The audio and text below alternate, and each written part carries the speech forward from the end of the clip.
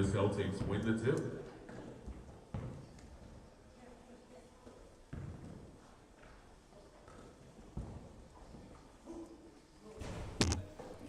We will be joined later in the booth by Commissioner John Henschel. For now, though, listen to the sultry sounds of Walter on the PA.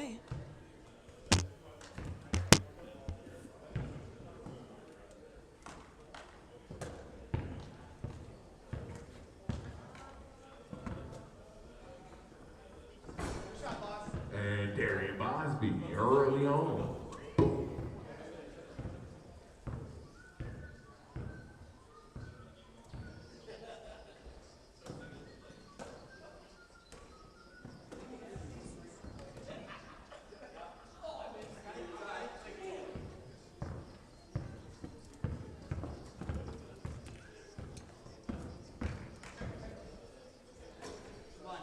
And Trey Anthony with the right-handed reverse.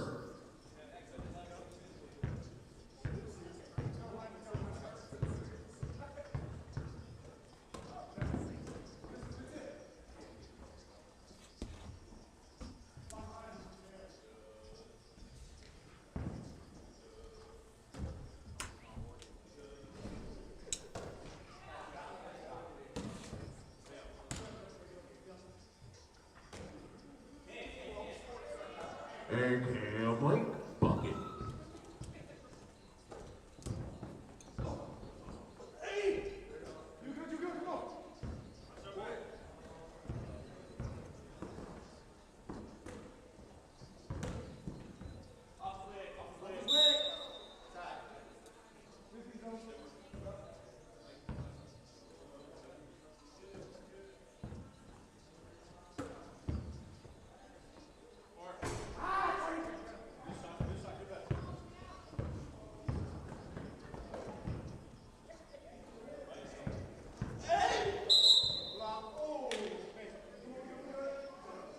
Blocking foul assessed to number 2, Alonzo King. That'll be his first foul, team first. Celtic possession.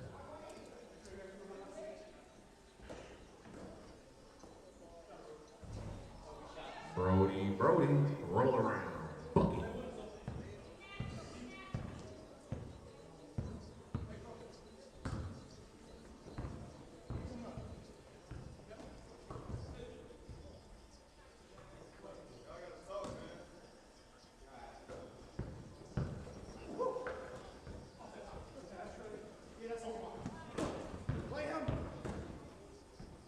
And Alonzo Kane gets the steal and gets the layup. Scores 7-5, 17 minutes ran in the first half of our Celtic Heat.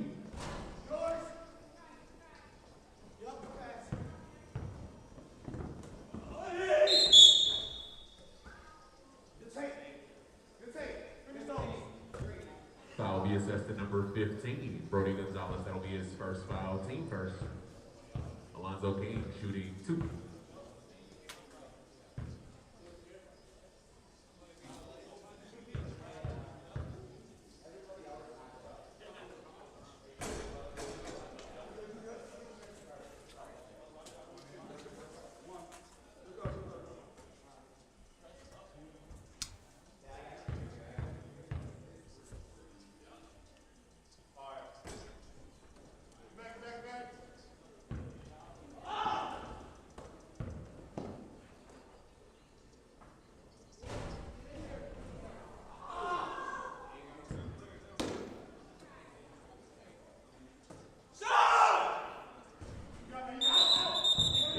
The shot clock, Heat ball.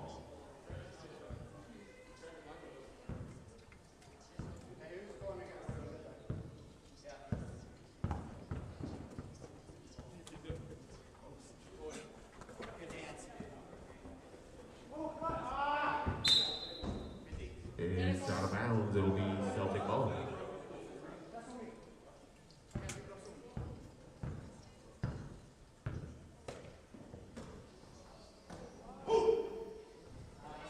And late short shot is good. Timeout assessed to the Heat.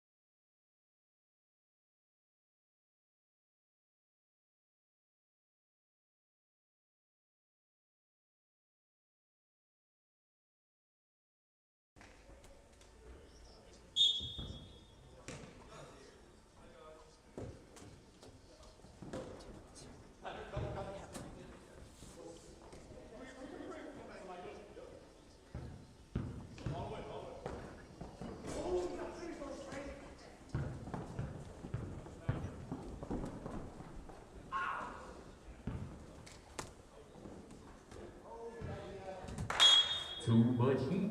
Couldn't handle it. Still Celtic ball.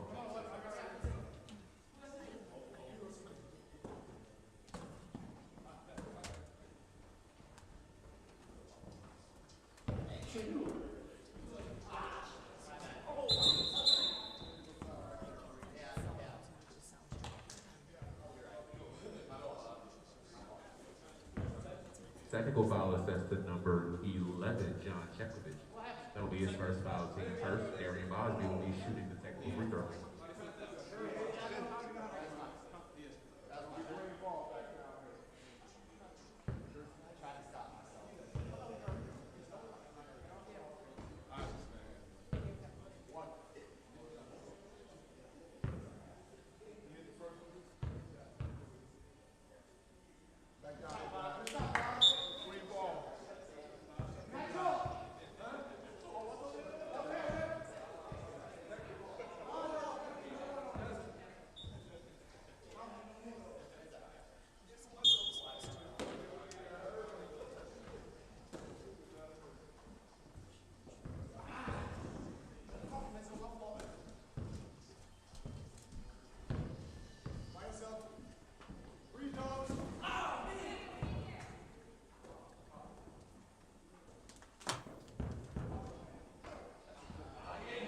John Chep with the body.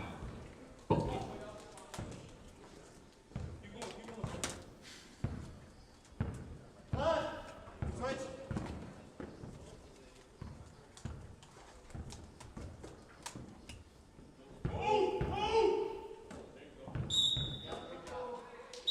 Pack the bag, we're going the other way. Traveling.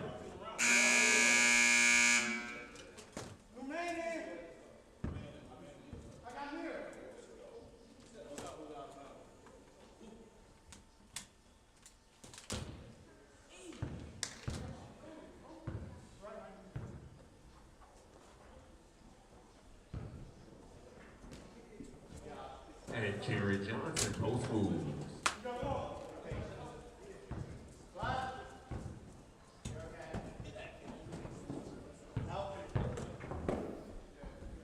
And Keyshawn Williams getting the layup to go.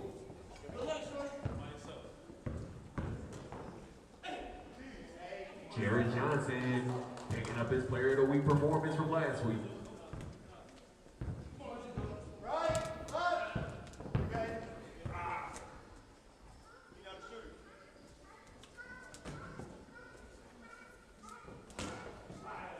Great pass from Lane Thompson to Trey Anthony on the back door.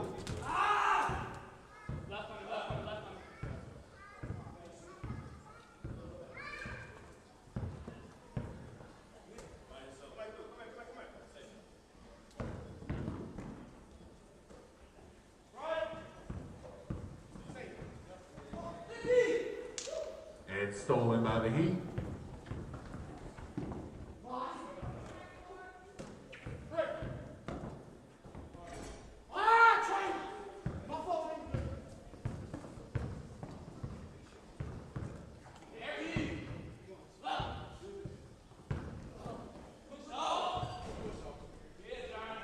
And John Chepkovich, rebound and bucket.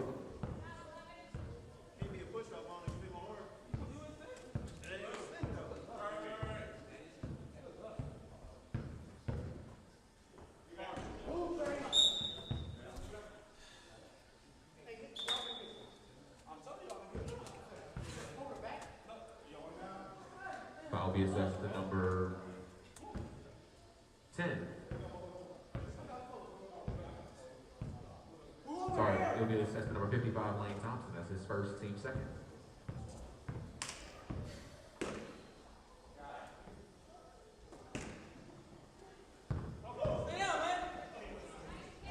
And John Chepkovich all the way.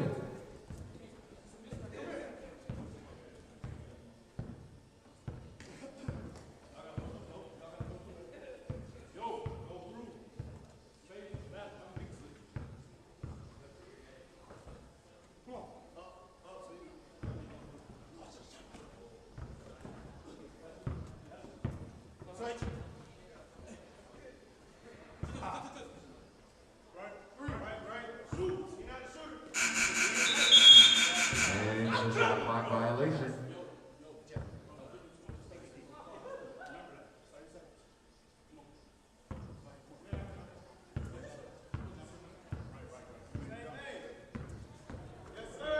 Antonio Phillips up high, down hard. Bang.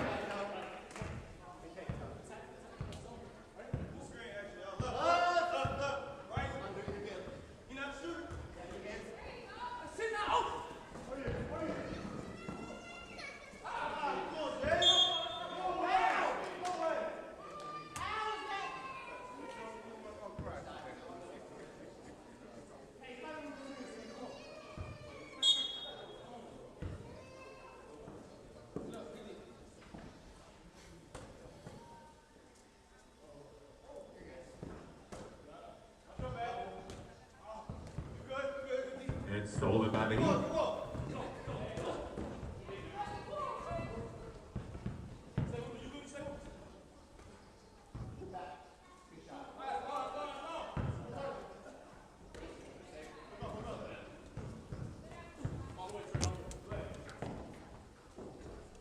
Tough tape, Trey Anthony.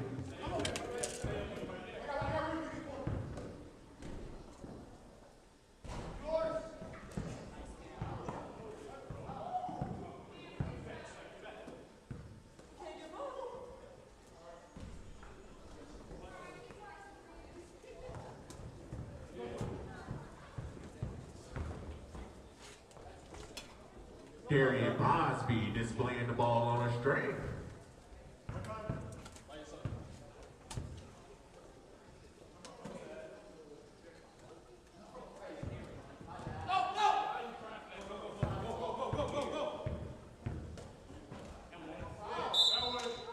And it's all pink. Green ball.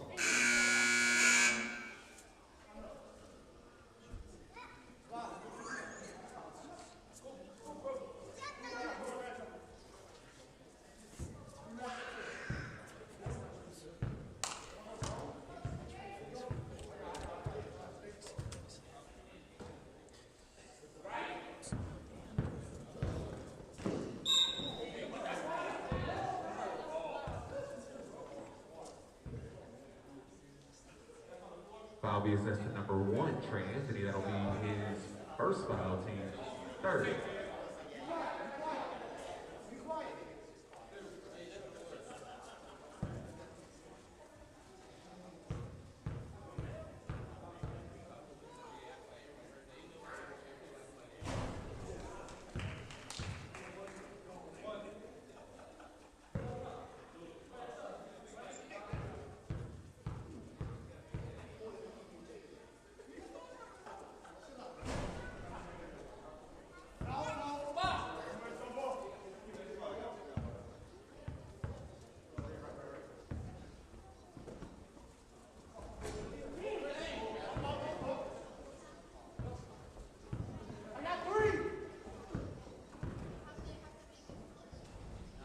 Jerry Johnson, tough bucket inside.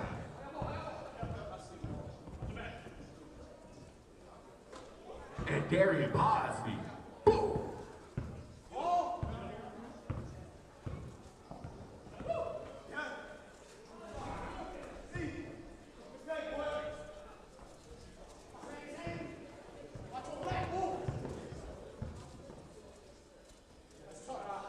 And Darian Bosby hits another one. Boom. Let's talk, boss. Hey, Blaze, down burn. Bring the middle one.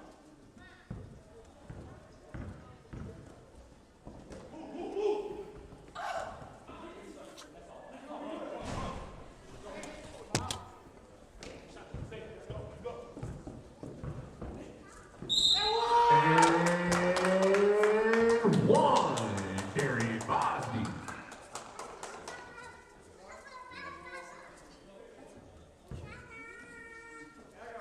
Foul be assessed to number 4, Antonio Phillips. That'll be his first foul, team third.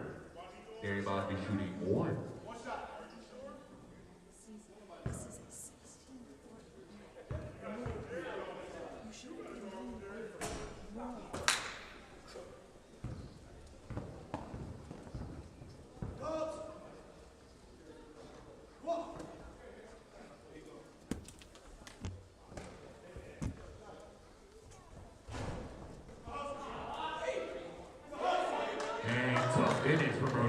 this game. Come on, Trey.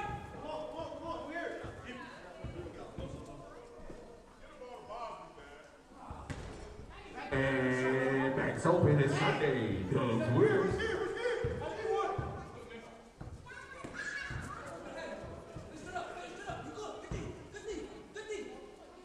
Antonio Phillips with the mini money.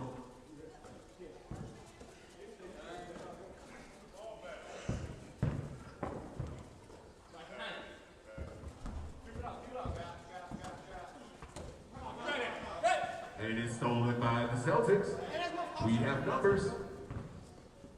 And great pass from Brody Gonzalez to Jerry Johnson for the Deuce. We're knotted up at 28 apiece. It's 3 minutes and 22 seconds remaining in the first half of the Heat versus the Celtics.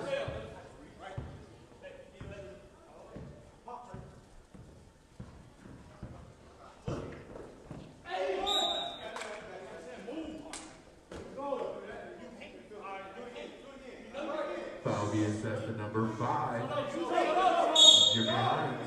That'll be his first foul, team 40.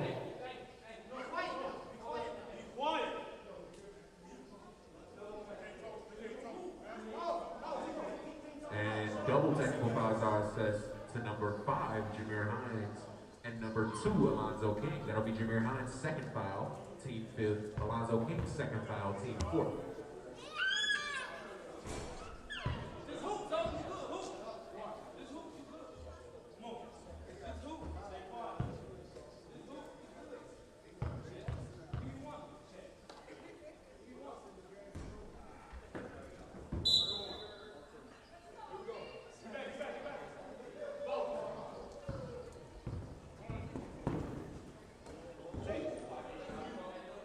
And CJ Link with the layup.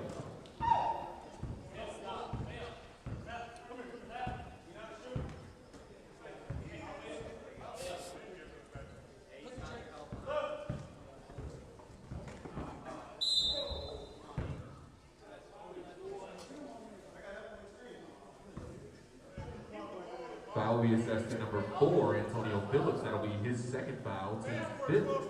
Aaron Mosby shooting 2.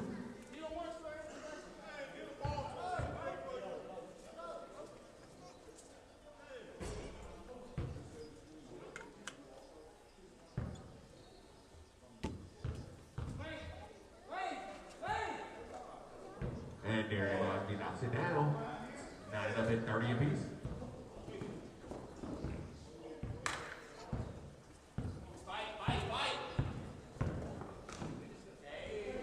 And great left-hand finish from Jameer Hines all the way.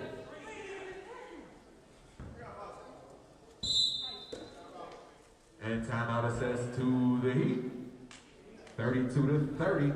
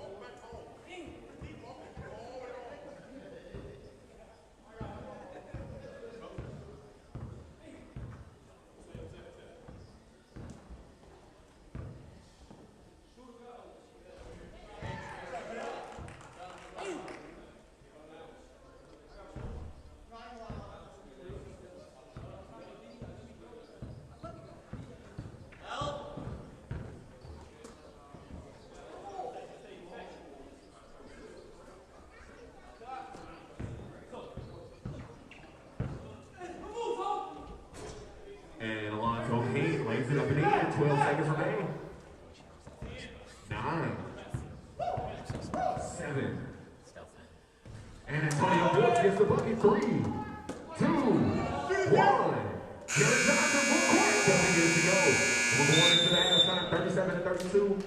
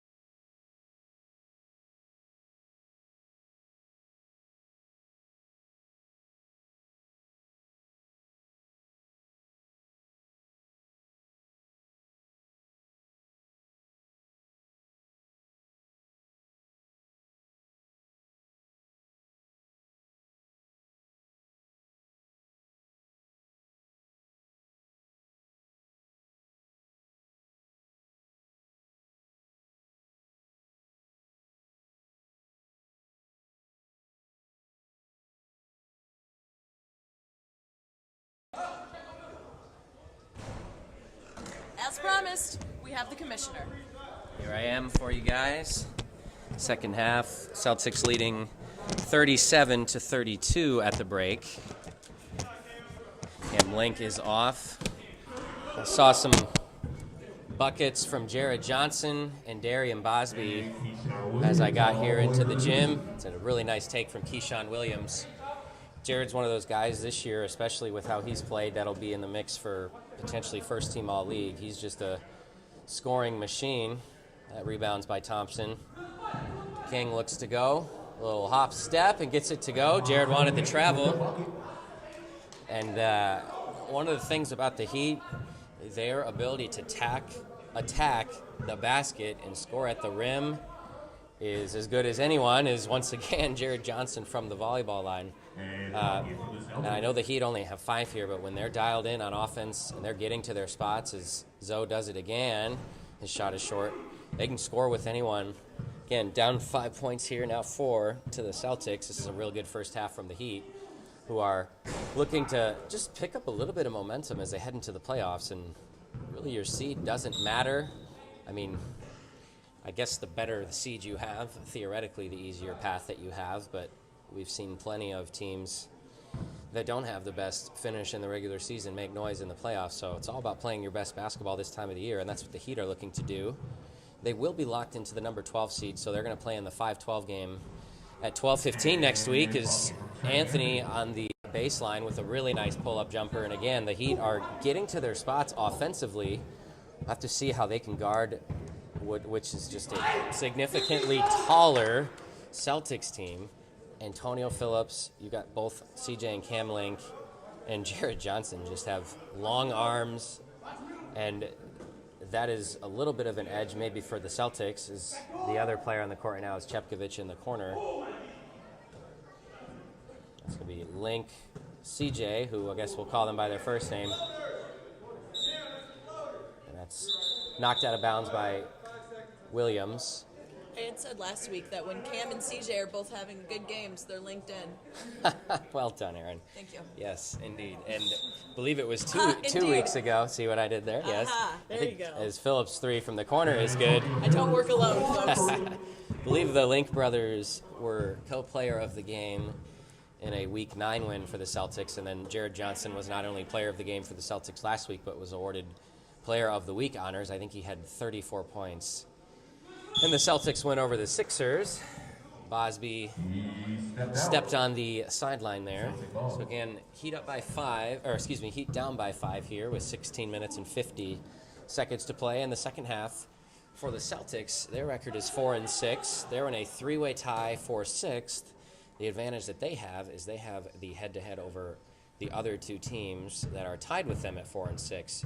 So if the Celtics win, I don't believe that they can fall below that number 6 line just because they have the head-to-head on both the Hornets and the Thunder. That's a good pass to Antonio Phillips, who's playing in his third game, so he will meet the minimum game requirement to be eligible for the postseason, which Coach Josh Arsenault will be pleased with.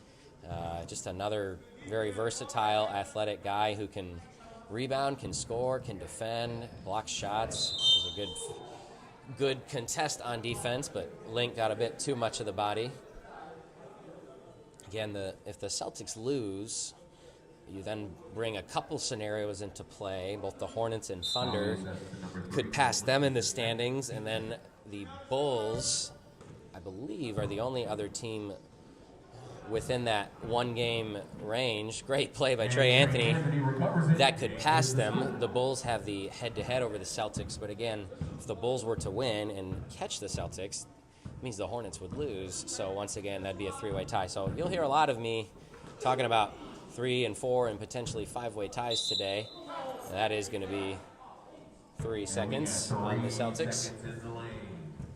For the Celtics, it's pretty easy, though. Win and you're the 6th seed. But the Heat are saying, nope, we want a little bit of positive momentum. We don't want to end the game end the season on a long losing streak. Bosby can't connect there to Anthony. And Link may have traveled, but He had the ball in both of his hands. yeah, I don't know if maybe they saw he was still juggling it. Doesn't matter. He missed the shot. And then Anthony answers with a 3. And again, I've seen it all, I feel like, at this point. It really doesn't matter what your record is. If you are playing well at this time of the year, anything's possible. Chepkovich off for 3, and that's Keyshawn Williams with the rebound, who I believe in the Heat's win in Week 3 was the player of the week in the K1 League. Bosby is off. It's a NBA range 3. Link into Phillips. Ooh. Trey jumps up and asks if he's okay. I appreciate the sportsmanship. I love that, can man. be a scary play. Glad Tone didn't get hit in the head, or if he did, he's not showing it. That'll be, I believe, 2 fouls on Anthony. Phillips, that is too good of a spot to get to if you are the Heat. Not going to miss many of those.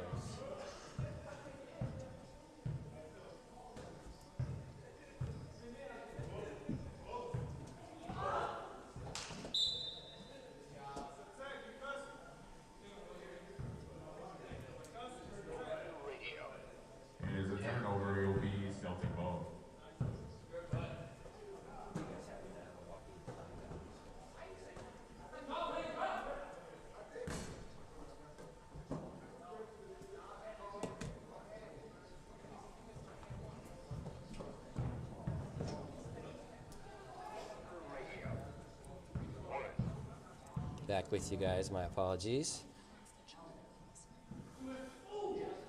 Good defense from Link. And this is going to be at least a 3-on-1. Great pass to Phillips. From Jared Johnson to Antonio Phillips. Score is 49-43. And if the Celtics are able to win and get the 6th seed, we have seen great pass to Thompson. It's a really good pass from King. We've seen the 6th seed not only beat the 11, but beat the 3 seed twice now. We've even had a 6 seed win it. And that 6 seed actually had Jared Johnson and Jameer Hines on it. Back when the Suns, Anthony will want that one back when the Suns went through the Lakers, the Rockets, and the Warriors after beating the Pistons in the first round. CJ's off.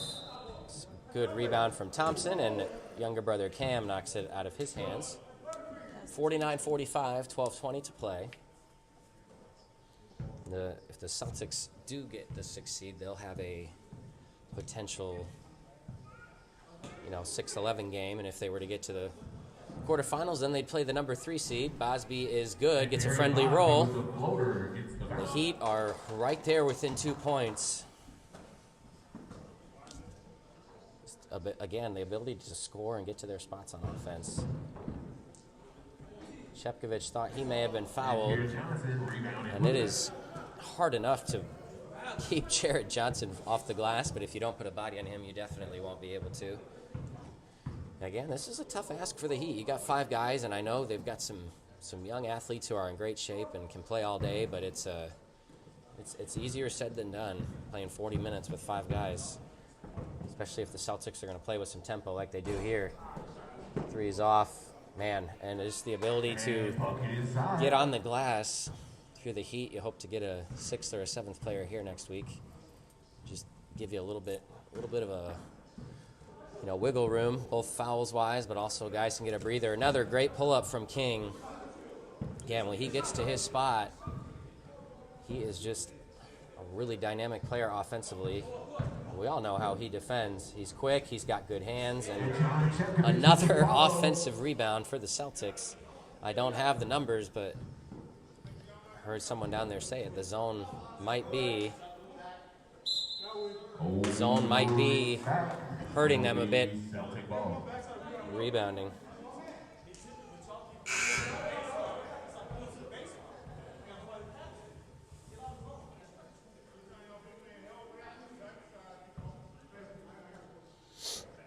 Brody Gonzalez and Jameer Hines into the game. I asked Brody about his shoes earlier in the season as Phillips' 3 is off. Great rebound from Hines.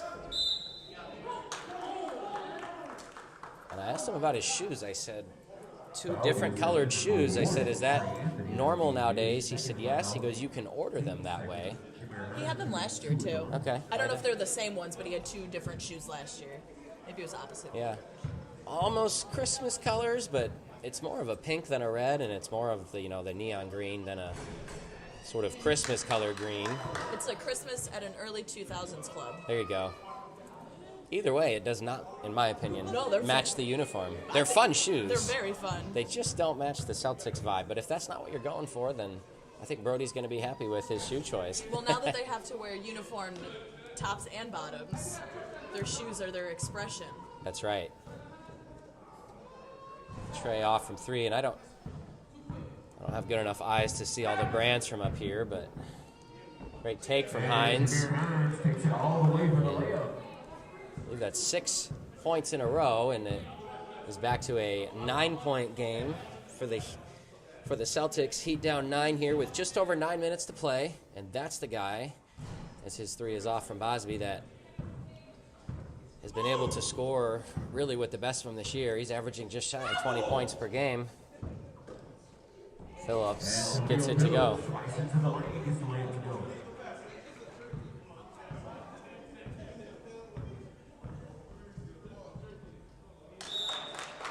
And we're going the other way.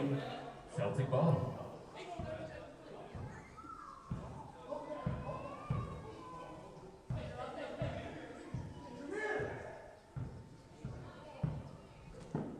Great take from Phillips. The Heat just have the 1 timeout left. They might need it, as I believe it's a 10-0 Celtics run here. And this is the Mr. Scott tells us those are the Rick and Morty LaMelo ball sneakers. Yeah, when I said I didn't have good enough eyes to tell, it's a great shot from Lane Thompson. I also don't have that type of knowledge. I know something about basketball shoes, but Nothing. D. Scott has got me by a mile on those things. I remember at the beginning of the season, D and Trey were making fun of me because I had no idea. I can tell you colors, and if I see a swoosh. Williams, great hands. Thompson is fouled on the three, and the Heat have a chance to get 6 points back, get right back into this thing. And also, anytime you can get to the line, it's like a mini timeout, especially 3 free throws, and all these guys are going to appreciate the breather here. It's definitely a mini timeout for me.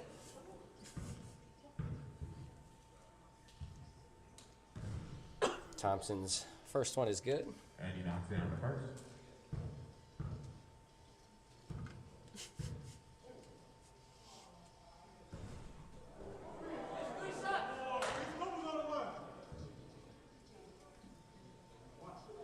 Johnson averaging 23 points a game, 8 rebounds a game, and 2.5 assists per game. That could every bit put him in the discussion for first team All-League, and wouldn't be surprised if he got a couple looks at the MVP ballot, and that's a backbreaker. You get 5 points in a row, and CJ Link is left open in the corner off of a made free throw, albeit. It's a foul by Gonzalez, who bumped King.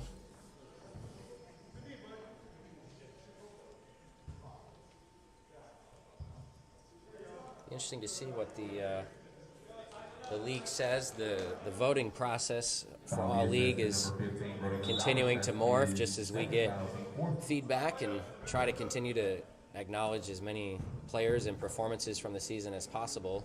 Anthony, a good take, can't get it to go. Look at those hands, and one. And one. Anthony on the following finish. Anthony gets it to go, Foul the assistant number 5. and a foul. That'll be his third foul. Johnson's second in scoring. Brendan Barry's, like I said, is going to have the scoring title unless he scores 0 today, plays in the game, scores 0, and someone else on here puts up about 100 because he's got such a big cushion.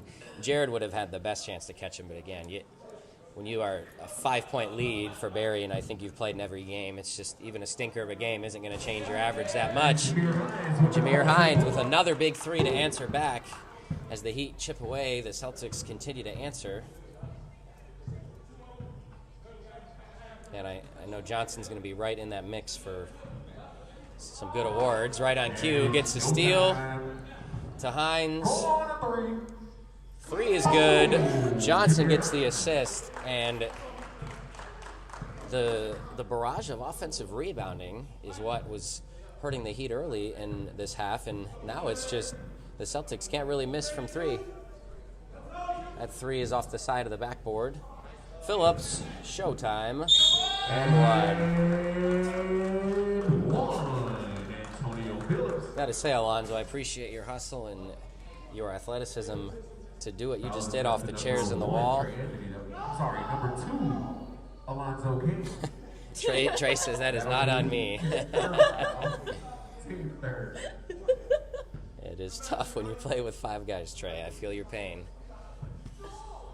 I've done it, and I'm in nowhere near as good a shape as you guys are, and it is a horrible experience. I went running yesterday, and I had a hard time walking up these stairs. So. I'm with you, Aaron. Some of us are very much in the admirable state of what these guys can do out here. We're very comfortable in our booth. That's right. After Trey's bucket, again, Williams is just everywhere. He'll pull from 3. That's off. And the Heat now are putting in more effort than the Celtics on the glass. Oh, my goodness. Keyshawn wanted that to go. He couldn't get it to go. And CJ Will, that was an incredible play by him. He just was a little bit long in the putback attempt. And all of a sudden, it's 16 points, and the turnovers are mounting up. Holy smokes. The athleticism of the Celtics taking over here. It's really their length Good hands from Hines. Again, Williams comes up with another loose ball. That guy is everywhere. And Gonzalez will take a charge against Anthony. That's his charge battery.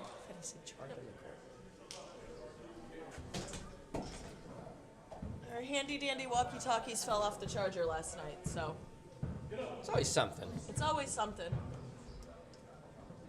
Hines, yes. And if you are just tuning in, or even if you've been watching the whole thing, this score is not even close to indicative of how this game has gone. I don't remember the last time the Celtics missed a shot. They've maybe gone 6 out of 7 from 3 here. Might even be better than that. Williams with another hit on a loose ball. This guy's everywhere. It's a 21-point game. This was a 3-point game halfway through the second half. Hines, nice take. That is Celtics just tough. stop missing. They just stop missing. The Celtics better save some of these makes for next week. They are just on a flamethrower right now offensively. Anthony fouled by Gonzalez.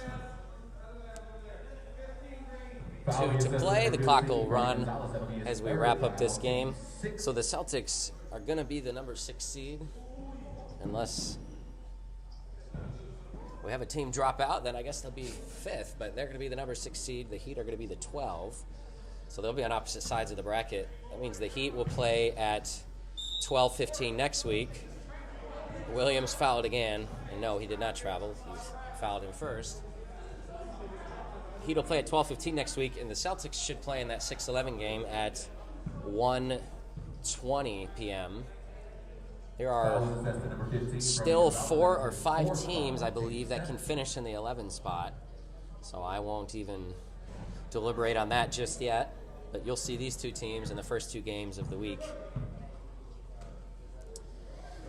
Next Sunday, April 28th, playoffs, and finally a miss. It's Jameer Hines, and sure enough, an offensive rebound. A minute to play. Jameer says, "I'm not missing again."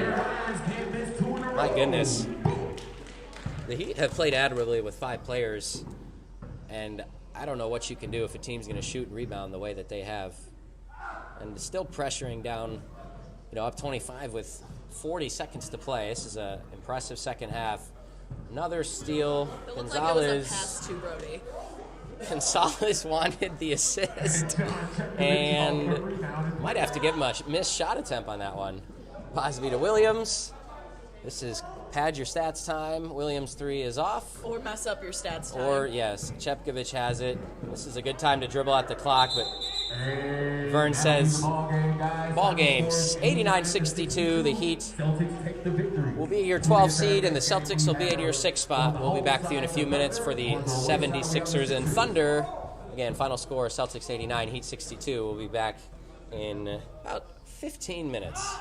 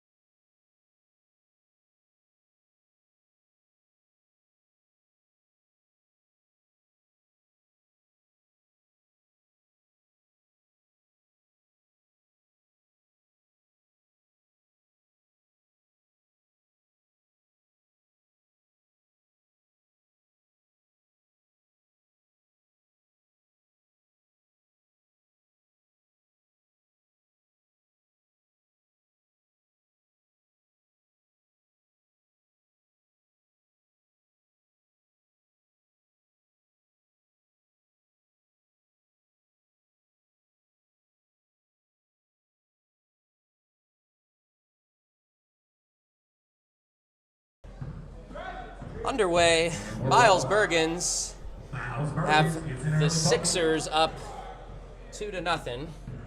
If you don't care for all the seeding and tiebreaker stuff, then you can tune me out for the next couple minutes, but everyone wants to know where they're going to be in the playoffs, so I will. Couple of hours, don't let them fool you. There you go.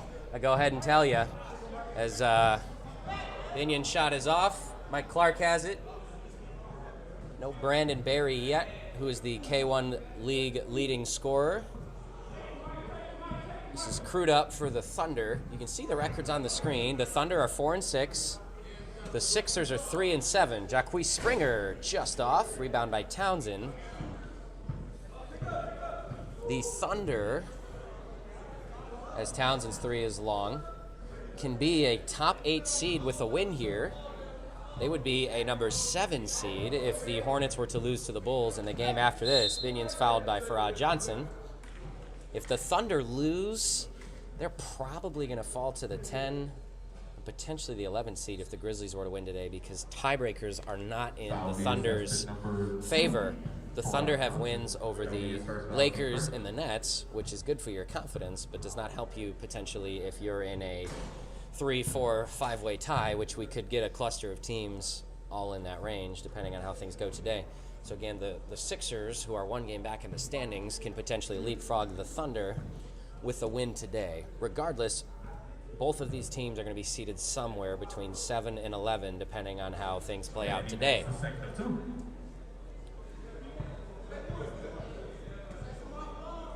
The Celtics took down the Heat as Faraz off on his shot. Celtics took down the Heat in the first game. They're going to be the number 6 seed, and the Heat will be the number 12 seed. Mr. Blandon knocks down a 3.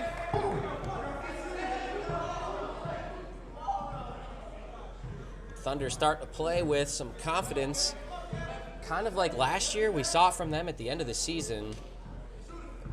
They are playing well at the right time of the year, except they've got a few more wins to go along the way this go-around. It just felt like they lost some heartbreaking games at the end. We all remember the Tristan Swartz buzzer beater for the Bucks. They've gotten some of those to go their way this year. Farad Johnson, nice move, but the shot is off. Clark with another great rebound. He's got to get out of the lane or he's going to get 3 seconds. So Bergens with a 3. Delay of game on red.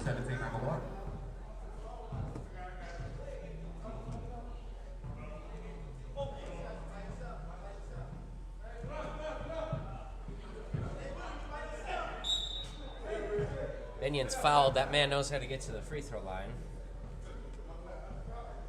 So the Thunder have a 1-point win over the Lakers, a 2-point win, actually also 1-point win over the Heat, and then a 5-point win over the Nets. So they have won a number of close games this season. They lost to the Warriors by 5. They lost to the Hornets by 7. Number 1, the Celtics by 8. They also had that 12-point win over the Bulls.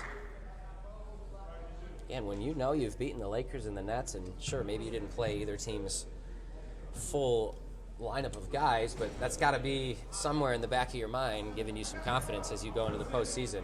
And the Thunder could be the home team in their first-round game if they pick up a win here today. Townsend's 3 is off. Springer dribbles it off his foot. Clark has it. Great defense from Vent. He won't get credit for a block, but he distracted Clark on the shot, but nobody was there to box out Martin, who gets the and one. Springer called for the foul. How many blocks did Devin have last week? So that 73-61 win over the Bulls. He had at least 6. We had him down for 5. Antonio Dyson, who you may also be thinking of, in their game against the Heat, we had him down for 7 blocks. So I believe Dyson and Vent are 1 and 2 in the block department still. Crewed up. That is a tough basket, and there is the league's leading scorer, Brandon Barry, fashionably late. I don't know how far his drive is, but he has arrived. We were joking earlier, unless he drops a goose egg today and someone else goes for a Kobe Bryant 81 type game, I think Barry's going to have the scoring title in the bag. Binion's three is off the side of the backboard. 8-8 game with 15 minutes play in the first half. Bergen's off. Bergen's not having the season he did 2 years ago where he led the league in scoring. Was that when he was Rookie of the Year? Yeah, he was Rookie of the Year and then didn't play last year.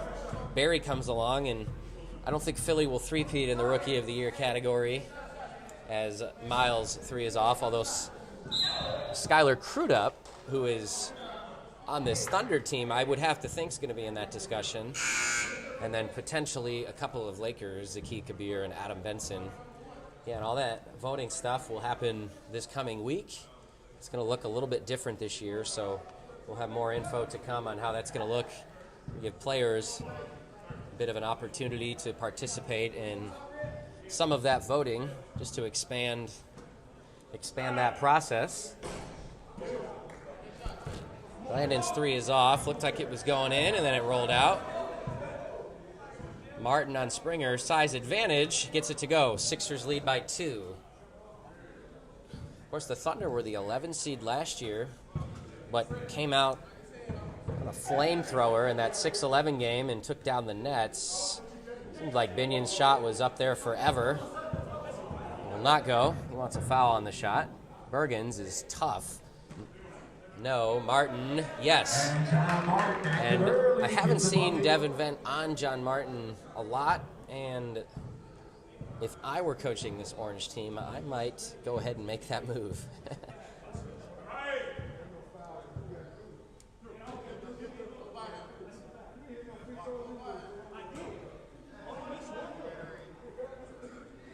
Screwed up back to Springer, guarded by Clark. There's good defense from Clark. Shot clock to 5. What a pass. That's screwed up to Binion.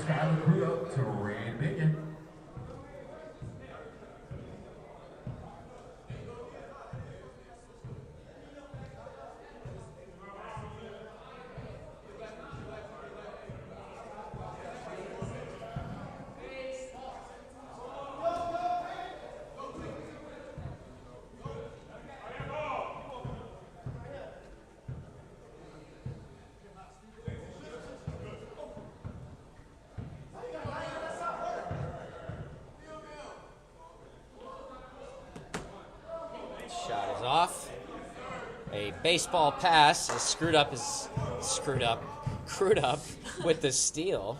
That's actually kind of funny. That is very funny. Crudup did not screw up. Foul is at the first 17. Michael Clark, that'll be his first foul, team third. Anyway, Crudup, where I was going with that before I screwed up, has been kind of everywhere in some of these stat categories in his first season. The steals, the assists, and blocks. Good rebounder for a guard, and so, yeah, we'll see what the community thinks as the voting process takes place, but Crudup's been a huge pickup for this Thunder team that has had to replace a couple of key pieces. Dyson, of course, and Nate Hill, two that come to mind, also Bino Mack. Crudup has been a huge piece in filling those shoes. Vent and Springer both have seen their numbers go up, and of course, Red Binion is a big-time scorer too. He could be streaky, but when he gets going, he's one of the top scoring guards in the league. Crudup. That man could dunk on a 12-foot rim, I'm pretty sure, and it just makes it look so easy. I don't know if you've caught Jacques Springer's shoes. 1 and 1. And Miles Perkins. Yes, here's the thing. I'm not picking on you, Brody. Jacques has an orange and a light blue pair of shoes. That's what his team colors are, so I'm going to be a bit more partial to his. That shot goes down. That is tough. If Brody comes out with a pair of shoes next year that matches his team colors, I'm going to give him his flowers, so I can promise you that. Well, it'd have to be green and then black or white. Yeah, green and black, green and white. But that's not fun. You got to have the two bright colors. I see where you're coming from. What if it was the green and orange? Because the Celtics have the basketball in their logo, so they got the little orange in there. That'd be pushing it, but I'm aware. Again, if you're listening to this, Brody, you're probably smiling because your shoes have gotten you a bunch of airtime today, and that's probably the goal in wearing them. So, 100%. not hating on your shoes. I We're just talking about love that it. Jaquise is matching his team's colors. I think that's next level. I'm going 10 out of 10 for Jaquise. He even swapped the shoelaces. I think that's just an elite level Oh my of goodness, I did not notice that. really good. And then Bryant, BT, Mr. Tansy, he's rocking a blue shirt and blue socks that pretty much perfectly match the Thunder blue. Oh, he just As pulled in the Crude corner Up there, knocks a guys. three. Of course, he's hiding in the corner, so I'm doing my best. my very limited fashion and fit advice is coming in, and that is favorable. And Red Binion's rocking a shade of orange. The Thunder are doing something right. JT's got a pair of red shoes. Those look good. Ellis has the red socks. Clark's got some red and blue, so I won't do this all game. I'm not going to torture you guys, but love the effort by guys to look good and play good. Thunder up 4, 18-14, just under 9 minutes to play. Binion, that is tough. 6-point lead as Brandon Berry is kind of lurking at the scorer's table. Bergen's with the red. As Martin, that's a nice move. What would you call those? Would you call them compression pants? Who, On Bergen's? I mean, a lot of guys wear them. John Martin has them. I mean, I would assume so. I don't know how high they go up. Yep. It'd be weird if they were just that highs. Sure. They look good, though, as well.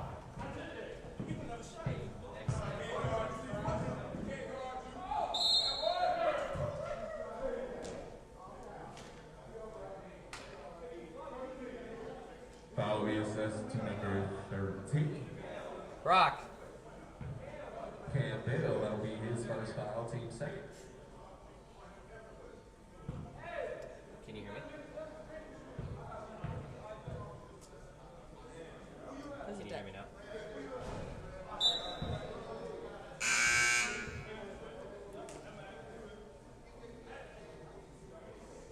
Can you hear me? Is it on channel 2? No, just this one. Is it dead?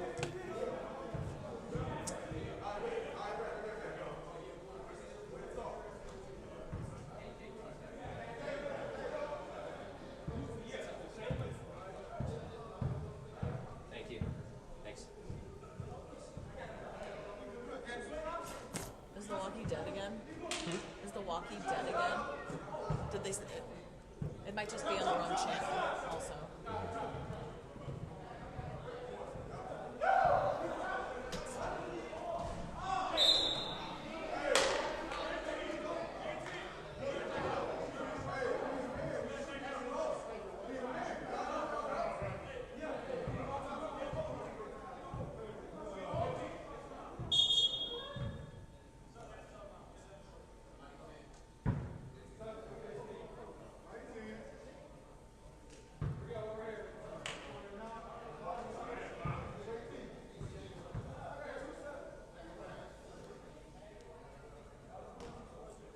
What just happened?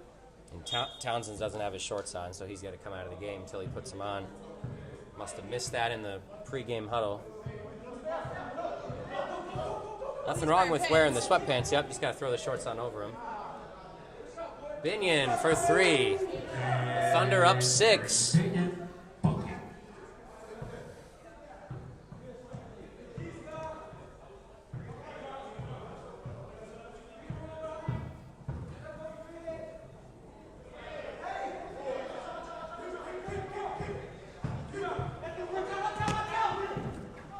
Crude up.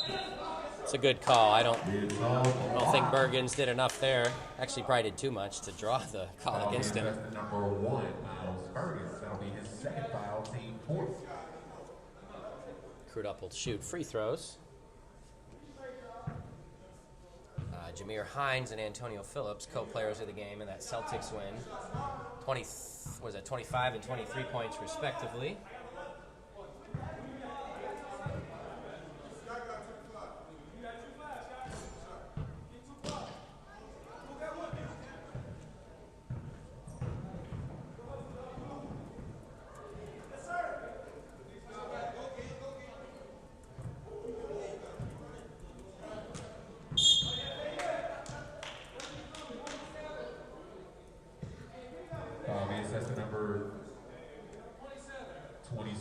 Josh Washington. That'll be his first foul, team 4.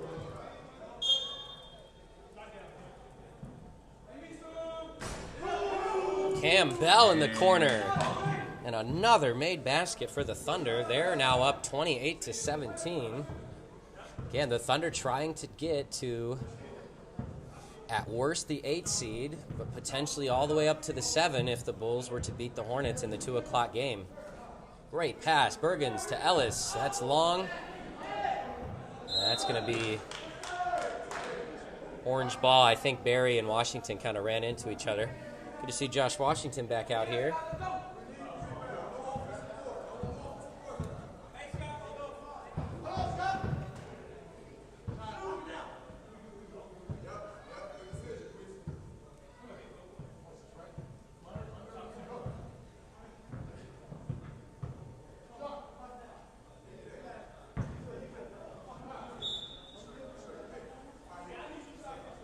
We're going the other way.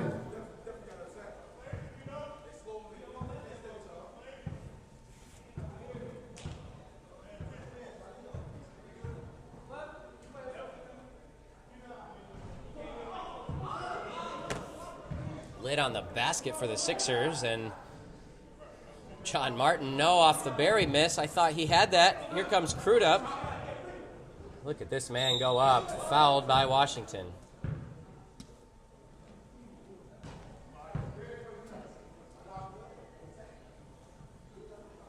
Foul will be assessed to number 27, Josh Washington. That'll be his second foul, team 6.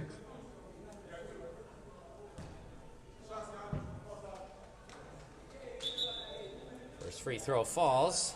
Minion will check out. Mr. Criswell will christen the court. Nice. Maybe trying a little too hard there. I like when Brandon Barry buries big baskets. The more the barrier, right? More the barrier. Too many puns with Miss Punningham today.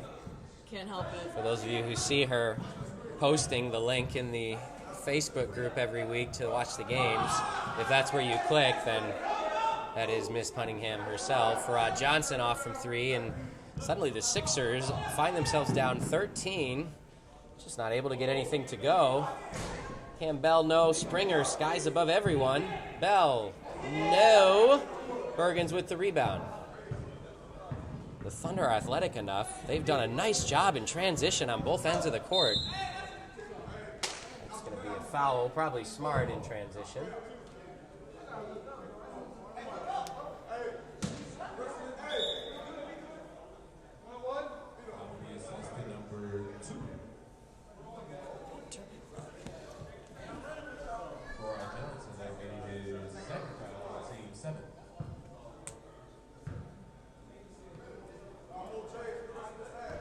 First free throw's off.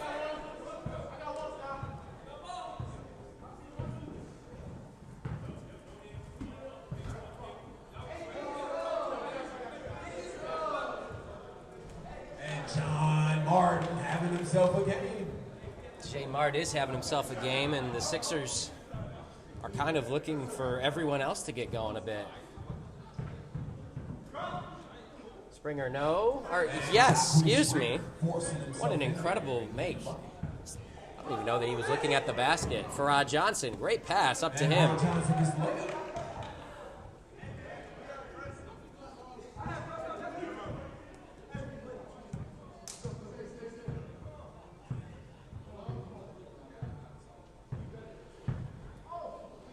Crudup's fortunate that Springer was right there as he lost it. Tansey working on Martin. Good take. Good defense. 11-point game, under a minute to play. Barry from the free throw line, no. It's going to be hard to go in without having warmed up, at least I think. Mr. Criswell, lay-in. 34-21, a very football-esque score. Nice. And if the Thunder win this game, great take from Bergens, but again, another ball. It's like there is a lid there for everyone but John Martin. Even still, he's making it Yeah, on he's like had a second, couple third misses. attempts. Yeah.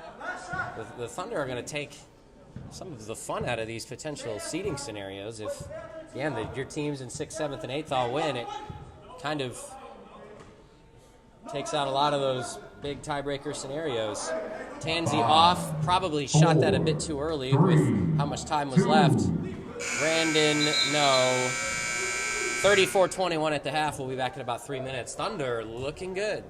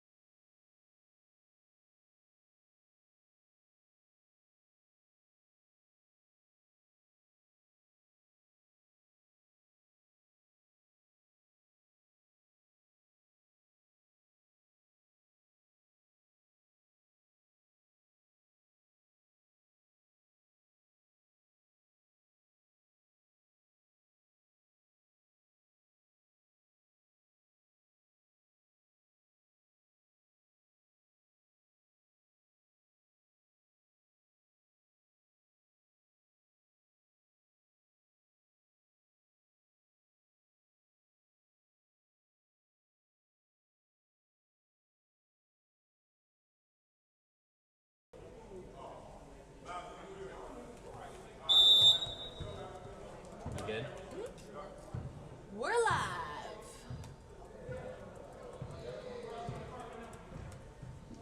(34-21) out of the break. Devin Vent off right. Bergens looks to run again. Sixers trying to speed it up on offense. He's going to be fouled by Vent. Foul will be assessed to number 8, Devin Vent. That'll be his second foul, team first. Miles Bergen shooting 2. JT's back. Gotta have those shorts. He found him. First shot off from Bergens. If there's a lid at the other end, we'll see if there's one down here. There was not for the Thunder, who looked pretty good offensively. Perhaps this theory of a lid is going to continue for a while longer. It's a travel mug. Landon over Barry off a nice pump fake. The shot is short. I think the Sixers, in my opinion, need to slow it down and get better shots. Barry's off. Just ball screens, passes, showtime. Goodness gracious. Second one of the game. Some of these guys can get up. That's turned over, but Martin might come up with it. He does momentarily. What a play from Crudup. Orange ball, I think Clark rolled up on Springer. Yep, another tech on Binion. Mute it.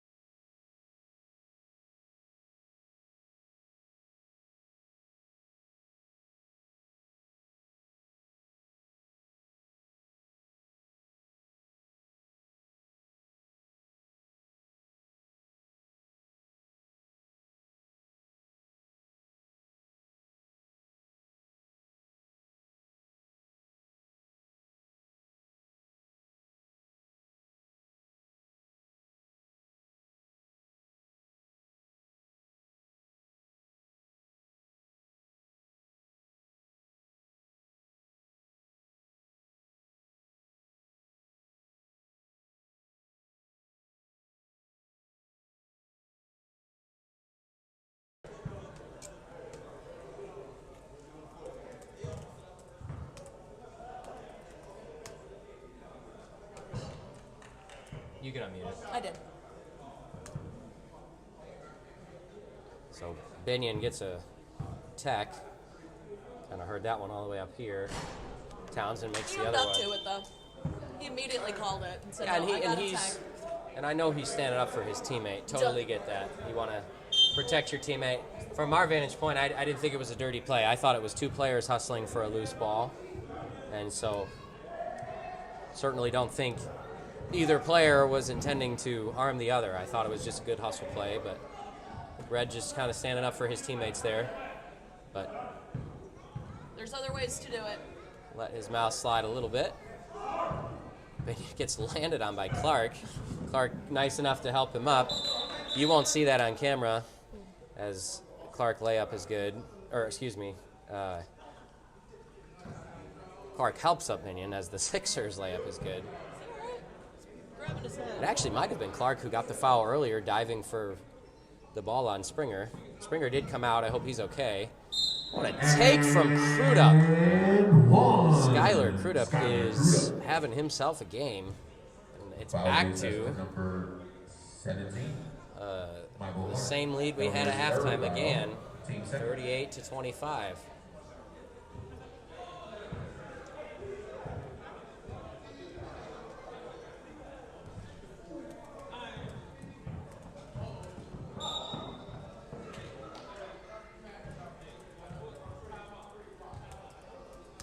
Foul will be assessed to number 3, Skylar Crudup. That'll be his first foul, team third.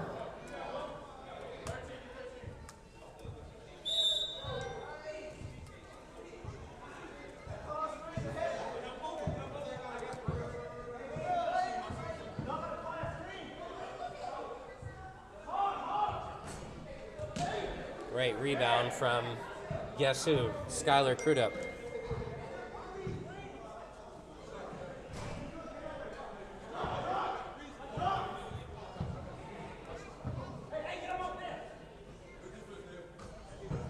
And Brandon Berry, line drive is good. And Barry, I think that's his first outside shot to go down. And again, I've never rolled up to a game and just gone in cold, but can't imagine it's easy to do that. Devin Vent, no from 3, almost got the friendly roll. Good rebound from Barry.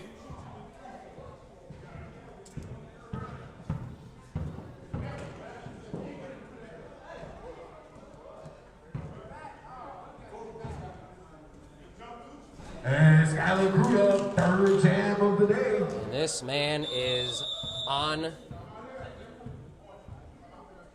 Timeout the will be rim. assessed to the Thunder. The Thunder will take a Scores timeout. 40-28. I'm not sure why. 52 I'll tell you a fun story when we come back The from break. Sixers versus the Thunder.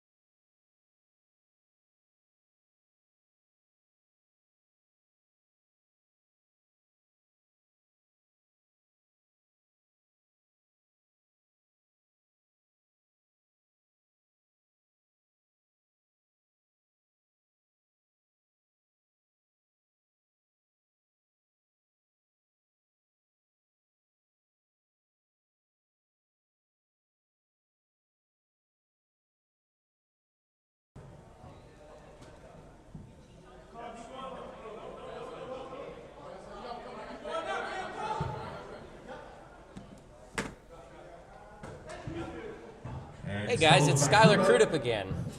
My goodness. He just got run over by Barry, who was nice enough to help him up.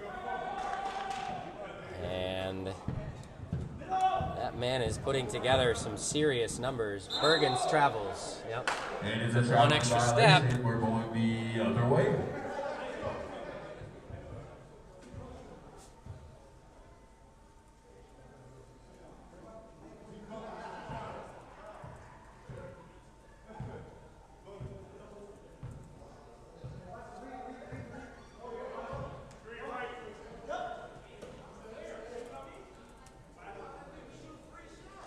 And Campbell. Boom. Campbell for three. These Thunder are up 15 points, trying to lock in a top 8 seed. Farah Johnson, no. John Martin again. He's been the most consistent Sixer in this game. Of course, Townsend had to leave, and Barry showed up late, so neither of them have had a chance to play the full game, but Barry, tough take. Wow, that is nice. Barry gets all the way with the left-hand layup. Never goes too cold for too long. This kid is a killer. Just unbelievable offensive skills. And I like the way he plays defense, too. I mean, look at him here. Long arms, great shot contest, but Binion wins that one.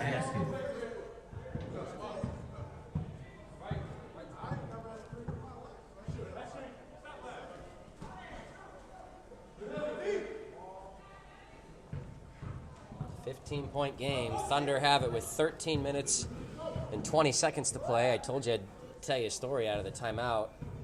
The new and old coach is Blandon knocks down a jump shot. That's a 2. Old coach who would, I mean, oftentimes you see people call a timeout to stop a run from another team to try and stop the momentum.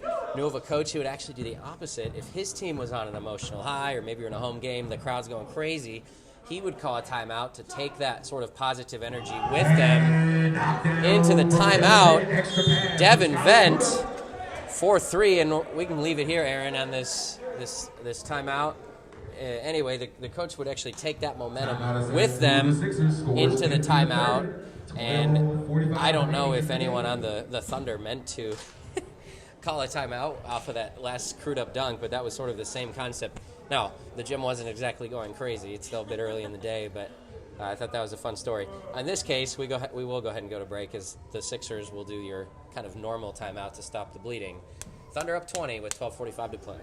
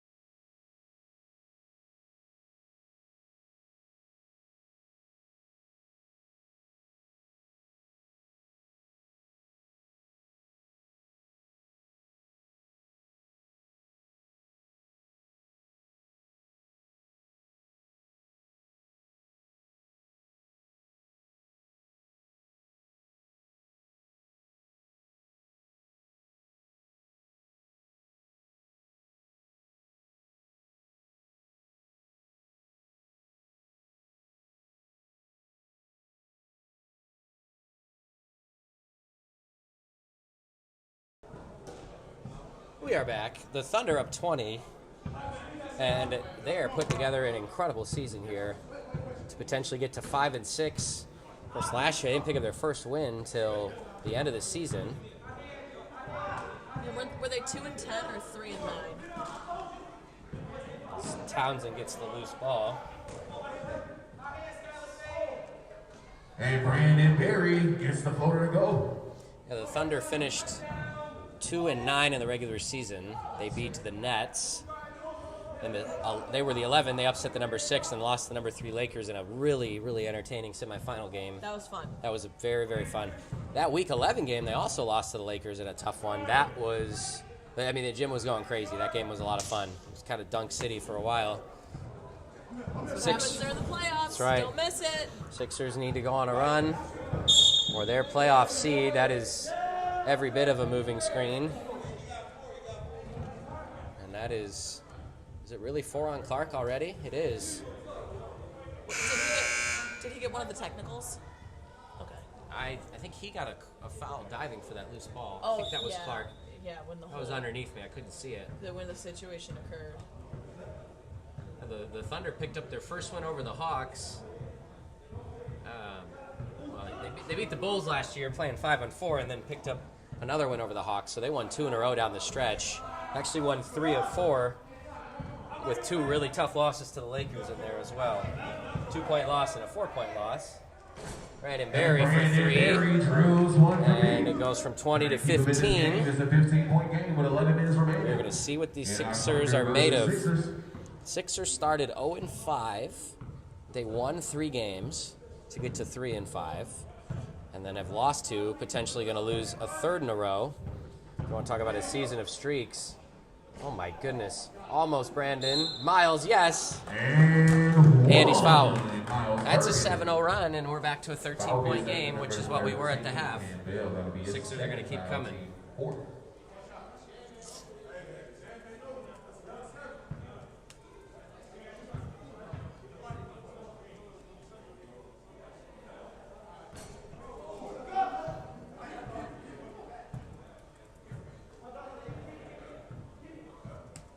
Those are some costly free throws there. Already missed 3 he has this half. Ball into Crudup. Springer on the wing. Extends the arm. JT did a nice job, though, keeping his body in front of him. Bergens. No. He felt like he should have had that. Watch out, Springer. That is extremely uncalled for, in my opinion, in the game. You've got to win. The Thunder, if they lose today, could fall still all the way to the number 11 seed. Or if they win, they're going to be 7 or 8. So, personally, I would say it is way too early in the game. And I think Brandon Berry, who gets the land, would say the same thing. I think that all the time. There's no need for showtime unless you're up by 10 and under 2. Yeah, and this is a young, fun team, so that's going to come with a team like this. Oh, yeah. You're going to see the mental Like mistakes. the Lakers. But you're also going to see when it's on how just fun and dynamic this team is. Cam Bell, no. He wants that one back. Back to 13 again. What a take. Crudup thought he was straight up. There still was contact.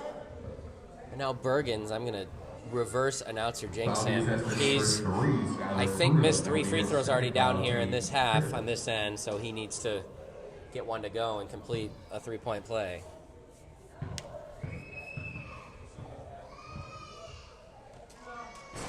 He finally does. 10-point game, Tansy in for Bell. And with 8 minutes and 25 seconds to play, we are far from over in this one.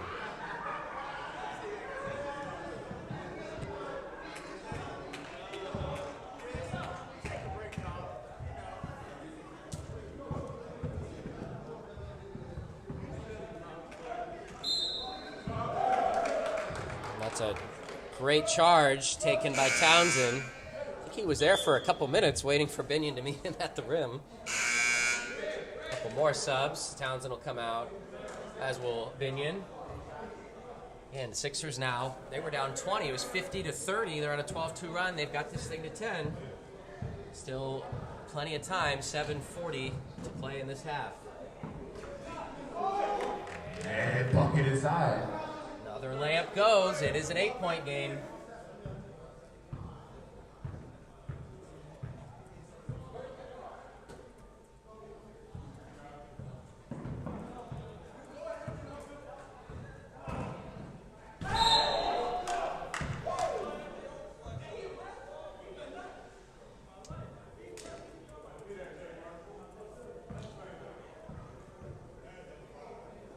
Foul being assessed to number 2 for our John. 42, John Martin. That'll be his first. Skylar's free throw is off. Foul is on John Martin. 8-point game. We've talked about it. You got to hit your free throws. Second one is good. It's 53-44 with 6:40 to play.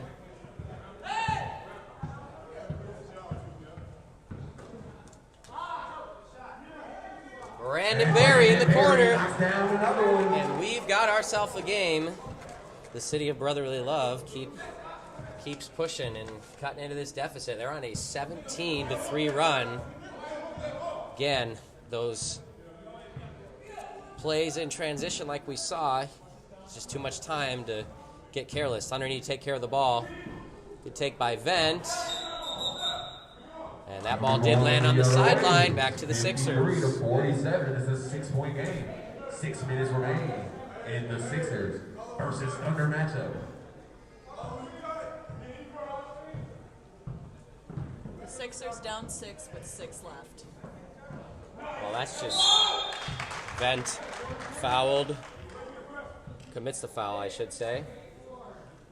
Foul gives us to number 8, Devin Vent. That'll be his 3rd foul. Team 6. John Martin shooting 2.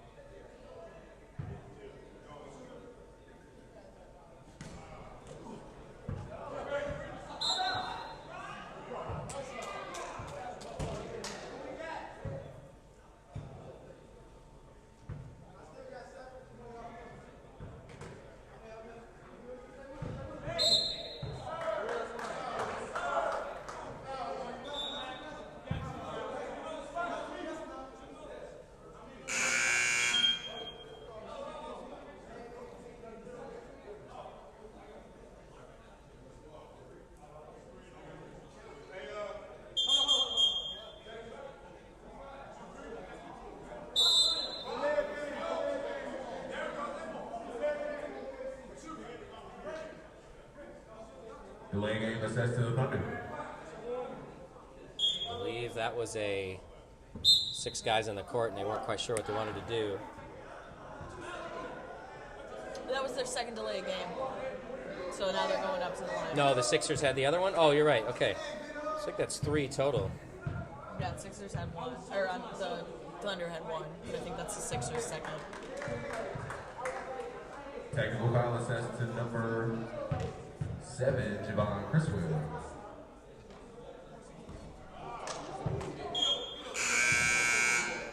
And it's an 18-3 run. This is about going to take almost a minute off the clock.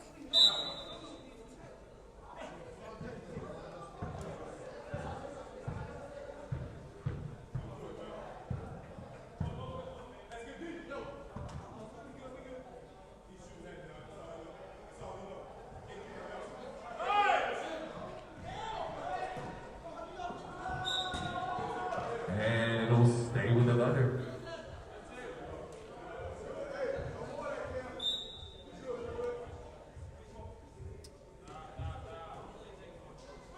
.3:15 to play, and someone said swing the ball. They have gotten a little stagnant on offense. In the half court, the Sixers have the edge right now. I think Martin got a piece of that. Give that man a block. Bergens, if they pick him up, no travel. Jay Martin cleans it up. It's got to be the hoop. I guess. 3-point game with just under 3 minutes to play.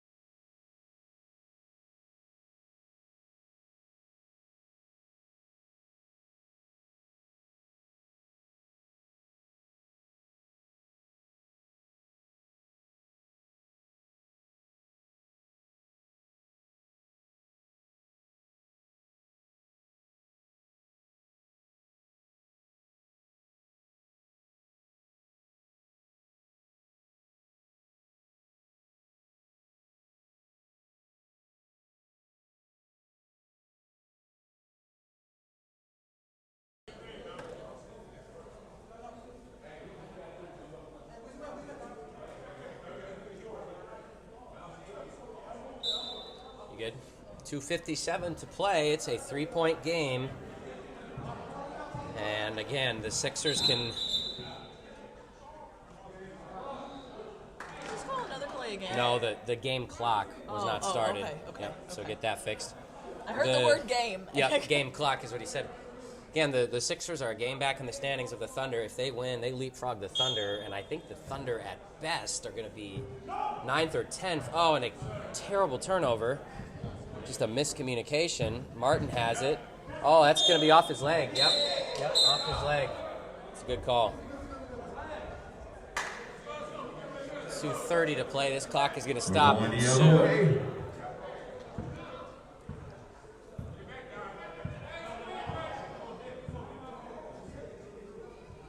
Binion on Barry. The screen gets Martin on Binion, and then Vent tries to post up on Barry. Instead, he'll move out to the corner. It's 5 out. That is Campbell. Back to Binion. Good closeout by Bergens. It's Crude up. No on the 3, and a great rebound by Farrah Johnson. Barry has it. Didn't need to lean in. He was set, and then I think he just emphasized it a little too much. Foul assessed number 42, John Martin. That'll be his second foul. Team 6. And as John is asking for an explanation, he almost gives up a 3. Vent misses it. The ball does hit off the shot clock, and the Sixers dodge a bullet. 3-point game. Guys, it was 50-30. The Thunder have scored.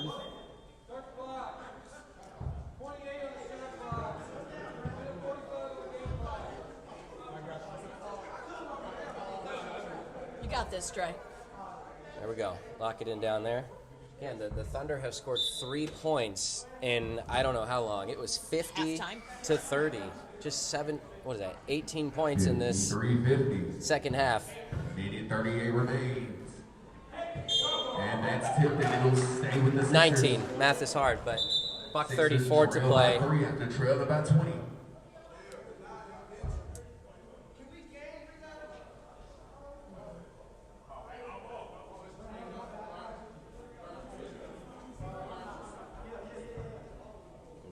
I don't know if they're having issues with the clock. We've had that before, as you likely know. I think they're okay down there. No. Yep, I think they're okay. Bergens. Tough shot, no. 5 Thunder swarm, and that's how you got to defend and crash the glass, especially towards the end of a game like this. And he carried the ball. Another I tried to get it. Thunder turnover down in that dreaded hidden corner that you do a nice job getting most of. I do what I can. Most of the time, I just can't find the ball when it's directly under us. Oh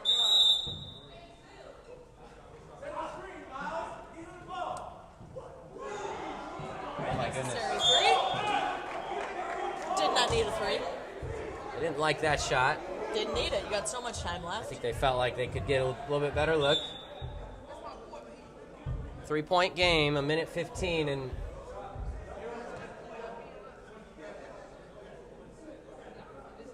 what you have is neither team executing very well.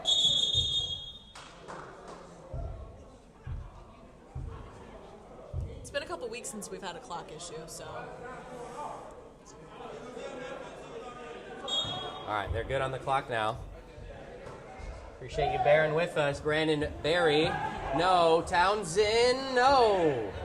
That's a pretty good look. Don't need to foul. Bergens will not, at least yet, and now he will. Foul be assessed to number 1, Miles Bergen. That's their 7th. Third foul. He's got 3 fouls. Binion's going to shoot 1. Actually, he's got 4. That's a costly foul.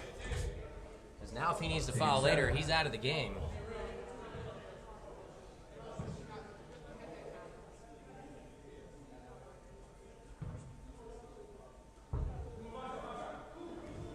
And Ray Binion knocks it down, making it a 2-possession game. It's a big free throw. 54-50, 1 minute and 3 seconds.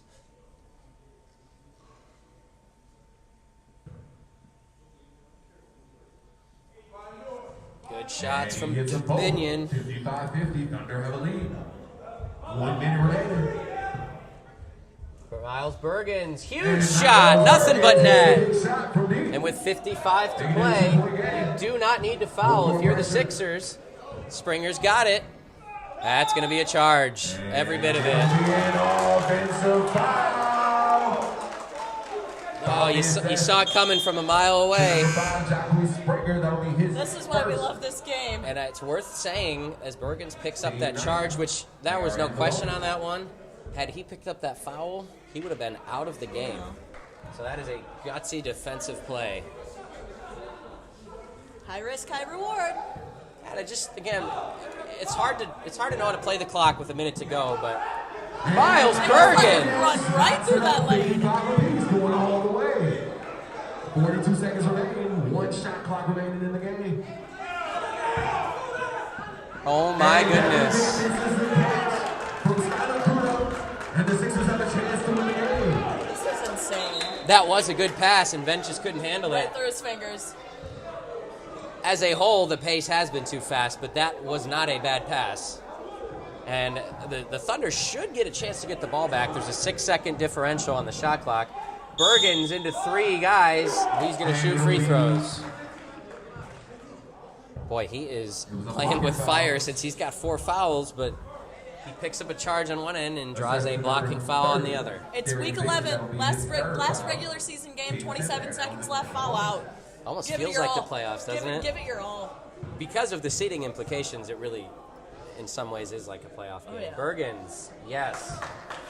And he knocks down the first one, giving him a 1 point. It was 50-30 Thunder. They have been outscored 26-5.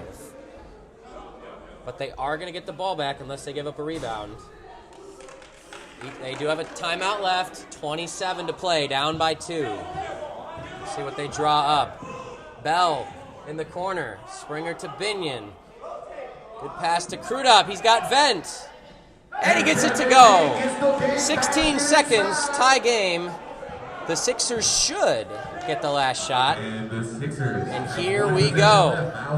Can the Sixers leapfrog the Thunder in the final week of the regular season standings? 3, 2, 1. Bergens, overtime. And we are going to overtime. 57 apiece. Setting up overtime. Be back in a minute.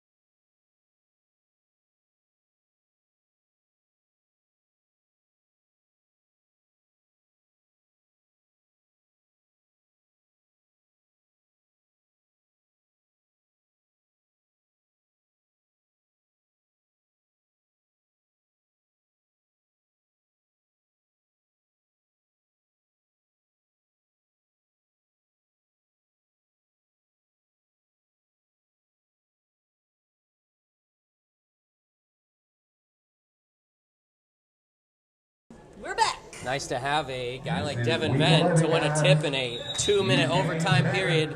It's 2 minutes, stopped clock. And Vent will win it. Fouls stay where they are. Timeouts do not reset. Oh, Binion can't get it to go.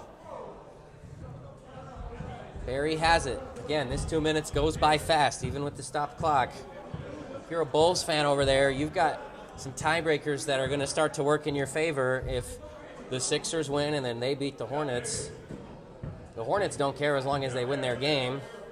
Of course, both these teams are potentially going to save themselves 2 to 3 spots in the standings. And what's the call down there? And we're going the other way. Wasn't it? Oh, wasn't it? I didn't see the call. Me neither.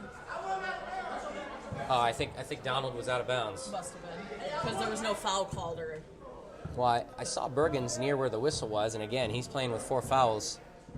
Springer on Townsend. 1:20 to play in overtime.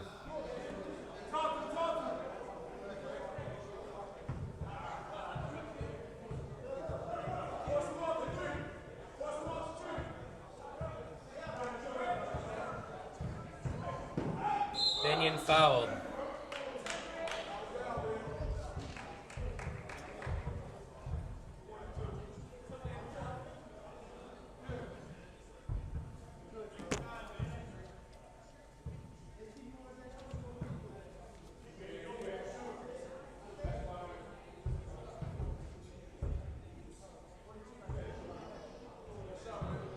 Foul is assessed to number 42, John Martin. That is his third foul. Binion's first free throw is good.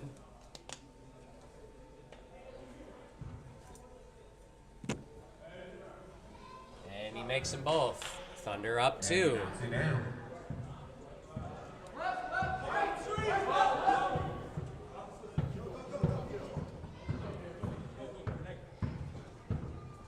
Bergens, nice pass to Martin. We got a tie game. 59 points apiece with 50 seconds to play. Can you get a 2-for-1 if you're the Thunder? I don't even know that that's on their mind, but it's on mine. Period 3 on the scoreboard. You don't see that a lot. Incredible game here to end the regular season. Campbell, no. Barry with the rebound, and the shot clock is the exact same as the game clock. They can get the last shot if they want it. Oh my goodness, they turn it over. I cannot believe it. Kruda with an oop with 16 to go. I don't think either team has any interest in playing the clock. They're just trying to score. I think they have no idea how much time is left. 10 seconds left, and you got to go if you're the Sixers. If you miss, you're going to have no time. 5 to play. It's Bergens. He's going for the win. For 3. No, the Thunder win. What a game. And that'll be the ball game. Oh, the Sixers had a chance to hold it for the last shot, and they turn it over. Kudos to the Thunder for gutting out a brutal end of that second half. The Thunder are going to be a top 8 seed. They finish at 5-6. It's a 61-59 overtime winner. We'll be back with the Bulls and Hornets in a few minutes.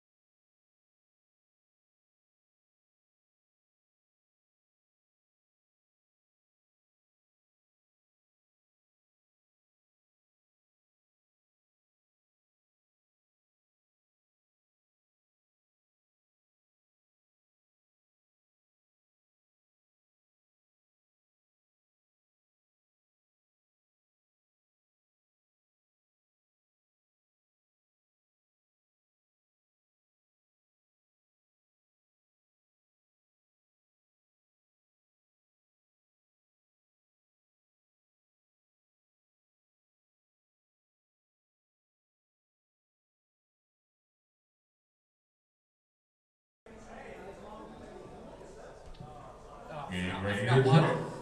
You forgot your water. It's all empty. Okay. You unmuted? Yeah, we're Hornets and Bulls. It's 2:00 game. It is Blackman, Houston, Watson, Tidwell, and Connor. Mark Connor off. Johnson with the rebound. So Bulls have 5, but at the moment you're only seeing 4 because Mr. Crow does not have his Nick jersey. Crow is from waiting what I for hear. a jersey delivery. So in the meantime, the Hornets need to capitalize. Great pass on the break. Mike Connor with the finish pass on the jersey. She brought the rep from last year. Can I wear Halverson's?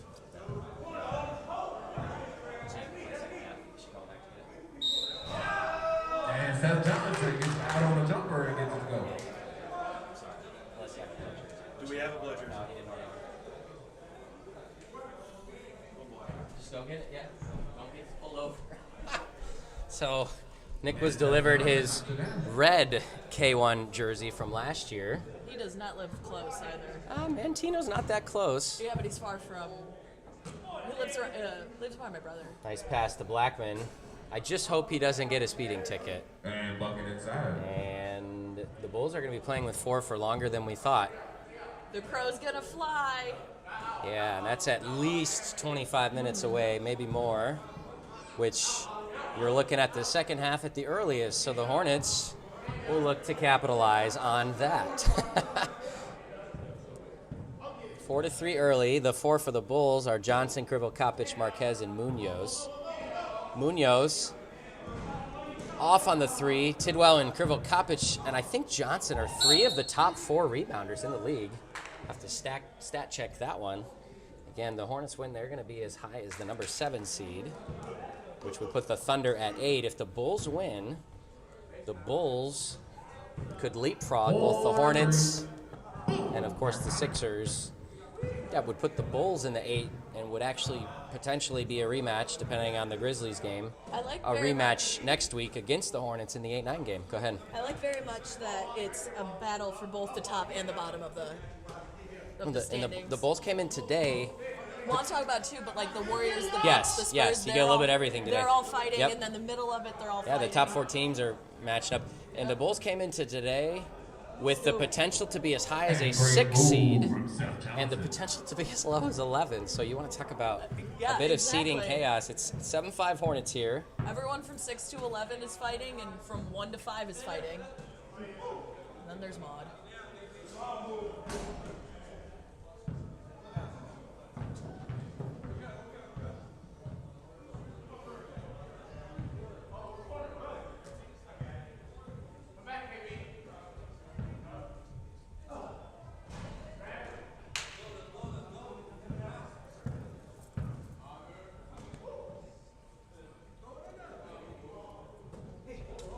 If playing with 5 isn't hard enough, playing with 4 is even worse.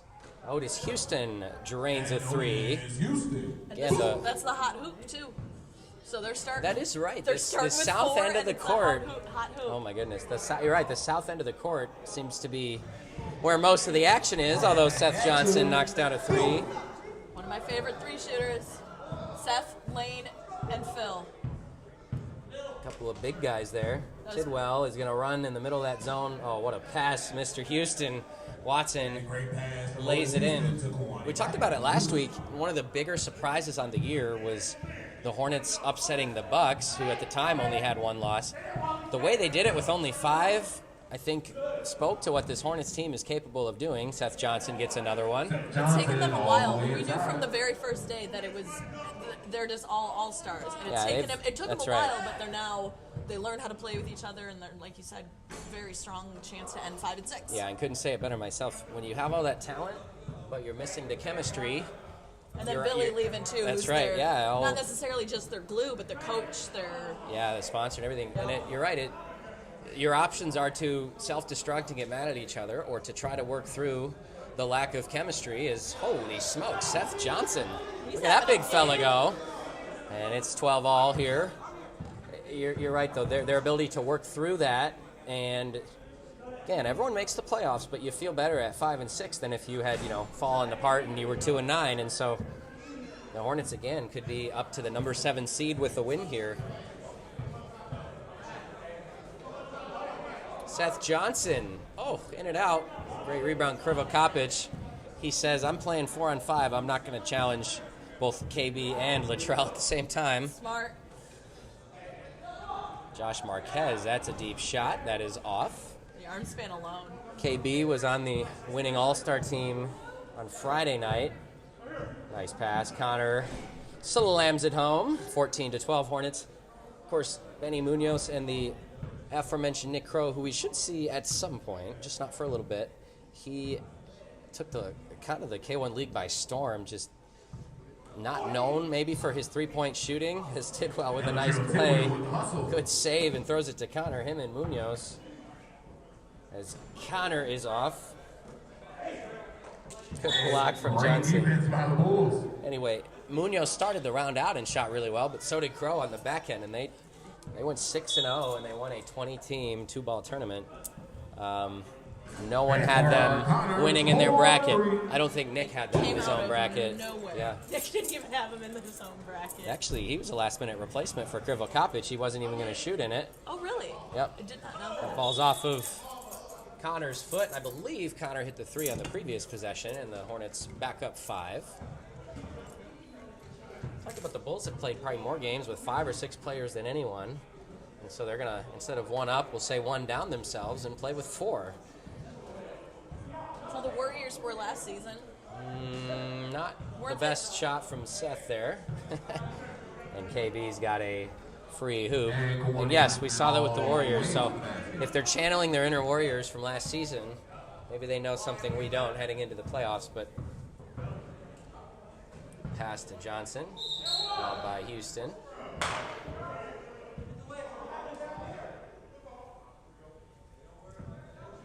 Foul be assessed to number 00, Otis. I think there's a balance of Foul teams. keeping the game close, but also trying to play in a way that conserves energy until you get Nick back. And I don't know what that is. If I'm the Hornets, I'm running in transition every single play, and I'm trying to run these guys out of the gym. Getting to the free throw line is probably your number one friend if you're the Bulls, and I'd probably use at least 1 timeout in the first half. And if I'm the Hornets, I don't think I would use one. I'd just let this thing keep rolling. Bulls aren't fouling either, which is You really Which is good. you really can't, just because of, Well, like you said, that you can foul out with 4 players so quickly. immediately. It's So you so really quick. can't. So they're playing strong but not aggressive. Yep. Munoz answers back. It's 19-15. So again, not quite the game we were anticipating, but I know that if the Bulls can keep it close, they're going to have something for this Hornets team in the second half. But the Hornets, wide open 3 for Watson. The Hornets. There's a difference I between. know. The Hornets need to not play to the score here. They need to open up this lead so the Bulls don't have any hope of coming back. I would double somebody. Instead, Munoz gets a wide open 3. It sounds weird, and I mean it. It is really hard to play against 4 players. It sounds so weird, but something just feels off. So, is that a great excuse? Maybe not, but Connor drills the 3. I will say you should get an open shot on every single possession. As Krivo Kopic is long on the 3. Seth Johnson doing a little bit of everything. Gets the layup to go. And Seth Johnson having his way inside, scores 25-20. Hornets have a lead. Marquez on Houston. Connor again. His 3's off. Good rebound by Tidwell. Watson to Houston. He's going to defer to Blackman, who goes right back to him. This time in rhythm, just long. Again, they are doing a good job of getting open shots. You should get an open shot every single possession. Hey, and if it takes you 25 to 30 seconds to get it, then that's more. Why you got the clock? It's what it's there for, and that's more effort that the Bulls have to exert on the defensive end. And again, that's a smart play. Kick it out, open shot. Connor drills it. And it's another knockdown. Don't overthink it. 28-20 Hornets. And there's the first timeout by the Bulls. I got to run down to the scores table. I'll be back with you folks in a few minutes.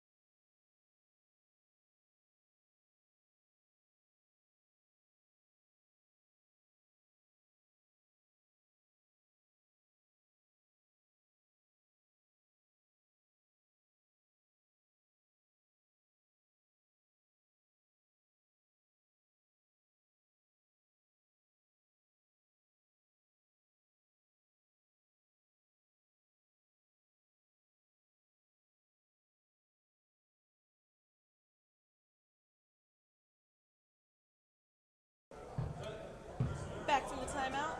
Mr. Henschel's on his way back up.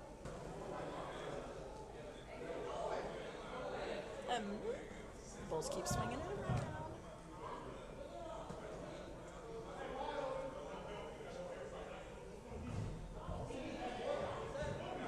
And Bobby C for 3.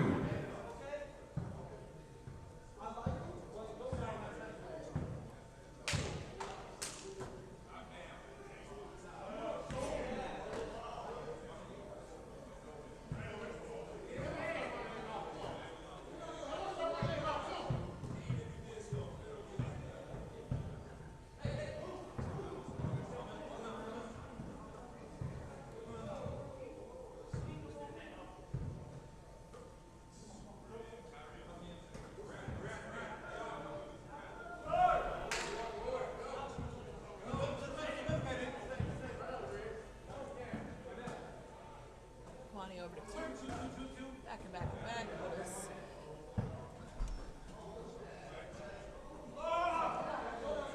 Kirk can't get it to fall. Rebounded by the Bulls. Seth topped it out to Benny. Out to Marquez.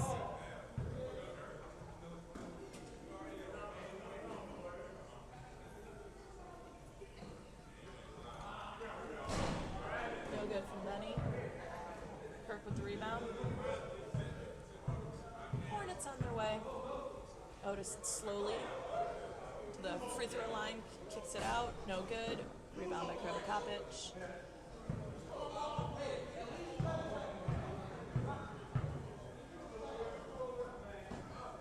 Seth with his 4th 3 of the game, I think. Can't get that to fall. Rebound by Munoz, out to Bobby at the top of the key. Short, almost gets his own rebound. Is picked up by the Hornets. Drop down to Otis, who goes for the fancy move, loses it between his hands. Kirk saves it. Houston in the corner. Can't get that one to fall either. Rebound by Seth Johnson. Benny for 3. No good. Rebound by BC. Brings it back up. Kicks it over to Benny.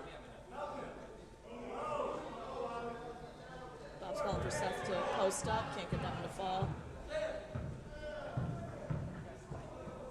Watson over to Blackman. Back to Watson, who takes the 3. No good. Out of bounds off the Hornets, but the ball will go to the Bulls.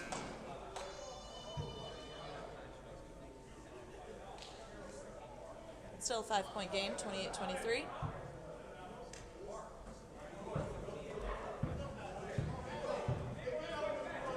Bulls picking up the pace a little bit. Bobby to Seth. Double teamed under the hoop by Kirk and Tidwell. Does get fouled, will go to the line. It's only the 3rd foul of the half for both teams.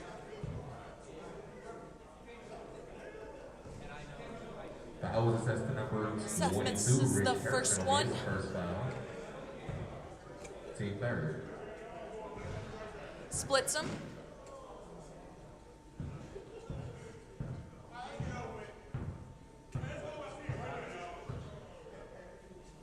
Connor, quick 3. And Mark Connor hits another one. Right in. 33-24, 31-24.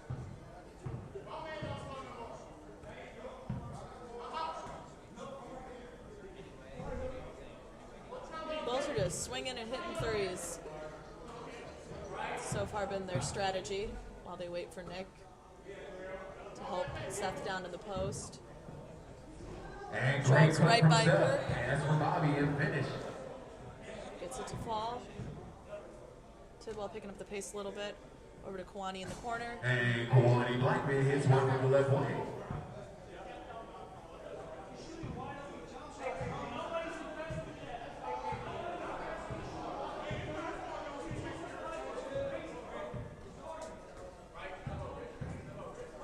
Munoz from 3. No good. Kirk with the rebound. Over to Tidwell. Mark Connor, another quick 3 from the top. No good, and he's fouled. John on. Foul If he had to go being assessed downstairs. Number 3, Bobby Griffin. That's okay. That'll be his first foul, team first. Mark Connor shooting 3 shots.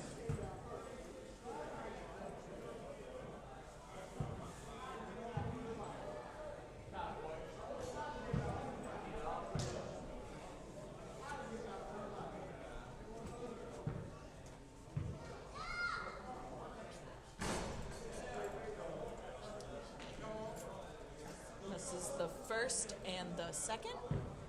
Going for the third. Got that one to fall. 10-point game.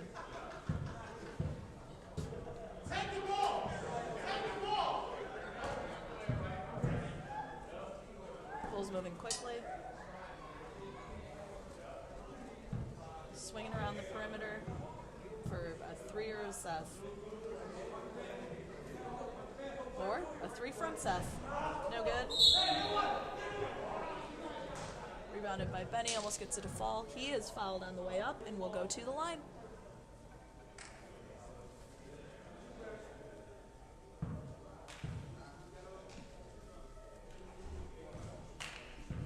Foul was assessed to number 9, Latrell Tidwell. That is his first foul, team 4th.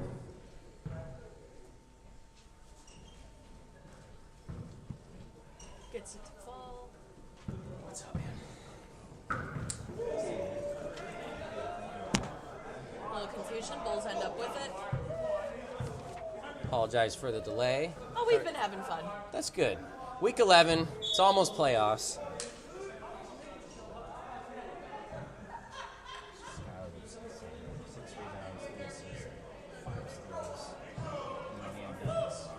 All of it. Our Connor again. Skylar Crudup will take home the player of the game honors from that 1 p.m. game. And as I look at this game, it's a 10-point Foul game. is assessed to number It's the same thing as game 32, 1, where it's 10 points, but it's the very quick, same pace, everything. Tidwell shooting 1. My guess is that Nick Crow is probably at his house by now with a jersey in his hand, probably speeding back here. Sounds about right.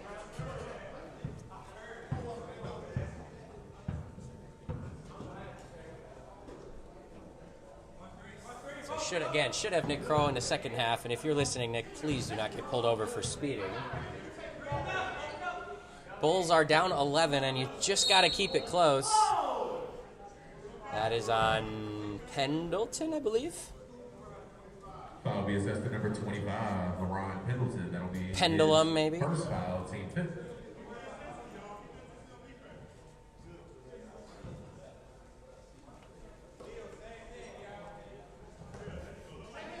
Yeah, we'll give you live bracket updates as the day goes on. I'll be filling in D. Scott for you so he can continue to relay those.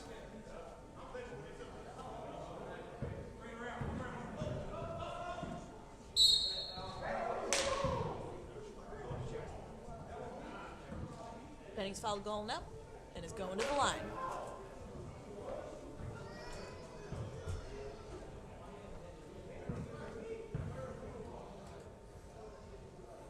First one good, down 10.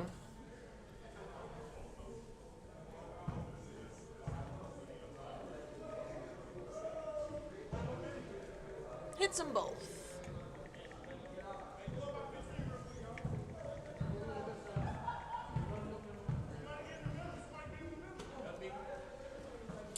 Nine-point game, a minute 30 to play in the first half.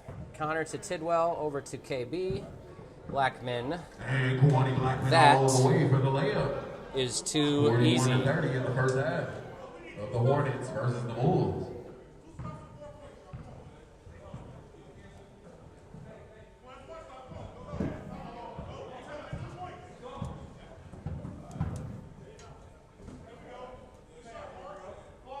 Connor's three is off.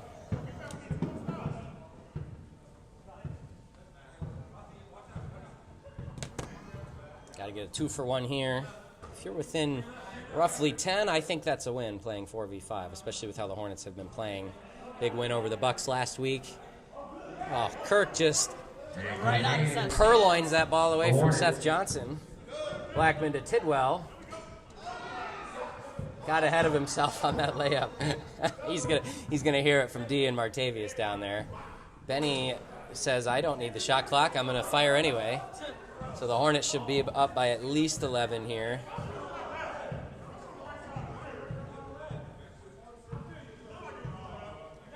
And unlike the Thunder and Sixers in the last game, they are going to work the clock for the last shot.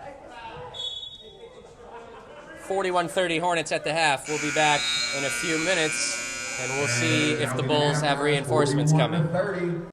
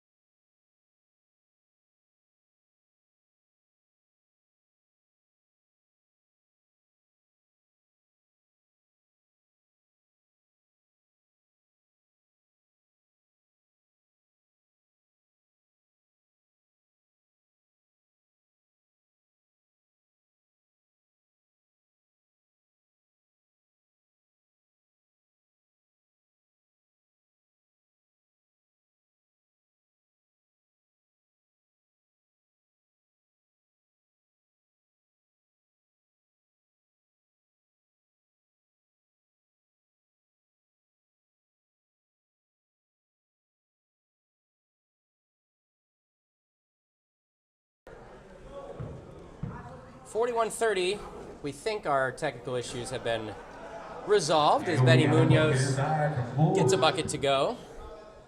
So it's a 9-point game. That was backwards up on the score. 40 up, 41-32. We'll see when Nick gets here and how close this game still is. It doesn't feel like it, but this game is just huge for seeding implications. That ball is thrown away. And it's a turnover. We'll now go ahead.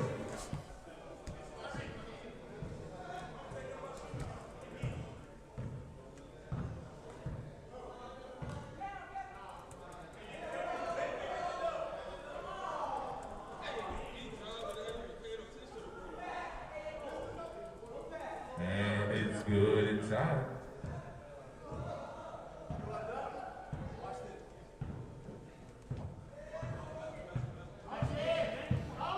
Forty-three, 32. Oh, Tidwell had it and then he lost it.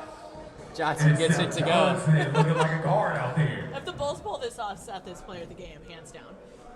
Yes, and the Hornets will not be happy with themselves if Well, they correct. were to let it get to that point. And Mark Connor stretches it to a 12-point game. My boy Demarius over here always cooking up something good. As always, stay tuned to our social media.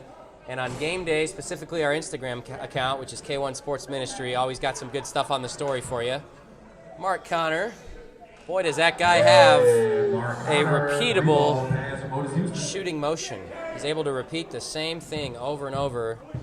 Doesn't hurt with the wingspan he has. He is a hard guy to guard.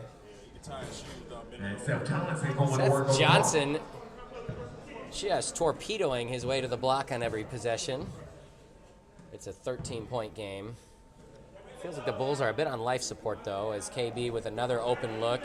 Oh, Wally Watson, that is a cerebral play on the rebound. And, oh, KB thought he had that one to go. Tidwell gets the follow.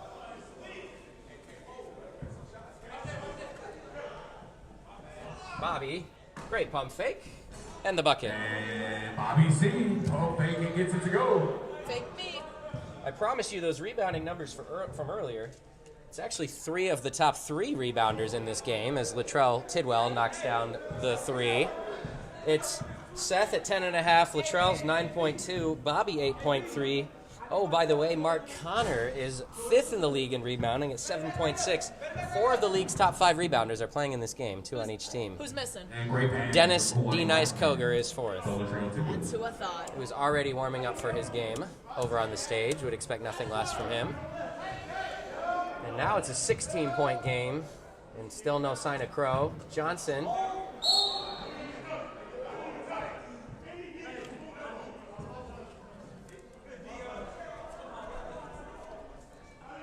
Fun little family fact, my mom has twin cousins, Dennis and Denise. No and shot. Her Boy and girl? Her family Oh, called my them goodness. Denise and Denephew. That's good. Thank you, Halloran family. Seth makes the first free throw. Trying to have as much fun with this game as we can. Always good to see a little friendly fire between teams, which really you should have more often than you don't, but especially in a game like this. Just certainly does not need to escalate to the point of no return. Houston's 3 is off. Watson. Oh, that's a nice pump fake from Tidwell. Thought he got fouled. And Tidwell's going to get a foul. Technical foul says to number 9, Latrell Tidwell. Hey, there you go. That's cool. Appreciate it. Yep. Can you mute it for a second? I'd love to.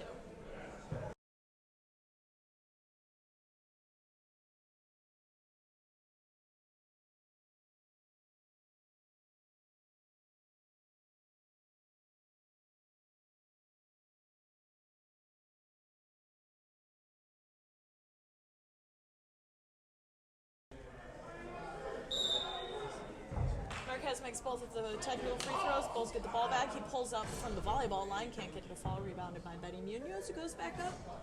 You Gets don't that need one to me, fall. Aaron. What a bucket. And that'll be timeout, it says, to the Bulls. And you're within 14. You're just hanging out if you're the Bulls, just trying to stay in this thing.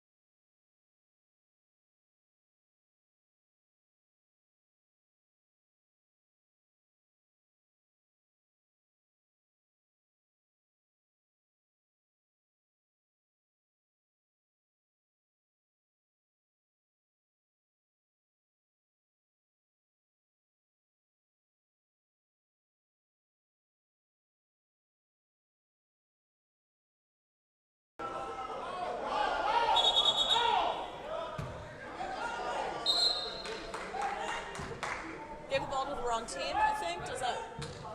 Basket counts. No basket. No basket. It counts in our hearts. That's right. Walt just playing with us. 58-44. There is 14 minutes and 40 seconds to play. KB flying out of there, jackknifing his way to the hoop. I meant to ask earlier, how excited are you that your favorite Game 66 is not only the game of the week, but probably the game of the year so far? We've had a couple big time. Marquez fouls Blackman. Ah, we got a Crow sighting! Welcome back! And that is the black jersey. All right, and it is a 16-point game as Nick Crow gets an ovation from the crowd. Well, not necessarily the crowd, from me and Tidwell. And yes, it is fun to have a Lakers Spurs and Warriors Bucks game amidst the Week 11 slate. But you love your Game 66. Game 66 It's has your name. we've had some good ones over the years. Another good one today. The winner will get the number 1 seed as Blackman makes it 17-point game. So if Nick Crow's plus minus is plus 18 or better, the Bulls are going to win this game. And they got 13 minutes to do it, as it's a 62-44 game. He can hit 9 shots in 13 minutes. Well, As he's long going to as be nobody else does. shot out of this game like a cannon. Bobby hits a 3, and Energy resurgence. 15-point game.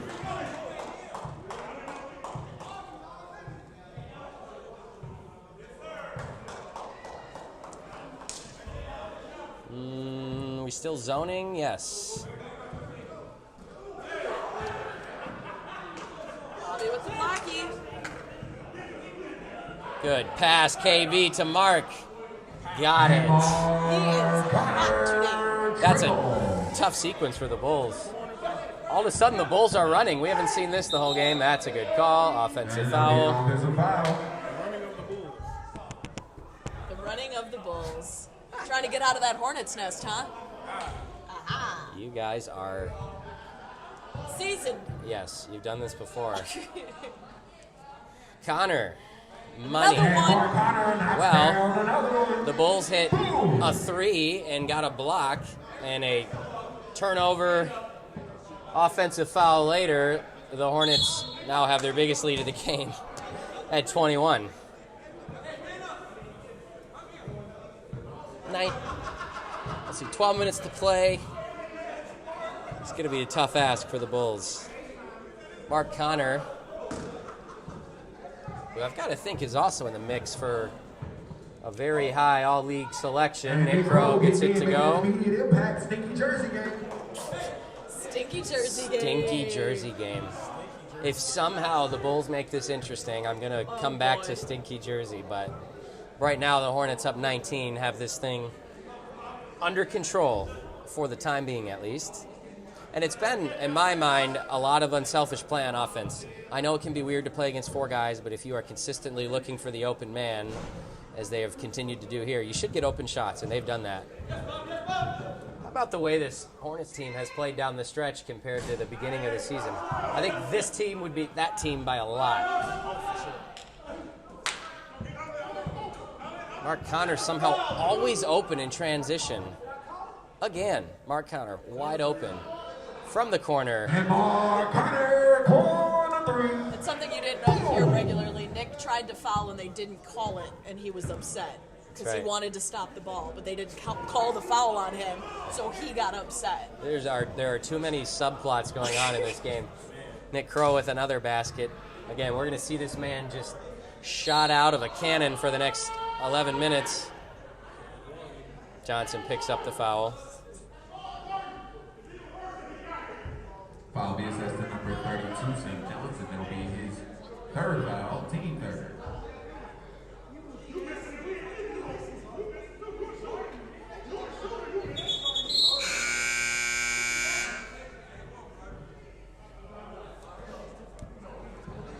I don't even know if he made that or not. I was listening. He did, yep. Okay.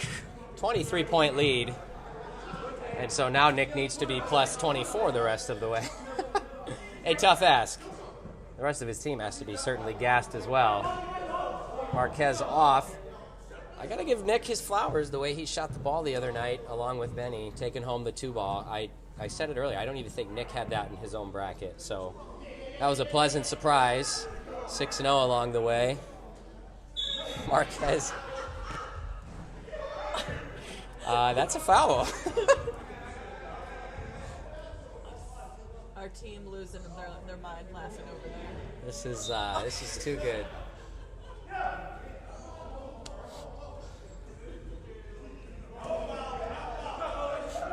Well, it is certainly shaping up that your 3 teams who are 6, 7, and 8 are all going to win and lock up the 6, 7, and 8 seeds. Great pass, Crow to Krivokapic.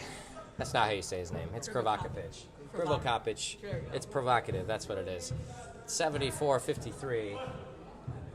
D. Scott will be with you for the Lakers and Spurs. That is a co-game of the week. Mark Connor just lives above the rim when he does one of those. Such long arms and legs. Built like a paperclip. Rich Kirk with the foul. Foul is number 22, Rich. And the seating scenarios are as follows. Crow fouled on the 3. The Spurs can be the 2 seed, the 3 seed, or the 4 seed.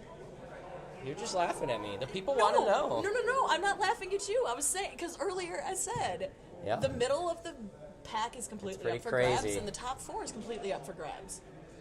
Well, except for the Lakers, won no if they what. lose and the Nets win, they're locked into the 5 seed. Yet if the Lakers win and the Bucks lose, or the Warriors win, the Lakers are the number 2 seed.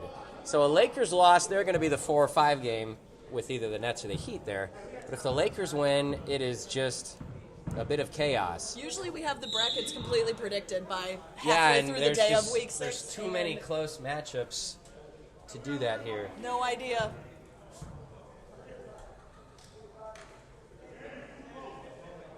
All we know is next week's going to be a blast. Oh, yes, always is. KB at the line. First one's good.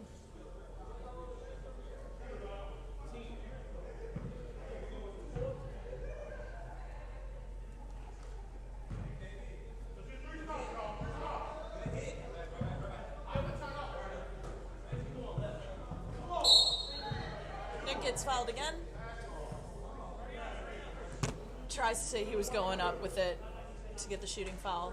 Was not. Does not.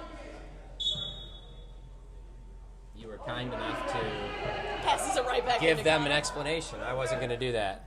KB, Mark Connor. So the Hornets are going to be the number 7 seed if they hold on, and the Thunder are going to be number 8. So what that means is the Bulls, 76ers, and Grizzlies, those 3 teams are going to be in your 9, 10, 11 spots. The order to be determined. And tipped up and in by Mark Connor. This is one of those games that you almost feel like they could call now, but I wouldn't be surprised if the Hornets go for 100 points. Good take from Nick Crow. We only had 200 points Nick Crow looking inside. this season, I think. And 1. And D. Mark Scott, Connor. I don't think there's anything wrong with making that graphic for Mark Connor. He is Obviously, that's the number 7, Nick Crow. he is looking good in this one. It's Something a good- 27 Something good for the Bulls is now that Nick's back, that's 5 fouls that they could just That's right. rail 5 through. more fouls to give. Oh. Yeah, Mark's got 46 points for those of you wondering. So yeah, you can make that graphic. I'll start on the player of the week, player of the game. Yeah, player of a lot We of got things graphic. 6 minutes left, and he's got 46 Going points. for 50. Yeah, he is. He's going to be taking this game very seriously. He's playing, too, like he doesn't realize it. Like, he's not trying to break any records or anything. He's just playing like he normally He's plays. a gifted scorer. He always has been, and Especially like when he came on with the Pistons. yep. And Like, yeah, he gonna yeah, be and obviously he's bounced around teams, so he always knew if he could get himself. And this is a couple looks for I think 48. He always knew if he could get himself in a spot where the vibes were good, the chemistry was good. You knew he could do this for a team that was contending, and He led the Grizzlies last year, who were 9-2 in the regular season, and this Hornets team, again, trending in the right direction down the stretch. That's 48 by my estimation. Well, 46 plus 2. Yeah, we I got are faith in you. looking at a potentially first 50 burger in a while. Eddie Munoz, no. Gets the rebound. Crazy how many rebounds that guy gets for being a guard. Kopich for quick. 3. He sneaks up behind you, and all of a sudden, the ball's out of your hands. 450. Well, he's going to have another look at it. We got time. You got time. Marquez, no.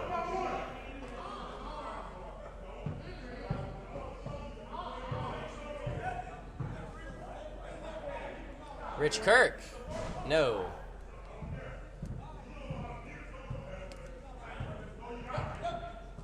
Seth Johnson, no. He has taken so many threes this game. I love that.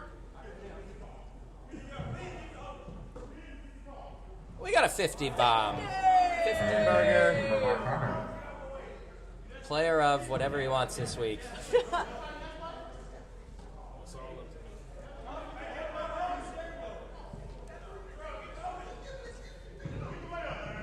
Oh my goodness, Kawani. Down hard, Kawani Blackman.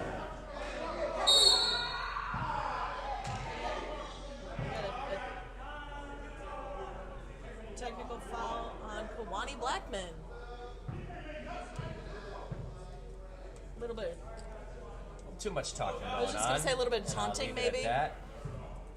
Little chatter, chit, chit. You know, have some fun. Don't cross any lines, though, which we are well past. You can chirp, don't howl. Split some.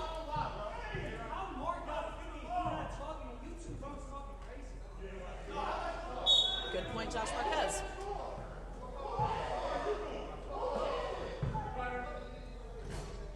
And Munoz buckets. Everybody loves each other in this one. This is going to be a rivalry game regardless. And unfortunately, we didn't get a full 40 minutes out of the Bulls. And I think they're going to call this game at 2. But what do I know? Bobby for 3. No. Bulls still playing hard. Bobby, no. Tough bounce. I think Mark's at 50 even. Yeah. May as well hit another shot, right?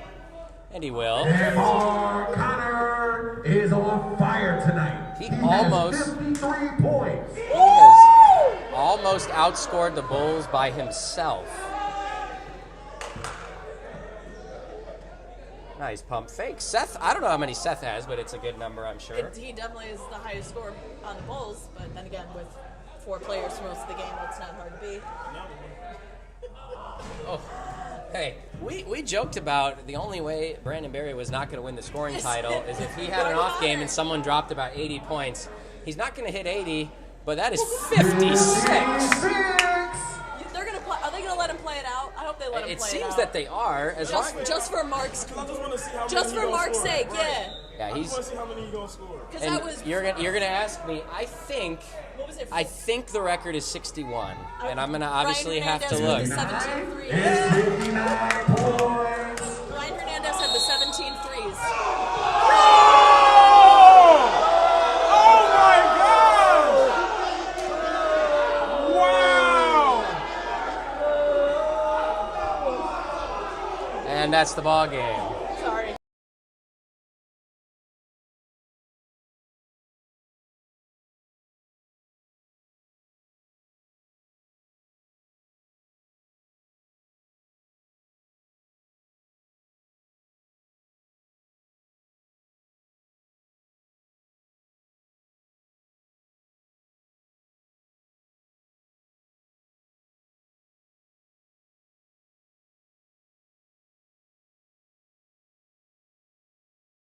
I believe we bullied the refs. No, do the Hornets really have 100 points? Yes. Oh, and we're going to continue. And we had some confusion. This game is going. The Hornets look like they're in overtime right now because Mark's trying to get to 60. Hey, give Mark the 59 ball! points for Mark Connor. They're gonna get him the They're going to ball. do everything they can to stop him. Send the whole team. It's not going to work. Send It broken a record! We have tied the record. Well, I'm going to give him the free throw. He's got to make it. Don't tell him, because if you tell him, he's going to miss it.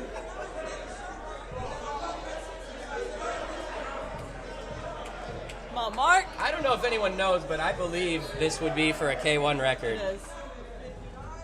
Oh, it rattles in.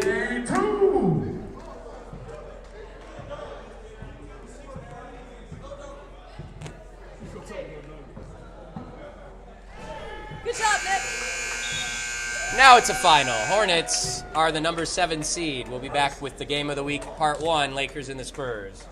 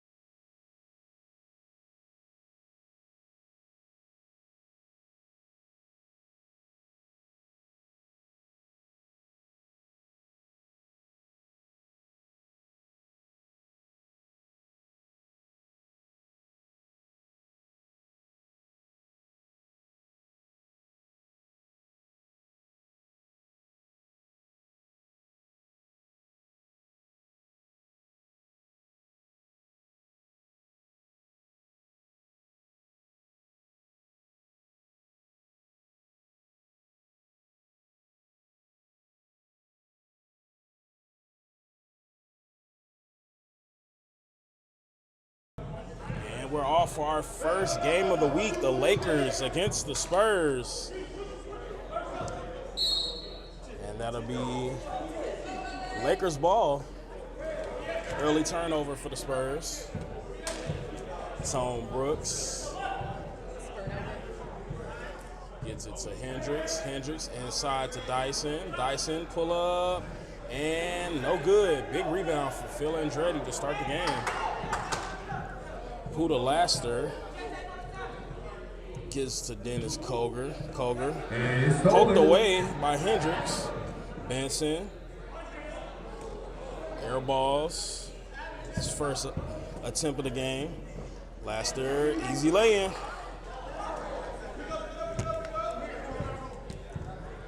Tone Brooks. Guarded by Davis. Brooks, pull up, and he gets it to fall.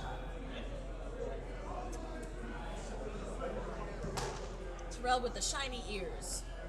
Can't do that. Can't be out here hooping with the ice on, son. You drip too hard, baby. Yeah, we not ready for the drip.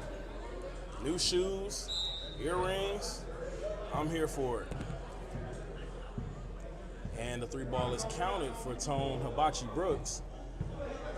Puda Laster drives, goes up, and he will go to the line.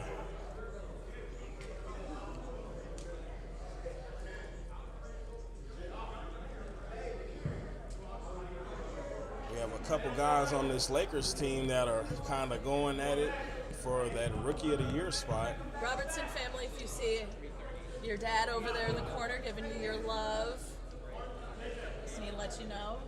He gives love to the family every single game, and we thank him for it.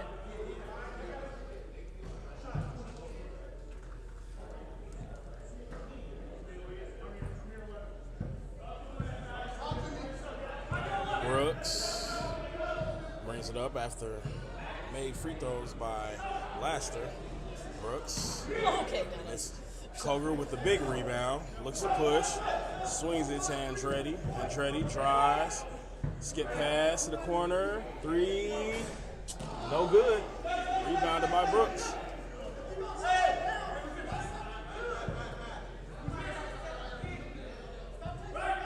Hendricks. Sidestep. Pull up. Doesn't get it to fall. After having a great performance in the All-Star game Friday night, Hines doesn't get it to fall. He'll go to the line to shoot 2. Yeah, Terrell Hendricks had 33 in the first semifinal game and then 18 to give the blue team the win and the chip for the All-Star tournament. I have to make the comment, as we do every game, Hibachi's got the 2 different shoes on as well. Indeed. Just need to point them out every single time. John and I had a long talk about it. And Hines misses. Calvin with the rebound. Gets the ball to Dyson. Dyson inside to Benson. Benson sizes up. Swings it to Brooks. Brooks drives. Backdoor. Benson gets it to fall. One of the 2 promising rookies for the Lakers, Adam Benson. Him and teammate Zaki Kabir kind of battling for votes for Rookie of the Year. And 1 for Octavius Davis.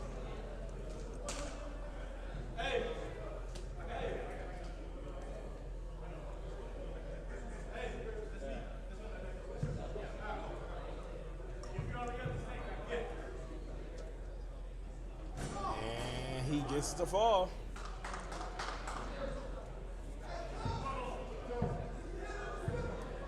Dyson gets it to Brooks. Brooks drives, fall away, doesn't get it to fall. Big rebound by Andretti. The Spurs look to push. Davis, pull up, short, Benson looks to push. Euro doesn't get it to fall. Tipped around, and Laster with the rebound. Hines. Laster drives.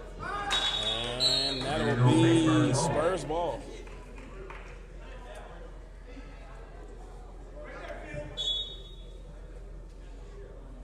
Laster on the inbounds. Give it to Davis. Great pass to Laster. That's just IQ, baby. I felt like a little confusion too. Yeah, it was like a little confusion, but with a lot of IQ Yep. sprinkled on top.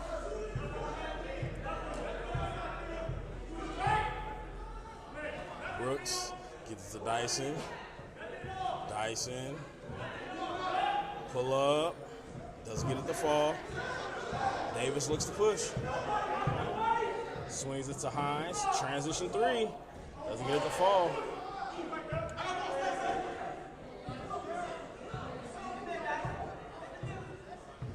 Hendricks guarded by Hines. Pull up. And in and out. Rebound by Dyson. Goes up. Doesn't get the lay to go. Koger with another rebound. Hines, dribble, drive. Goes up strong. Laster, big rebound, and one. Martavius Laster gets the rebound and put back and one. And he's going to the line. Foul be assessed to number 10, Adam Benson. That'll be his third foul. Team 40.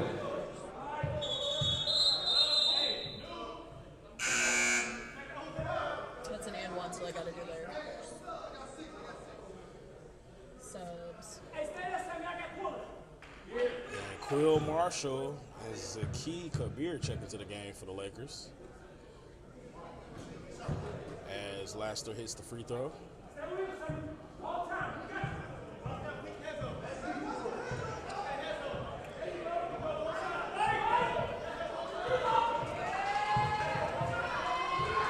I'm playing hands.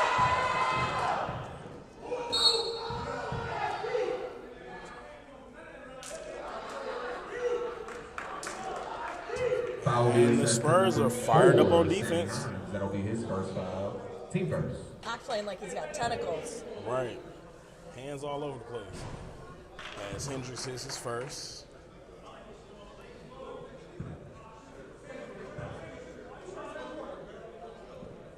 And he makes a second.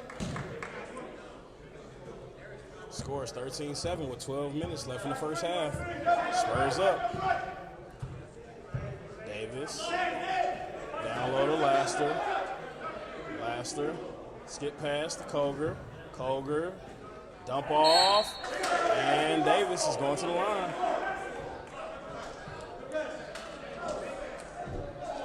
Foul be assessed to number 6. The Spurs are playing like the Spurs Jockey of Kabir. old. That'll be his first foul. Team 5. Taking good shots, showing high IQ, and playing tough defense. Got to make the free throws. They free for a reason. That is something that the Spurs have been very inconsistent with this season. Yes, free throws have been. You know what? Free throws have been terrible across the league. Honestly, a lot of the guys have not been shooting well. I mean, you might have a few, but overall, league-wide, I just free feel like the throws have not Spurs been are a at the thing. bottom of that for sure. For especially how much talent that they have. Yeah, I had to check on the site to see as Kabir's foul is going to the line. I'm assuming, but that foul was on the floor. Lakers ball.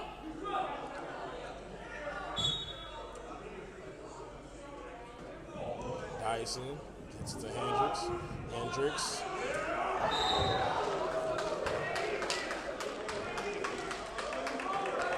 Foul be assessed to number That's a 23. nasty attempt, but I like it. Team third. We really don't get too many poster attempts from Terrell Hendricks. He's more of the finesse with the layups. Unless he's got the whole court open. Right, unless he just wide, breakaway dunks, but posters, ooh.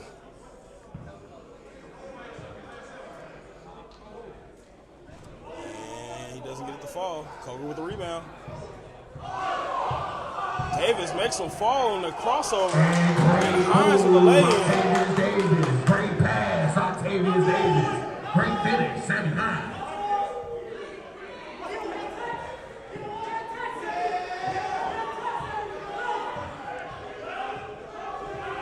Kabir with the ball.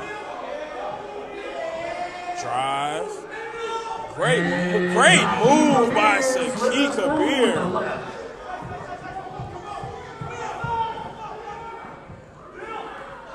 Great hands by Marshall. Tip to the Hines. Hines with the spin, and he's going to the line.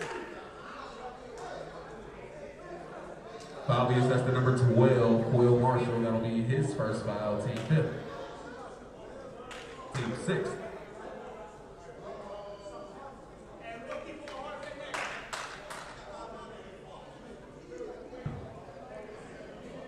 A lot of intensity for a 6-point game. I love it.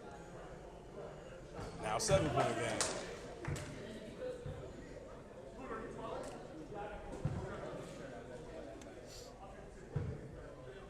Hines makes the first, and he makes the second.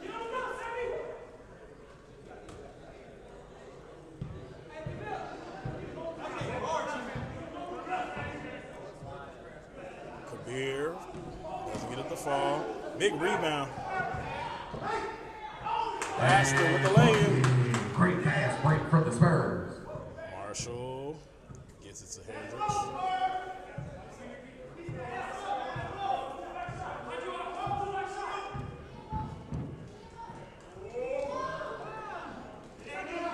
Hines with the rebound. Euro. And he's going to the line.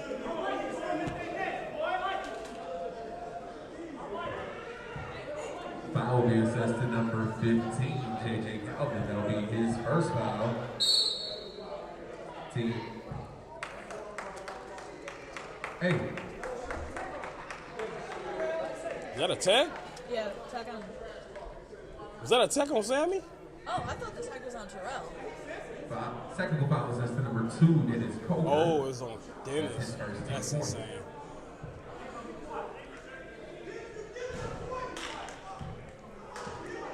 The way that was pushing, I thought Terrell got the call on him.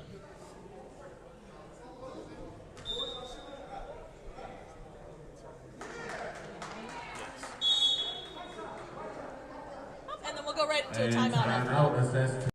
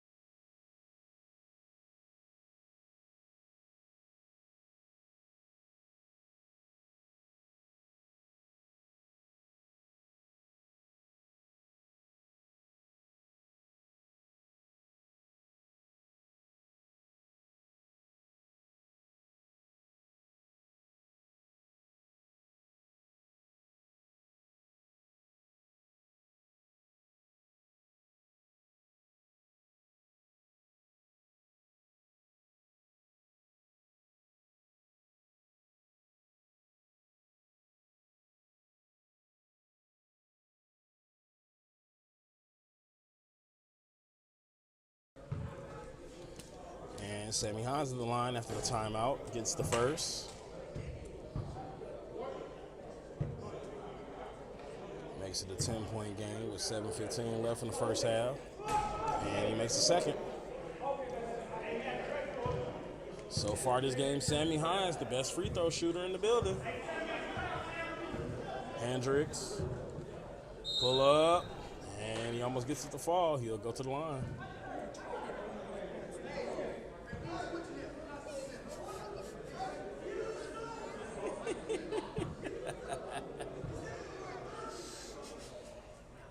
And he makes the first.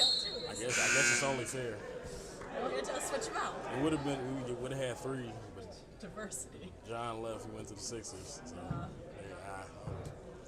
fiddlesticks. All fiddlesticks. And he makes the second.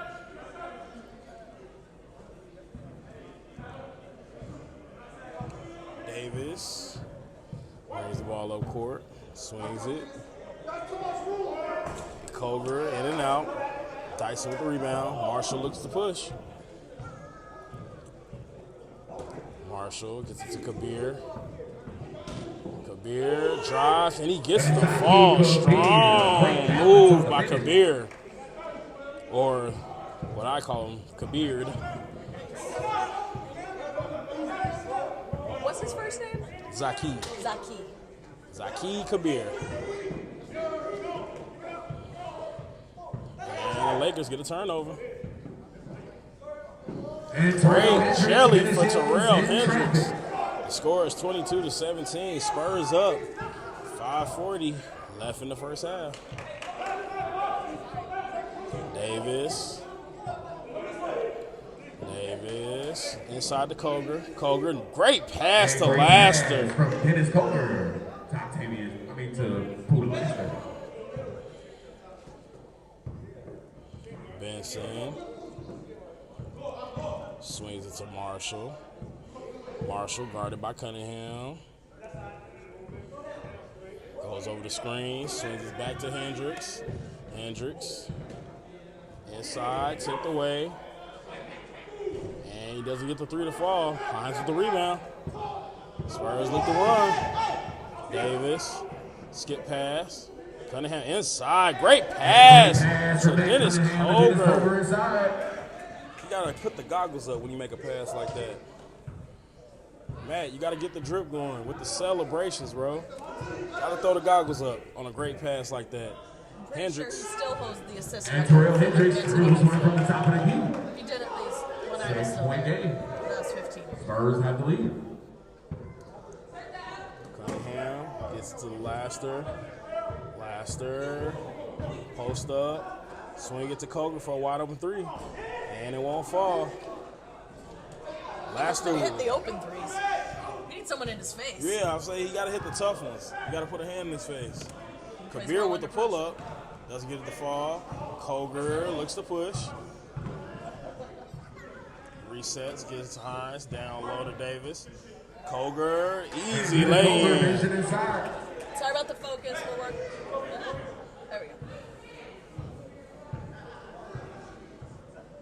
I got complaints from my mother about the focus. Yeah.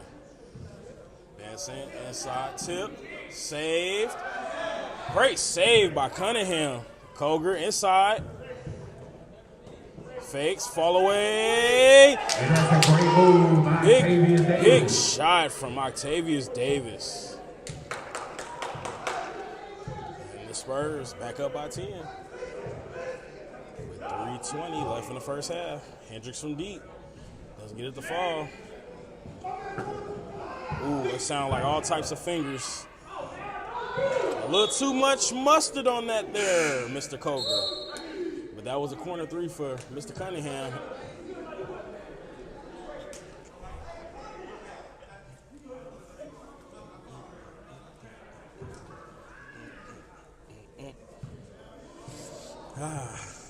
It's a great day at K1 Sports. Week 11. Kabir, fall away.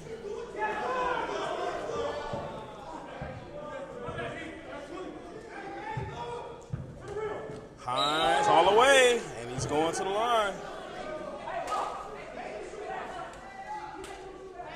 Foul be assessed to number 24, Tone Brooks. That'll be his second foul. Team 8.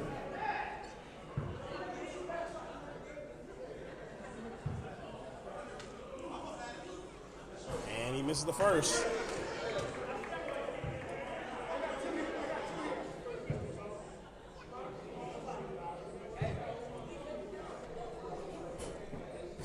misses the second.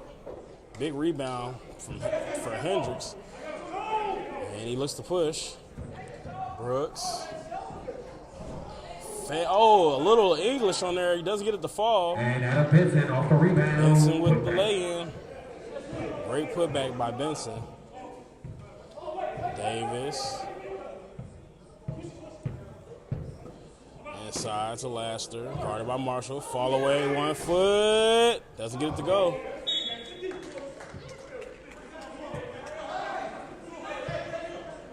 Kabir looks to push before the Celtics get set. Inside, tipped. And possession will stay with the Lakers.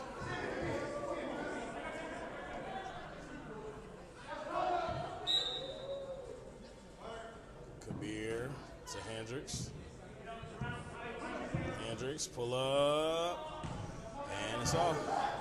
Andrade gets it to Davis. Davis looks to push. Strong. Again, a little too much mustard. Laster. Skip past the Koger. Koger, floater. And it's good.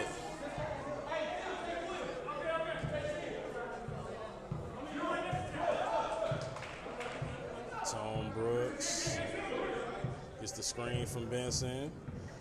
Brooks puts the brakes on, gets it inside to Benson. Benson powers up, and he's going to the line. And I think that may be the last shot of the half.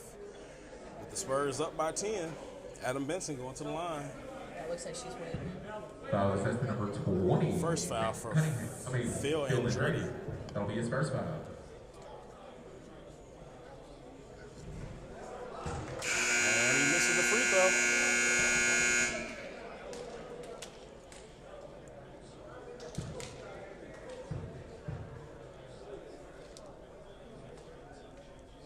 And he misses the second. And that'll be a half, guys. And that'll be the first half, guys. 32 to Spurs up 32, Lakers 22. Stay tuned for the second half. 3 minutes.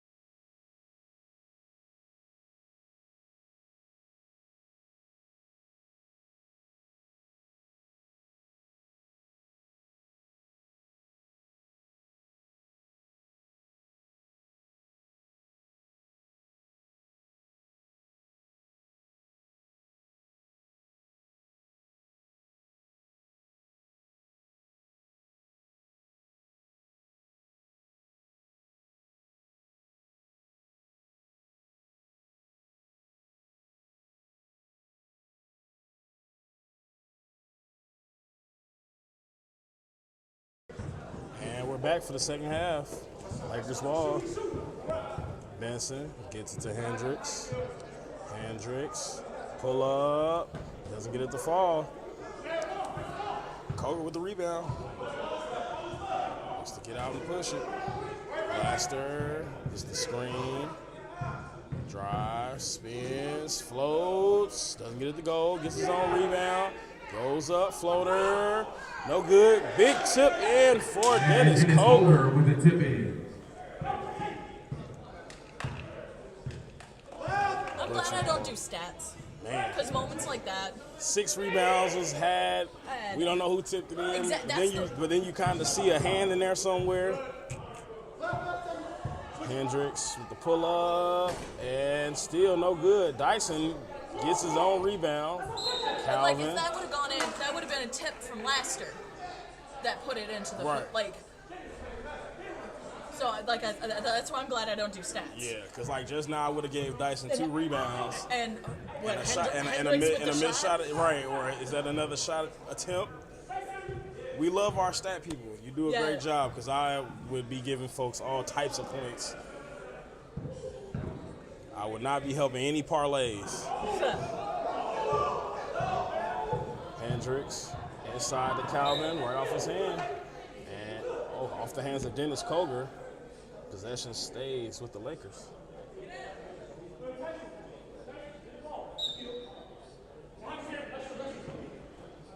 Brooks from the corner. Almost a tip in by Dyson. Doesn't fall. Possession belongs to the Spurs.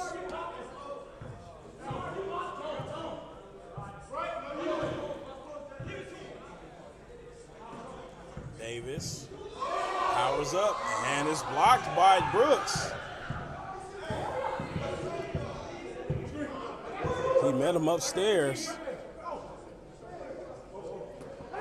Tip to Dyson with the pull-up. Doesn't get it to fall.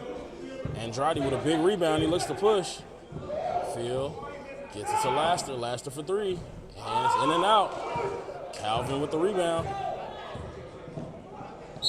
And I guess that would be a foul. I think he just got trapped. Yeah. Foul being assessed to Martavius Laster. That'll be his first. Team first. Calvin going to the line. And he gets the first.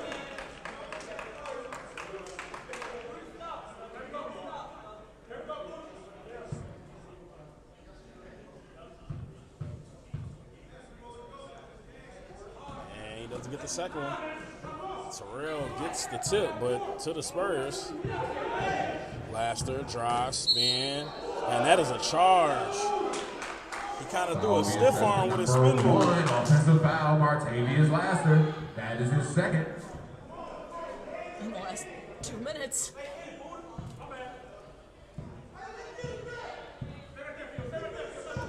Hendricks gets the screen, doesn't use it, drives, goes up, kicks it to Dyson, and he almost takes out a fan.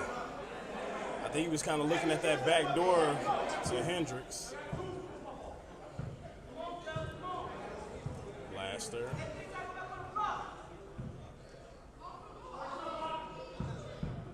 Gets Davis, and he powers up, he doesn't get it to fall.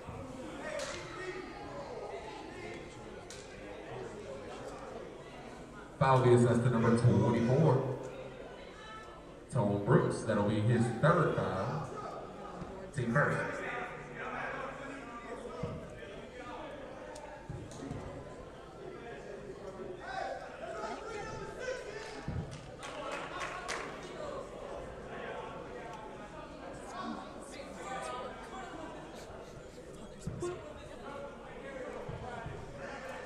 Okay, if I put the NBA game on here. I'd love that. And he makes the second. Brooks. And the ref gets mowed over. Brooks gets the screen. Swings to Benson. Benson from 3. Doesn't get it to fall. Koger with the drive, swing. Laster Floater, and it's And good. Martavius Laster with the floater. It's great watching former MVPs play against each other. It's always great. Hendricks with the scoop, and he's going to the line. He penguin down that court.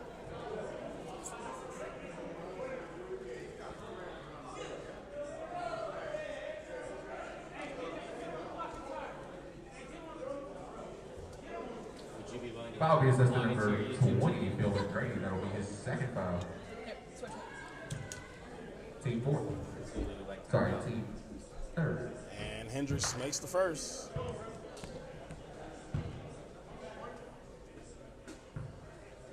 Guess you could have just clicked it. I didn't need to log in. And he makes the second.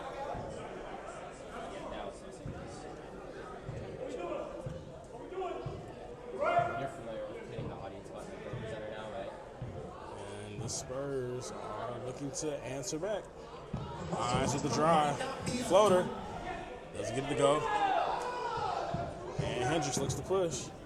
Great pass to Calvin. Big skip pass to Brooks. Stolen by Laster. And he doesn't get the dunk. And rebound by Martavius Laster. And bucket. Hendricks, pull up. And it's And good. Terrell Hendricks from Duke.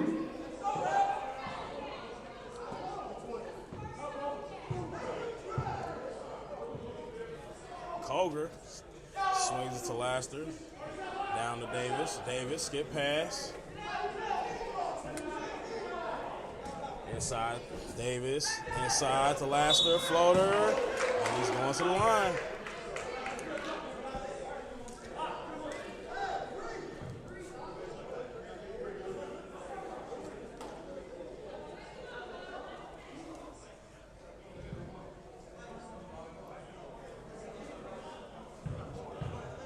Good goodness, the Clippers are whooping the Mavericks. Didn't see that I coming. was assessed to number 11. It's also still only first half. Antonio Dyson, that's his first. That's still tough in the first half, I'm not going to lie. That's the NBA. Where's Luka? Is he playing? I can't see. Is that him down to the corner? I see Kyrie. I think he up top. And Laster hits the free throw. Back to our game. Back to the game that matters. Well, Ha ha. For us. yeah. Kabir gets the screen. Swings it. Dyson. Step back. Gets it to Kabir. Kabir. Skip. Hendricks. Pump fake. Pull up. And he doesn't get it to go. Kabir gets the lay-in. Taki Kabir with the bucket inside scores 41-30.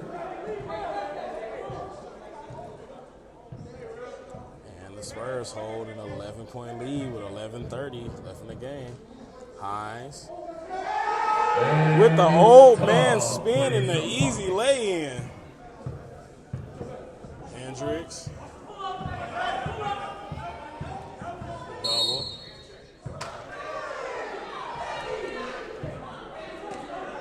The Davis Spurs cheering section was not happy with that call. We love their support for their Spurs and Octavius Davis here in K1.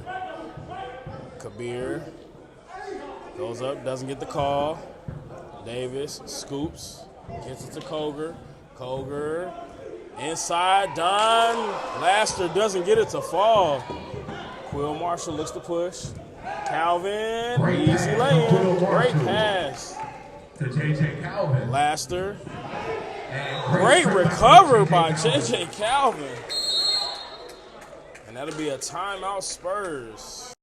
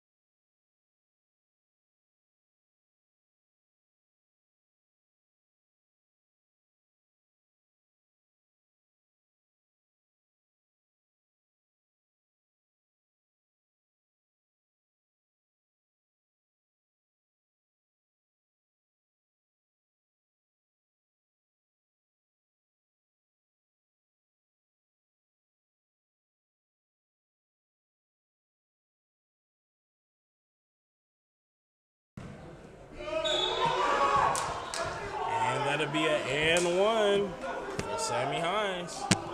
And one. Foul will be assessed to number 45, Terrell Hendricks. That'll be his first foul, team third. 79 shooting at the line.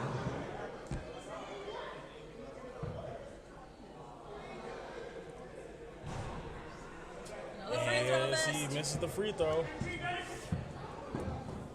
Hendricks. Crosses. Swings it. And Zaki Kabir, corner three. From Zaki Kabir. Koger. Guarded by Marshall. Skip pass. Laster. Letting the play develop. Hines, short. Big rebound by Davis. Octavius Davis with a strong Big rebound finish.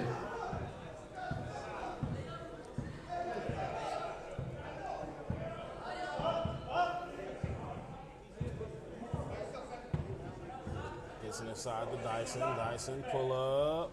And it's to going to go. be Dyson. High off the glass. And it's good. 10-point ball game with 8:50 left in the game. Koger.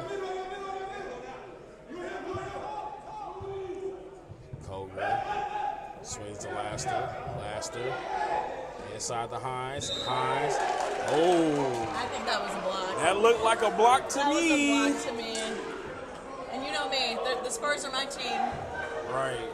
Because of blood, You say no other reason. there's no other reason. No other reason. I like Dennis.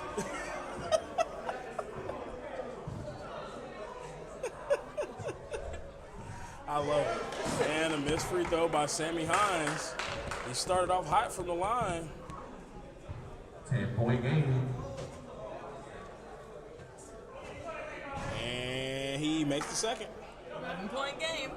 Oh no. Scores 48-37. Spurs have a lead. 7 minutes, 55 seconds remaining in our first game of the week.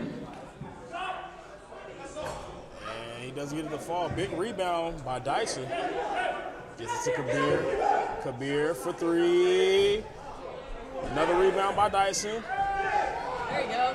And blocked by Sammy Hines. Big block by Sammy Hines. Marshall for three. And it's a big three from Quill Marshall. And that'll be a timeout, Lakers.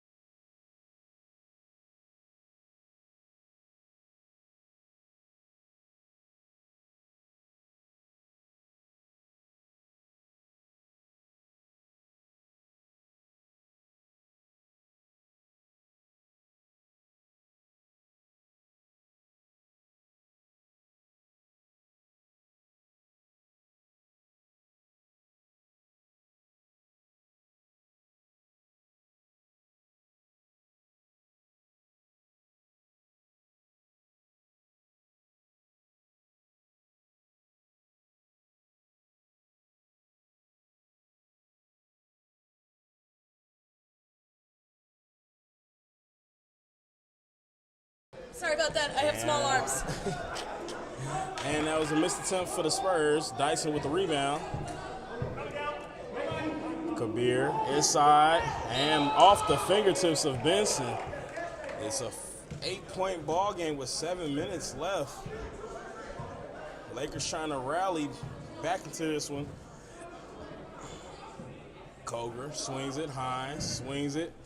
Davis back to Koger. And Koger. It's good. Short shot is good. Back to a 10-point game.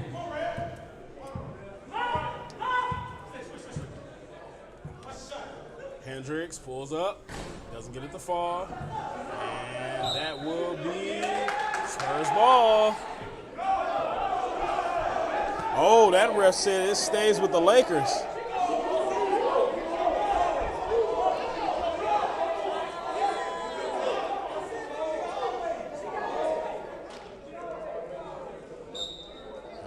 Possession stays with the Lakers. Yeah, that was off Hawk. That was off Hawk. It looked like it was off Ock It was. from here. It was. Or at least, I guess that's from here again. But Yeah, our vantage point. our vantage point doesn't move. Marshall from 3. Doesn't get it to fall. Same team. Koger looks to push. Gets to Laster. Laster gets it to Hines. Skips it to Davis. Davis inside to Koger. Koger one-footed. Doesn't get it. And Laster will go to the line.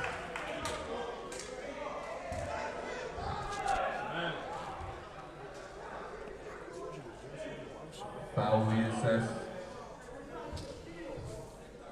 to number 10 out of Benton. That'll be his 4th.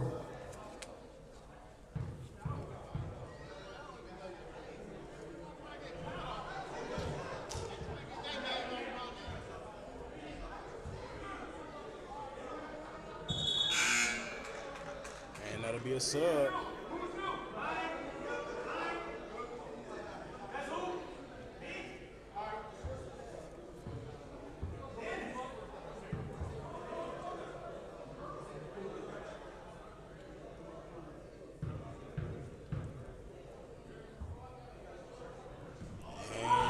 Gets the fall. 12-point lead. Hendricks goes up, gets it to go. Hines with the chuck. Tipped.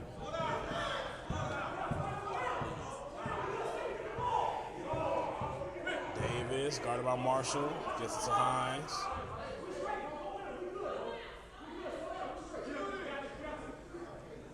Hines swings it. Laster gets the screen, kicks it.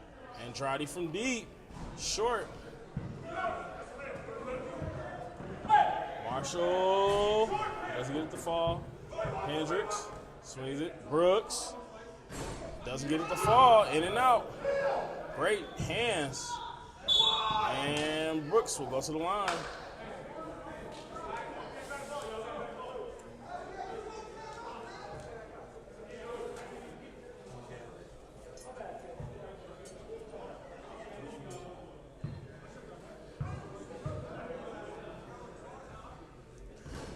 Brooks misses the first.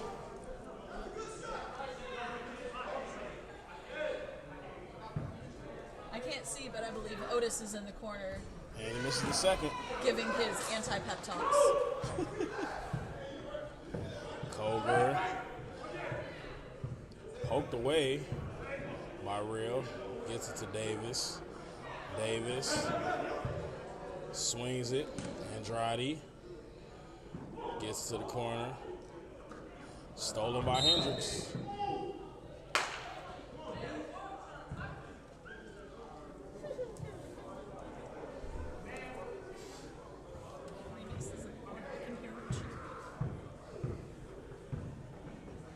And Kabir with the drive and the finish. Gets the bucket.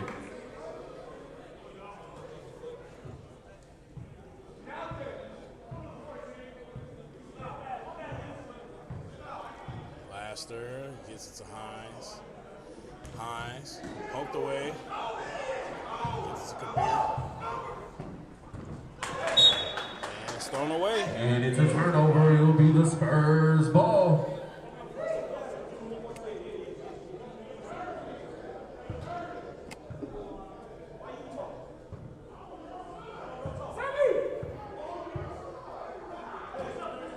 Koger.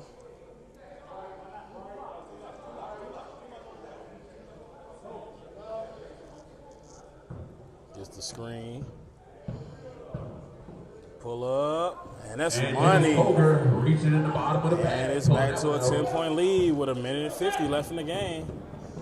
Kabir with the stop and go. Goes up and one. He'll go to the line.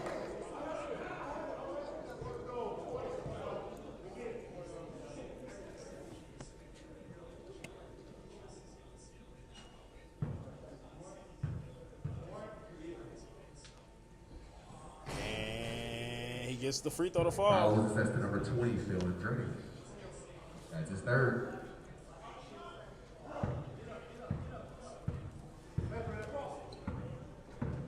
this, drives, scoops, and Octavius scores. all the way.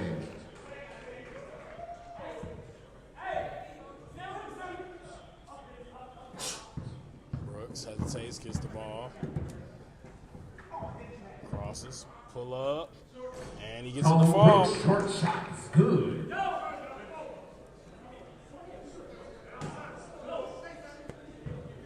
Blaster gets it to Davis. Davis loses it, gets it back, swings it. Koger, corner, and it's money. Corner three. Boom.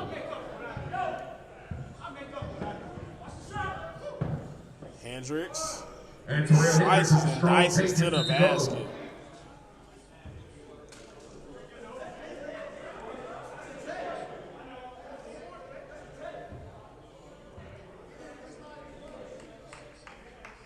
Who's that attack on? I have no clue. Not a clue. It looks like Boo's at the line.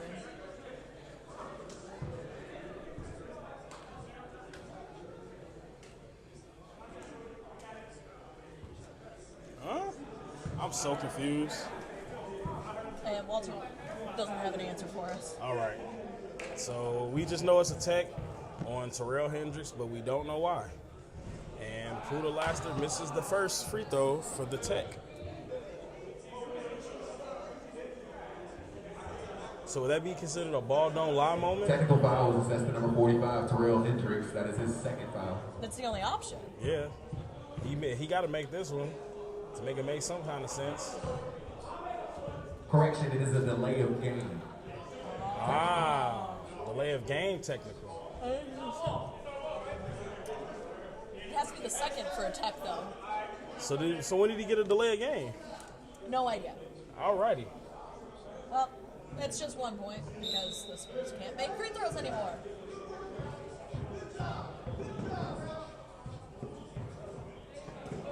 It's a 9-point game with 54 seconds left.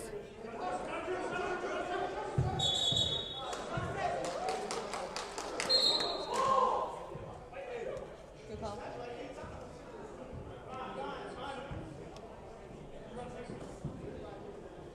Hendricks from the corner, and it's money. Hendricks, face shot. Makes it a 6-point game.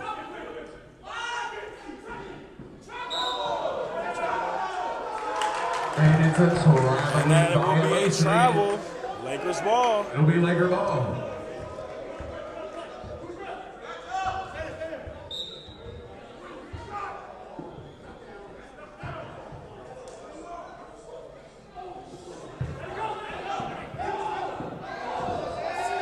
And the turnover, Lakers ball.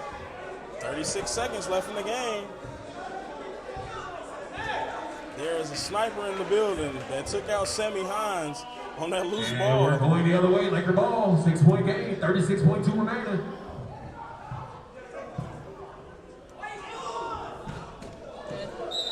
That was tipped by Dennis. He was lucky on that. Yeah. Koger definitely got a hand on that one.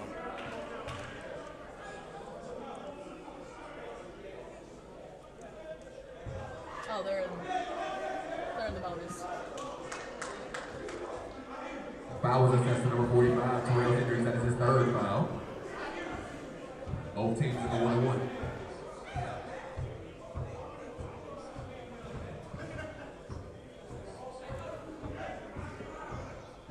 They'd be up by 15. If they made all their free throws. And even if they were like 70%. And that's a technical foul on Sammy Hines. What in the world is going on?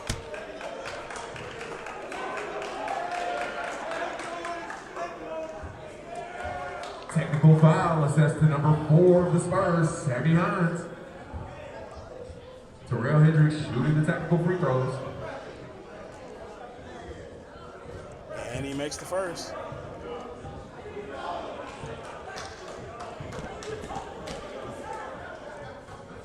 And he makes the second. Huge. Makes it a 4-point game. But no, who should still get his free throws, though? Yeah, I Okay. think he still gets his free throws. Okay. I thought he was pointing out of bounds.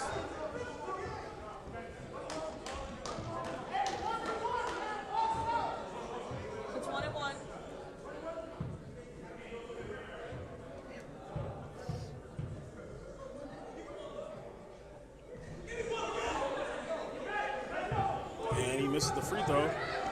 Kabir tries. Big travel. And they keep missing the free throws. And that'll be a foul. Missing the bunnies. Foul will be assessed to number 24, Tom Brooks. That'll be his fourth. 16 seconds left in the ball game. And Phil Andrade going to the line.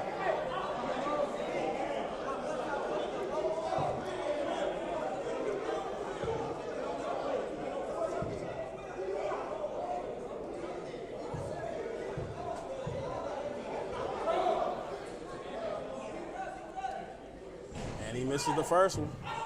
And Davis saves it. And he misses. Hendricks pulls up. Big rebound by Koger.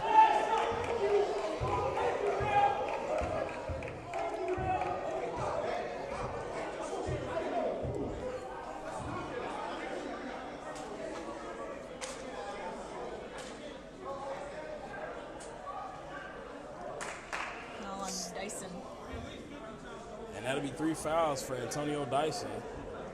6.7 left in the game, 4-point game. Spurs up 60 to Lakers 56. And Dennis Koger is at the line. And he gets the first to fall. It's the first free throw they've made in 9-10 attempts. I think they were splitting a lot of them too. And he makes both those free throws, and that might be the dagger, ladies and gentlemen. Hendricks with the bank shot, 1 for the 3. You did not need to do that. Yeah, they get an extra second on the clock. They should go like 2.3, I think.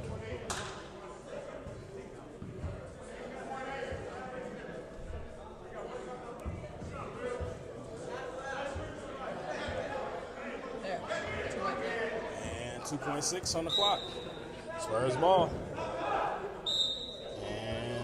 That may have been the wrong person to foul. The only one who's made him.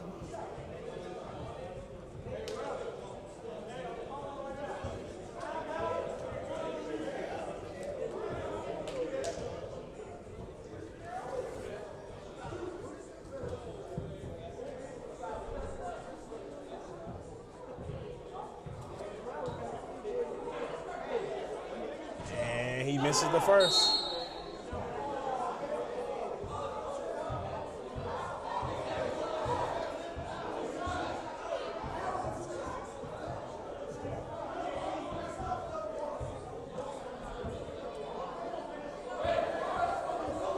Sure, it's supposed to be 1-1.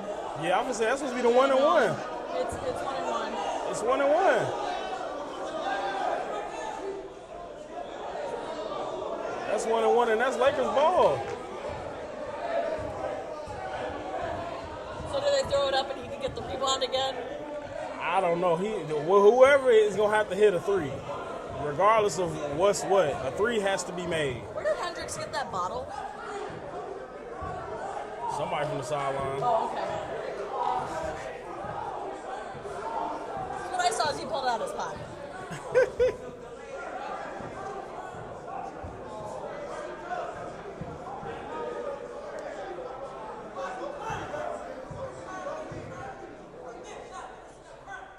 The Spurs have now tied Mark Connor.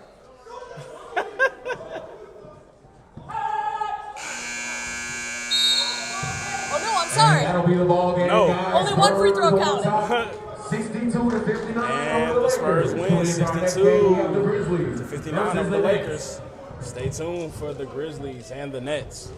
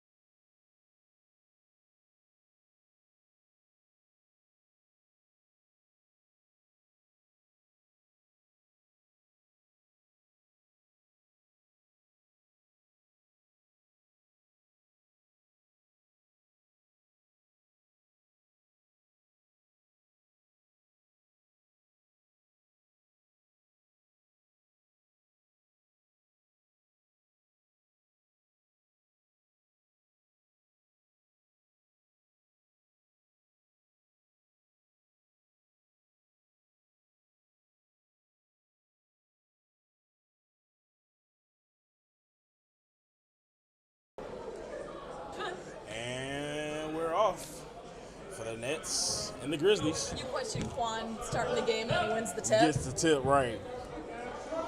And Binion And Black opens Binion up the on scoreboard. score to start off the ball game. Yeah, I thought they would have started Ronnie because Ronnie been hot like the last couple weeks. Sure. But I get it. You know, the Grizzlies are a little more sturdier down low, so they probably don't need that size. And Jamario Brown with the Mario Brown lane. inside for 2. Grizzlies are also good at what's the word I'm thinking of? Stamina. They play all game. And And Bradley T. Bradley opens up from downtown making with a his big return. three. It's great to see him back. Haven't seen him in a while. You know why I call him a bum. We like to tease each other a lot when we see each other, but he's one of the guys. He's a great player. Okay, so I don't know if that was a foul or a travel, because it kind of looked like he fell, but then it kind of looked like he might have hit him in the hip. Foul on number 7. You know who that foul was on? Spurs. The carpet. The carpet foul. The carpet foul.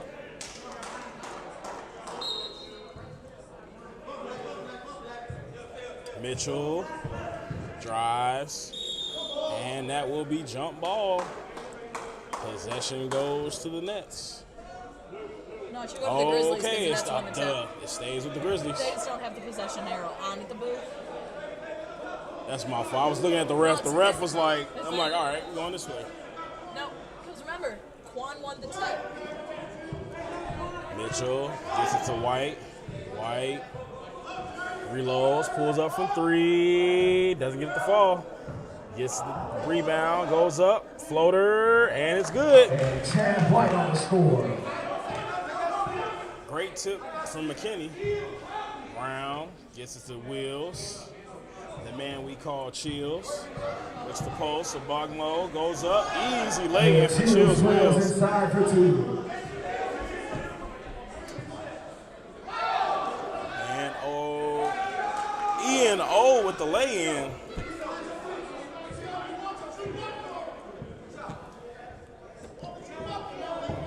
Robinson Jr. quick to the basket. Robinson Jr. all the way inside for 2. Mitchell. And a big 3 from McKinney.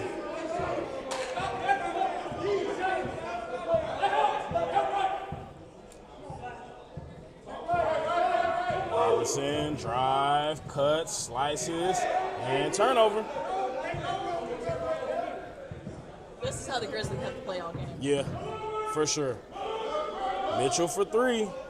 And that's money. Jeremiah Mitchell from downtown. Binion, guarded by Brown, gets the screen from Shaw.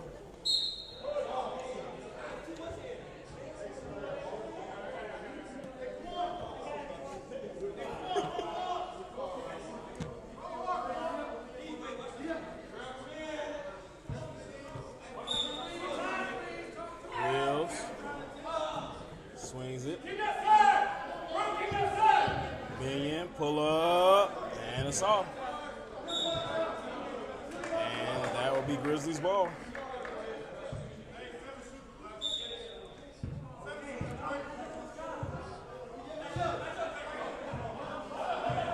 Mitchell, swing it to White. White gets to the corner. Mitchell swings it. Brown, pull up. Let's get it to go. Mitchell, tip back in, and good. That was high school tips. Yes, definitely, because he kicked his feet up. Yup. Wills, drive, float, short, recovered by the Grizzlies. Off of Brown's leg, he saves it. Floater, doesn't get it to fall. Big rebound by Quan Shaw. And Robinson gets it to Binion. Binion, stop and go, weaves through traffic, swings it. Bradley to Binion. Binion for 3. And that will be out of bounds. Shot clock out of bounds. So we got carpet fouls and shot clock out of bounds. I love it. We have our own set of rules. here Yeah, in K1. we call the shots here. Pun absolutely intended. Yes.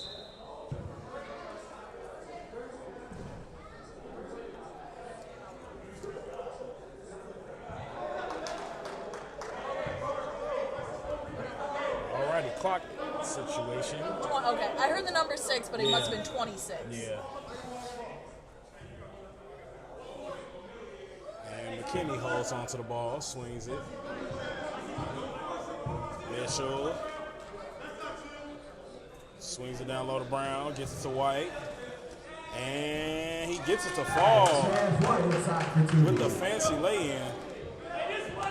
Right here. Thank you. I didn't know if you needed a charger. Robertson Jr.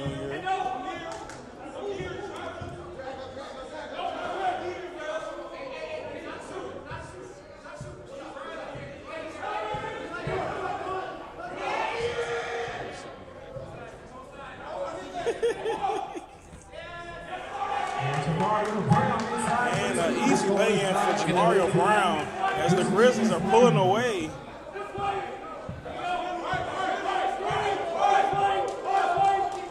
Shaw comes for the help. Robertson screaming for Shaw to roll. The Nets are always a really loud team. Bradley doesn't get it to fall. Shaw. And that'll be a jump ball. Nets are on it.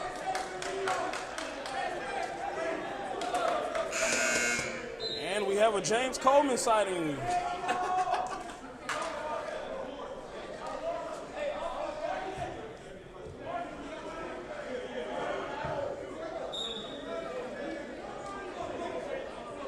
Shaw, guarded by Coleman. And foul number 8, James Coleman. That'll be his credits. Team second.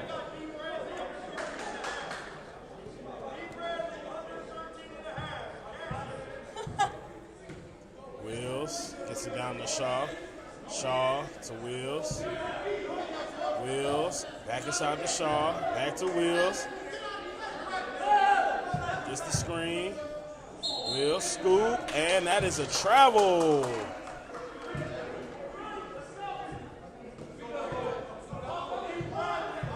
McKinney swings it to Mitchell. To McKinney. McKinney.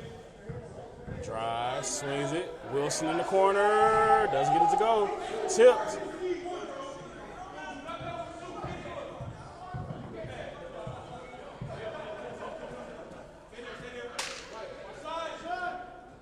And that's a missed three. Wilson swings it. McKinney swings it. White. Oh, I thought he saved it. We got a better foot angle than we do. Yeah. And Maurice Terrell and Jared Harris checking to the game.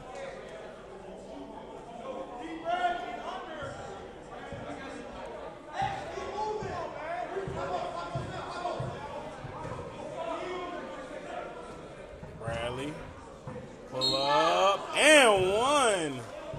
D. Bradley. And he's going to the line.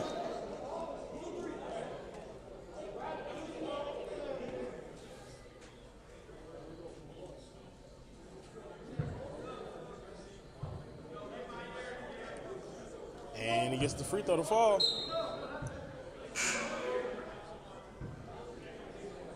And Ronnie Jackson checks into the game.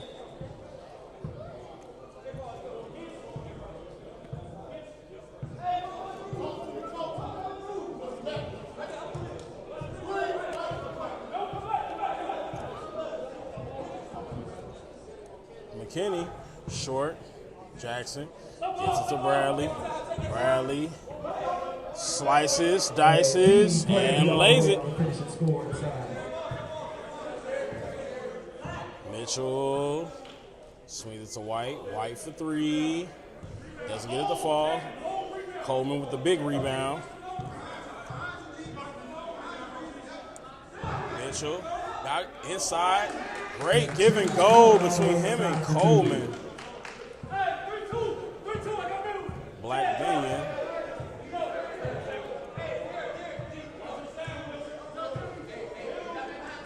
Jackson gets it to Terrell. Back to Jackson. Back to Binion. Binion with the ball fake. Gets the screen. Pull up. No good. Rebound. And foul. Number 5 goes to Terrell.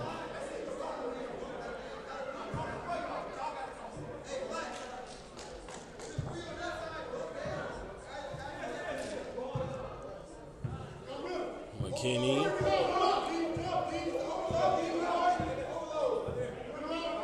Chad White. Skip pass. Mitchell to Wilson in the corner. And he doesn't get it to fall. Tipped out, and possession will go to the Nets.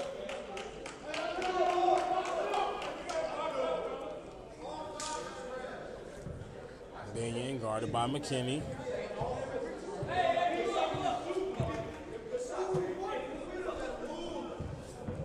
Bradley, fall away, short.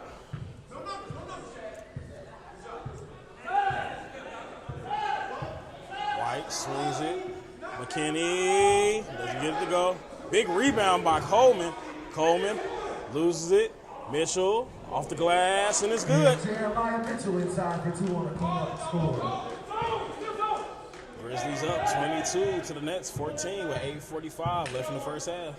Binion swings it. Terrell loses it. Back to Jackson. Bradley to Binion. Binion drives. And, yeah. Way to run into the trees. Somebody gonna foul him.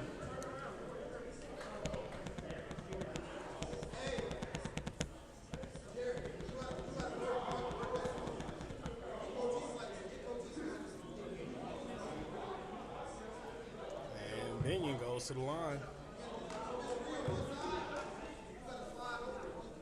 And he misses the first. Free throws are an issue. I think this whole league needs to go to a free throw clinic. Yeah. Anyone out there with a free throw clinic? We already have 1,000 entrants drive. We have plenty of people who will participate. And the tip and lay-in for Mitchell, which makes it a 10-point ball game with 7:40 left in the first half. Grizzlies up 24-14. Binion gets it to Jackson, gets it to Harris. Harris. Great hands by Coleman. Bradley holds. Ball fake. Inside. Terrell with the pull-up, and it's good. Maurice Terrell on the mid-range to score. Great vision by Bradley.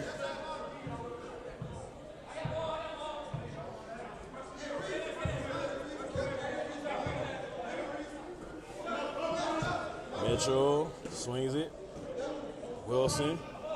Back to Hudson. Hudson. Pull up, and that'll be a foul.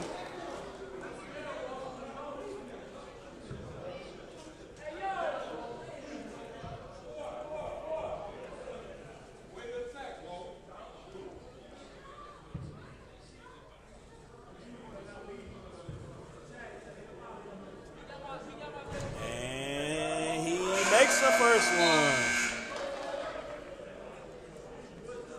Walt says he's not going to the free throw clinic. He's 100% today. 1 for 1? 1 for 1. And he makes the second. He's 2 for 2. Probably the only person of the day so far. Go 2 for 2. Chills.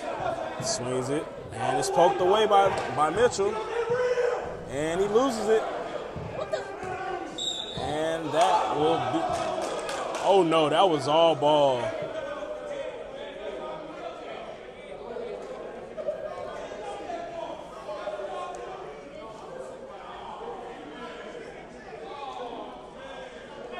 I think they called it because when he grabbed the ball, but he brought him down with it. He didn't let gotcha. go of the ball, so his whole body went down with it. Gotcha. Well, I'm then not wouldn't that saying be it's, a, I'm I not was saying, gonna say, no, well, I'm then not wouldn't saying that it's be a right. jump ball? I'm not saying it's right. I'm just saying that it was. Questionable to me, but hey. And I think it was the excitement of the dunk attempt as Wilson knocks down the free throw. Well, and then Wilson also ping pong, or not ping pong, pinball. Yeah. Ping, ping, ping, He ping. did. He went a lot.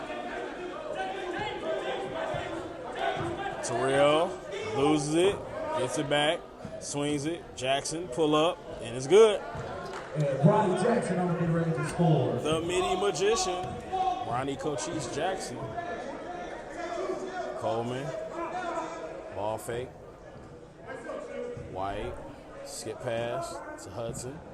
The third, swings it. Tipped. Wilson. Gets to White. White. Fall away. And that will be a foul on Chills Wheels.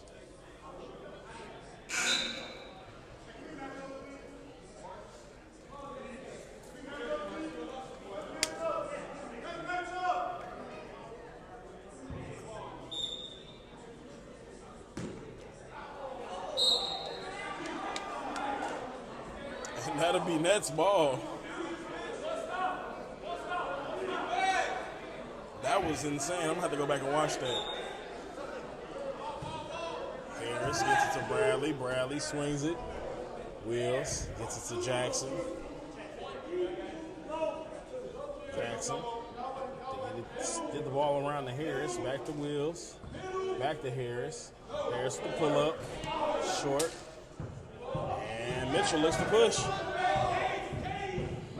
Powers up. And it's short. Harris gets it out to Jackson. Jackson, pull up, and it's off. Hudson looks to push. Gets it to Coleman. And that is an offensive foul on James Coleman.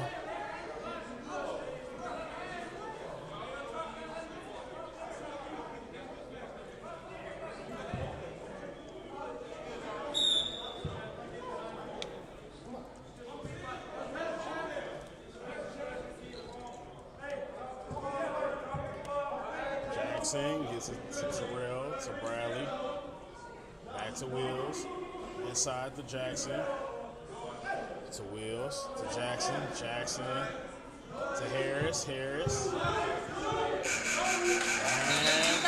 that is great defense from the Grizzlies.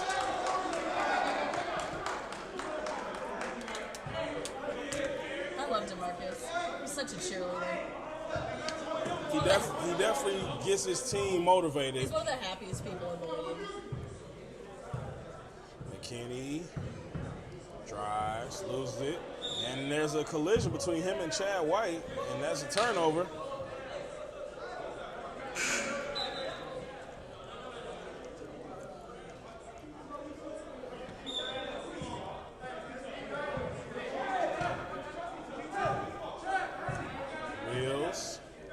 Inside to Harris. Harris to Terrell. Terrell, no look. Pull up by Jackson, short. And McKinney gets it out. Great pass to Chad White for the floater, and it's good. And the score is 30-18 with 1:30 left in the first half. Grizzlies out on an astounding run against this Nets team. Jackson, pump fake. Inside, no look to Terrell. And it's blocked by Coleman. Hudson misses the wide open lay. And Mitchell's there for the tip in.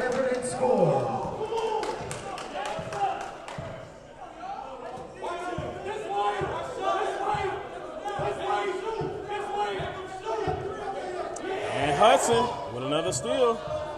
Gets it to Mitchell. Swings it, McKinney. Gets it to Coleman. Coleman loses it.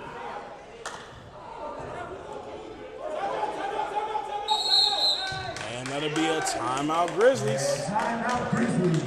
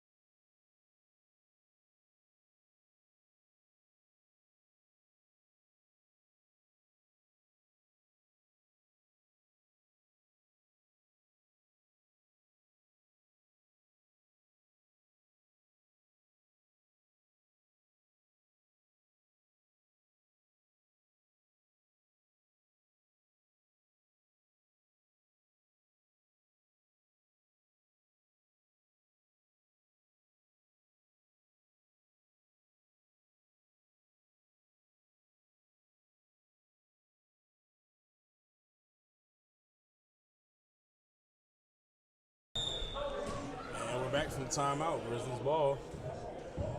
Mitchell swings it to Chad White.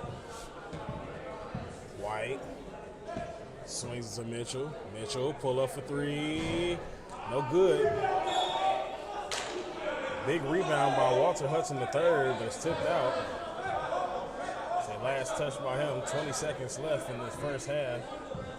Robinson Jr. with the last possession. Jackson gives it to Terrell. Nets look to hold for the last shot. Jackson doesn't get it to fall.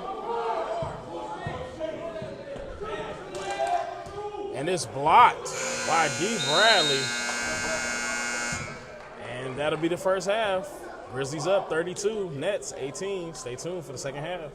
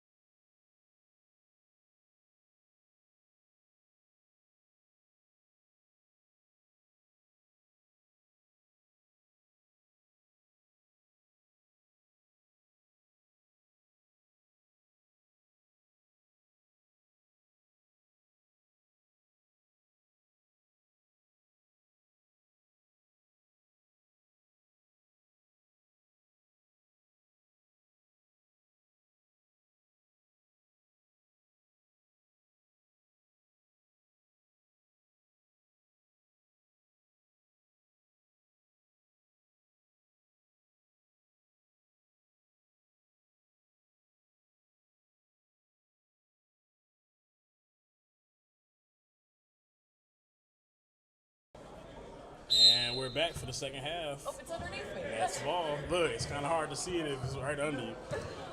Benyon gets it to Robinson gets it to Wills. Bradley, pull up. Doesn't get it to fall. Big rebound by E&O. Brown. Gets it to White. Pulls up. And he gets it to fall. Big three from Chad White. Chad's form always. Grizzlies trying to put on the cruising here. Scores 18-35. Like how Benny shoots his free throws, jumps. Yeah. Black Binion. Black Binion responds with a floater.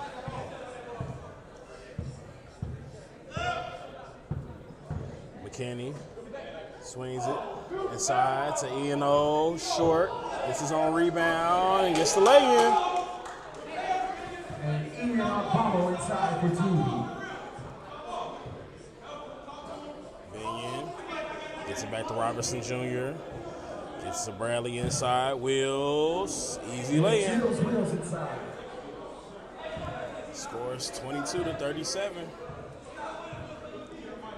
18:50 left in the ball game. McKinney gets it to Chad White. White drives, pull up, and it's good. Top bucket and score. Quanshaw drives with the chicken wrap. Swings it. Robinson Jr. swings it. Back to Robinson Jr. to Binion, floater, and it's blocked. Big block from E&O. Chad White with the push. Gets it back to White. White. Pull up from 3.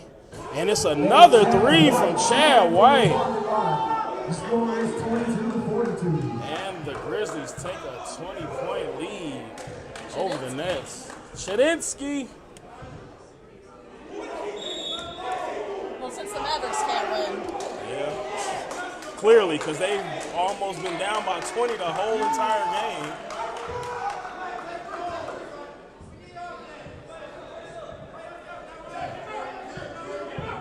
this is game 1. Kenny guarded by Robinson Jr. Great hands by D. Bradley. And Bradley with the lay-in. Mitchell with the drive. Gets it to Ian. And it's... Yeah.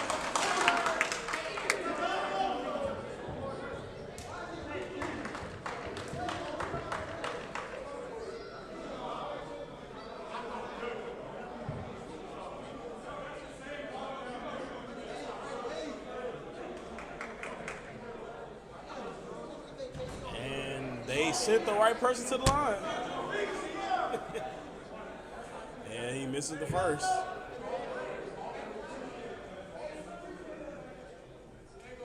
And he gets the second one.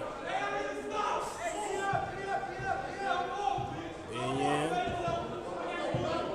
swings it to Robinson Jr. Gets to Bradley. Bradley off. And the Grizzlies end up with it. Shaw couldn't corral it. Great hands. And the easy lay. Great defense by Robinson Jr.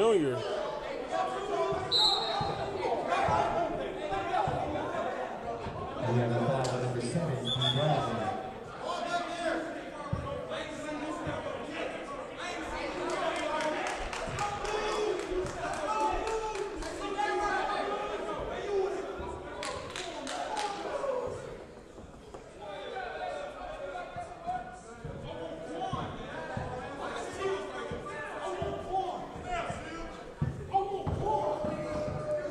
Nice strip.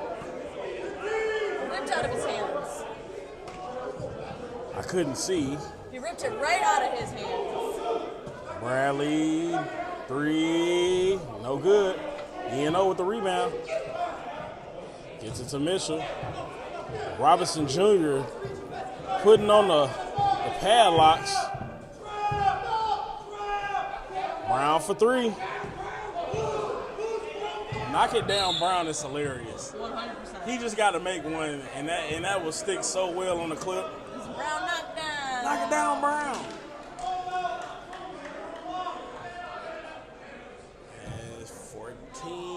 2:50 left in the game. Grizzlies up 43-26.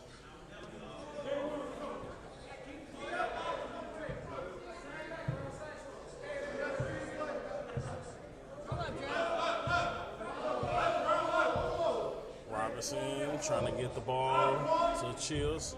Swings it back to Binion. Binion to Robinson Jr. Back to Binion. Binion drives. Goes up and it's short. Coleman.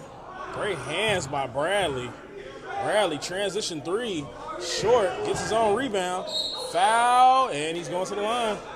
I just noticed LaVelle's not here. I was wondering, like, somebody from that starting five was missing. Because I'm like, Quan usually come off the bench. Right. So now I get it now. Dale McIntosh. As Bradley makes the first free throw. And he makes the second.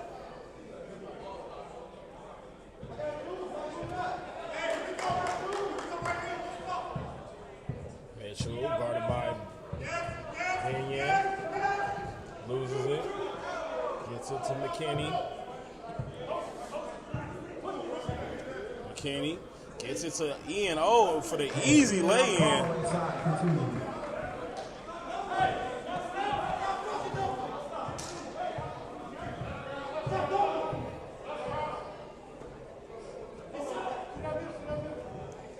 And Bradley gets another one to go. He cut the lead to 15.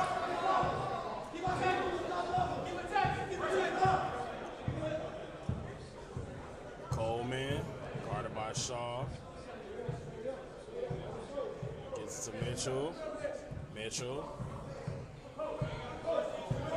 Gets it back to Coleman. Coleman spin. Powers up. Doesn't get it to go. Saved and thrown out by E&O. Great hustle.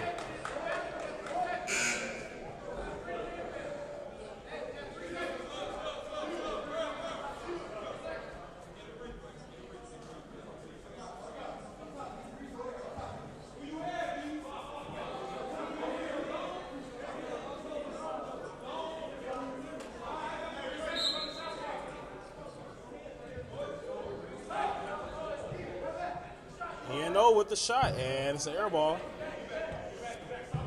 And it'll be Nets ball. Look to push.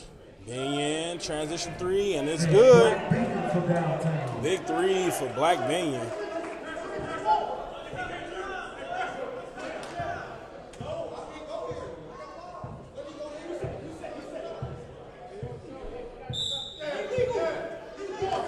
And that'll be an illegal screen. Possession goes to the Nets.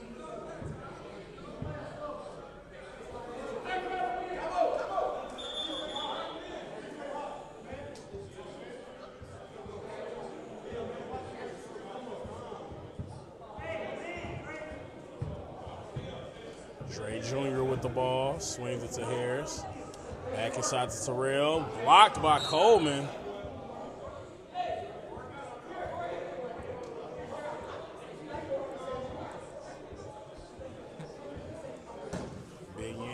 Swings it, gets it to the corner, and a rebound by Coleman.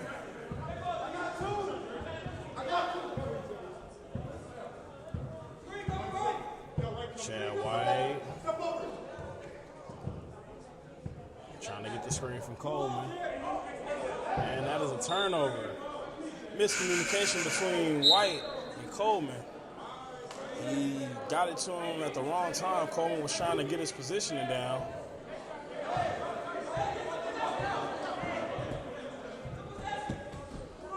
Jackson, back to Junior. And that'll be a turnover. Brown with the lay-in, and he gets it to go. The layup goes down for Brown. Bradley swings to the corner. Skip past to Jackson. Jackson sizes up. Gets to Harris, back to Jackson, down low to Terrell, and an easy lay-in, and one.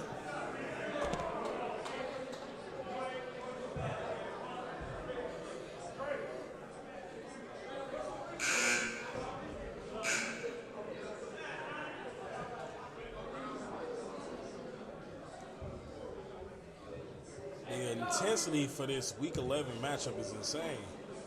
You would have thought today was the playoffs. It's a crazy day. Crazy, crazy day. And Terrell gets the free throw to fall. 9 minutes left in the ball game. Grizzlies up by 11. Nets slowly chipping away. Mitchell drives, lays, good. Jeremiah Mitchell all the way.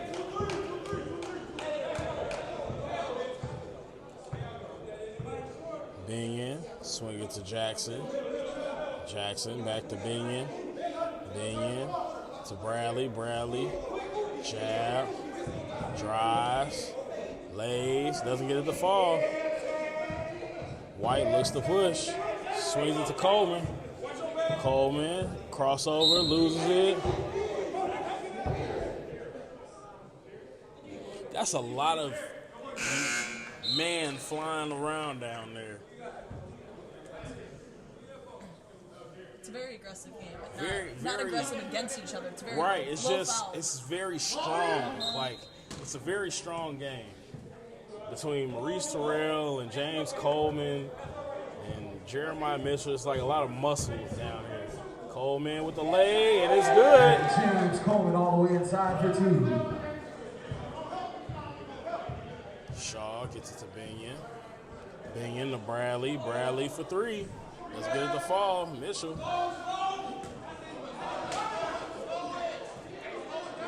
That should have been over and back. He stepped over and back with the ball in his hand. But hey, I'm not a referee. I'm a K1 broadcaster. Maybe D tipped it. We didn't see. Who knows? Coleman. Power up. Loses it. And Binion looks to push. Swings it to Jackson. Jackson transition three. And it's good. Jackson from downtown. 7:15 left in the game. Grizzlies up 51, Nets 39. You can definitely say the Nets are missing the presence of LaVale McIntosh. Brown gets it to White. White, pull up, and that is an air ball. Quan Shaw looks to push. Shaw swings it. Jackson from the corner, pump fake. Gets it inside to Terrell. Terrell powers up, and it's short.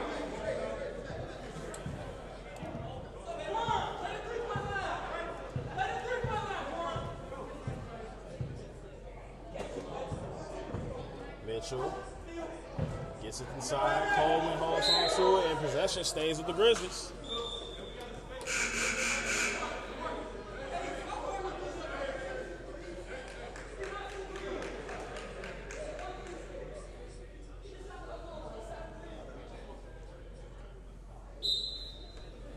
Possession stays with the Grizzlies. Chad White with the ball. Fall away, and that's a foul.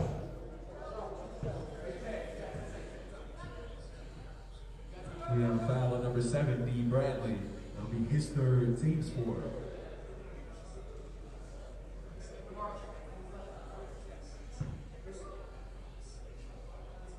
Chad White at the line, shooting two. And he gets the first to fall. 5:30 left in the ball game. Grizzlies up.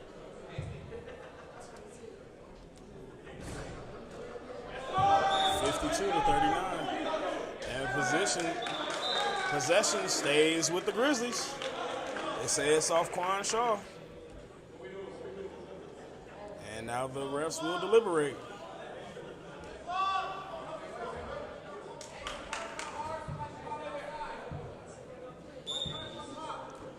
Mitchell inside the Brown. Brown fall away, short. And the Nets look to run. Bradley gets it inside to Terrell. He loses it. And Hudson loses it. Falls out of bounds. And the ball ends up with Terrell. Bradley.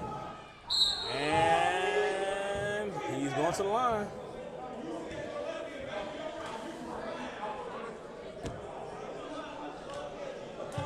We have a foul on number 3, Jamario Brown. That'll be his second.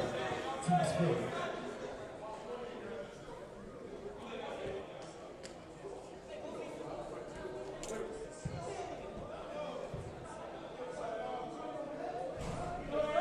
And he misses the first.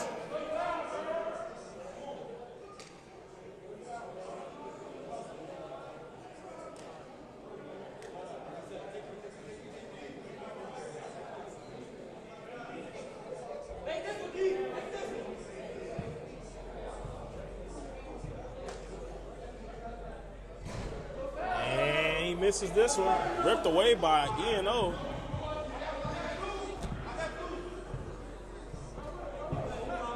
White swings it to Mitchell. Mitchell drives.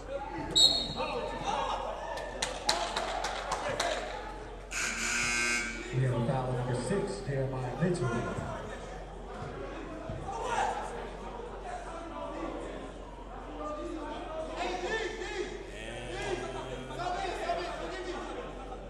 And Nets ball. And it's to Wills. Wills to Robinson Jr. Back to Wills. Wills. And tipped. And the Grizzlies hold on.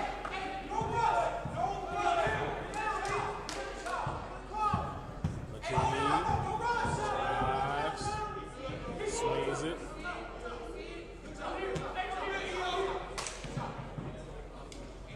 And he loses it. Like Binion, Euro in the reverse lay is good. All the way on the score. Makes the score 52 to 41. 2:25 left in the game. McKinney. Try to get as much underneath as possible. Dre got them hands. Clamp God is what they used to call him. And we have a foul on number 10.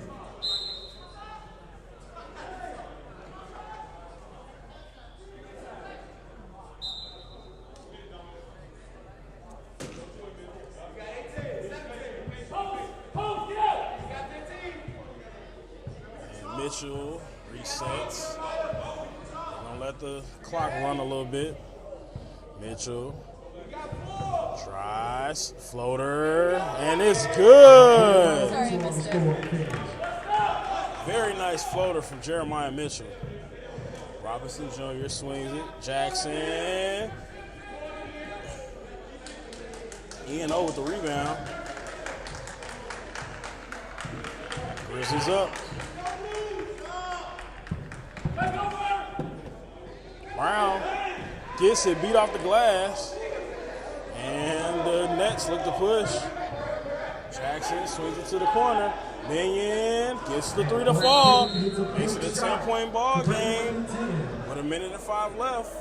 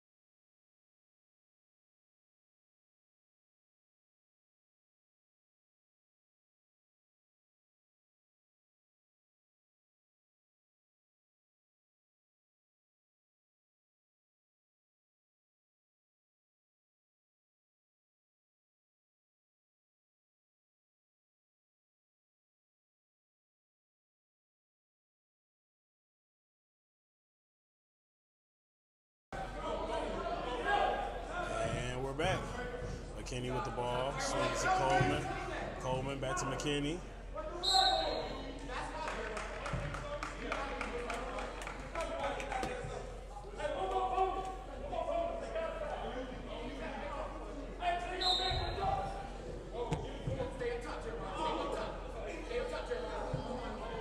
McKinney gets to White. White with the pull-up, and he smokes it.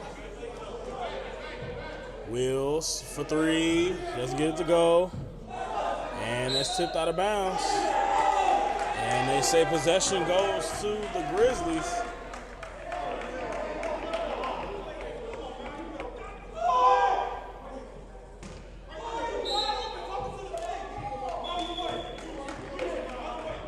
And that'll be the 1-1 Hornets. Fouls on number 6, Bob Shaw. That'll be his second, team second.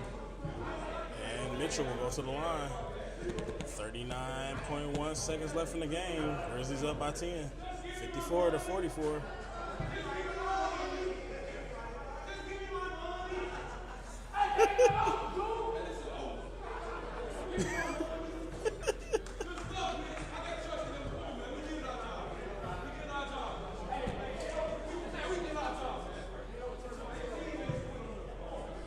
You know, Chad, you did your job.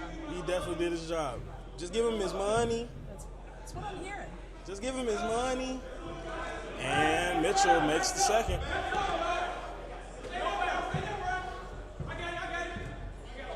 Wills, lay, and it's good. And Cheryl's Wheels on the finishing score. Makes it a 10-point game again. McKinney swings it.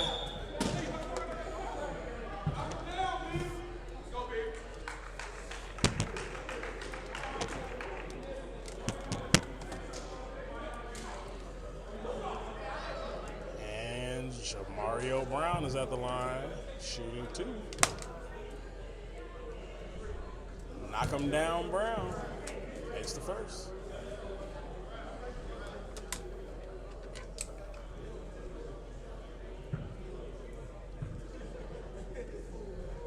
And he misses the second. I don't even know why he missed it, but okay. Binion misses. Rebound by McKinney. McKinney gets it to Brown. Brown scoops and misses.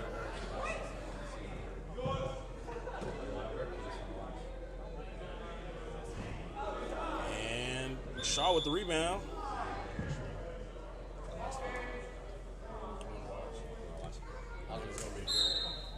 And that'll be the ball game, folks, as the Grizzlies come away. And the Grizzlies come with the win, 57 to the Nets 46.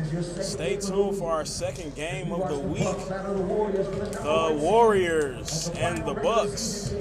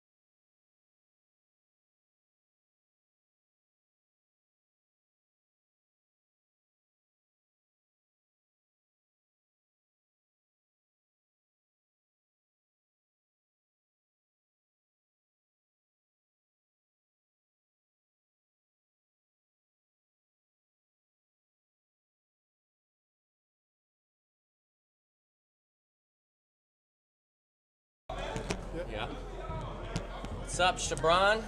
What's up, John? Let's do this. Game 66. John and Shabron. That's right. Winner gets the #1 seed. Last game of the regular season. And Bucks get the first bucket. Tristan Schwartz with the lay. Spurs are locked into the 2 seed. The Lakers are going to be the 4. And the Nets are going to be the 5. And again, winner here will be the #1 seed. And the loser's third. Yes, correct. Sorry. The loser's #3. That's me doing math. Feel free to do play-by-play, and I'll chime in. Okay. Nathan Yaki with that layup right there. Gets the Bucks up 4-0. So, what picks you got for the playoffs? Oh, Marshall coming in, getting the first bucket for the Warriors.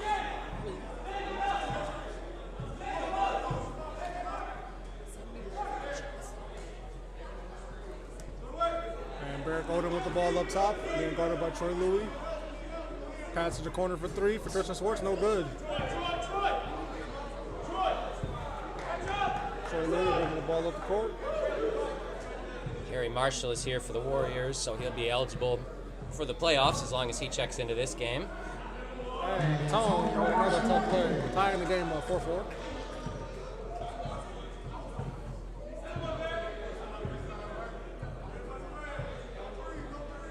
It's Schoon on Yaki so far over there. Nice pass Another from tough play Yaki. for Yaki. Yaki was probably in the MVP race going into last week.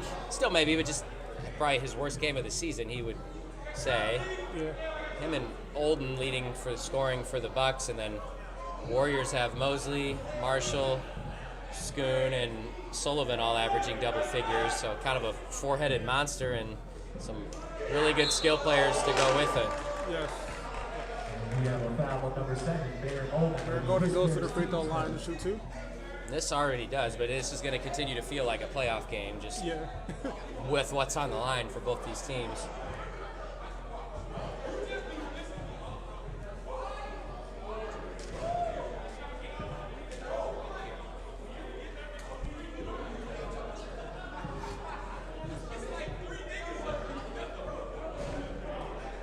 Grizzlies who just go ahead. So the Grizzlies who just won are pumped. They moved up to the #9 seed, and so it's a big win over the Nets, who kind of fell apart down the stretch. They were 5-0 and finished 6-5, so they Yeah. fall away to the 5 seed. Yeah, I was not expecting that. I had Yeah. them as the worst out of the top 4 at the halfway mark, Yeah. but I didn't expect them to fall You can this go far. to 5. So LJ Harris, who I know that is not a one-man show, but the impact of LJ not being here down the stretch certainly can't be understated. They were 5-0 with him, and then 1-5 without him, and so Yeah.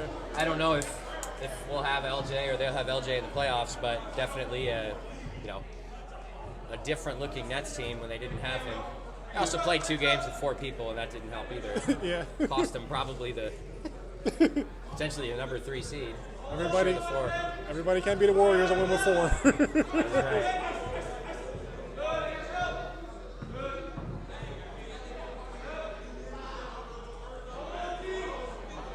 Tyree Mosley with the ball in the corner being guarded by Schwartz Tristan is really Schwartz. riding him.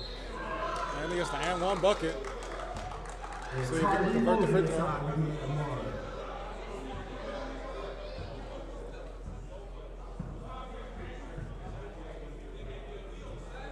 And the free throw good. Giving the Warriors a lead, 8-7. Oh, it's Pacers at 6. Oh, is it not till 6? Okay. Just throw up the schedule then. And out of bounds. Ball stays here with the Bucks. Thank you.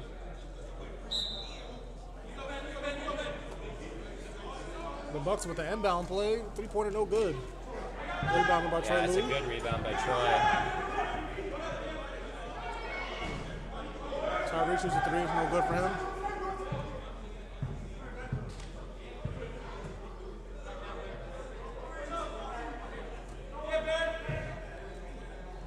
Probably got fouled on that too. Yeah, good bucket by Barrett Golden right there. Both teams are getting inside and getting tough lays to go. Just noticed Coach Caleb Johnson not here for the Bucks. Hope he's okay.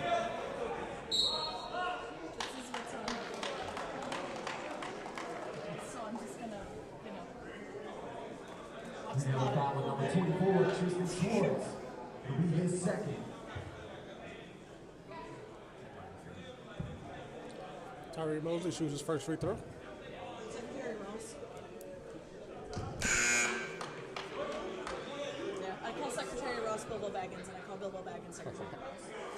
Of course, Mosley's won, and the coaching won the last 2 championships for these Warriors, who've kind of had a, different pieces each year. But Tone Marshall has been on both. Miko joined last year, and Brooks joined this year. Harry Marshall was on last year's team. I think Brooks was an excellent addition to just put them over the top. Yeah, and they lost Latrell, and Brooks and Latrell are different types of players, but they needed somebody like that with a little bit of length, a little bit of inside presence. Yes. So him and Troy can do a lot of that rebounding. And Tyree Mosley with the block.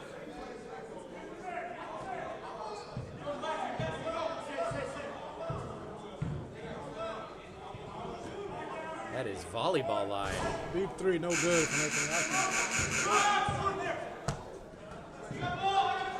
Tone with the ball.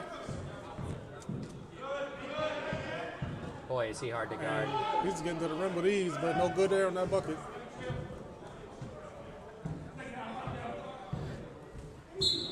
It doesn't look like Tone Marshall has lost a step.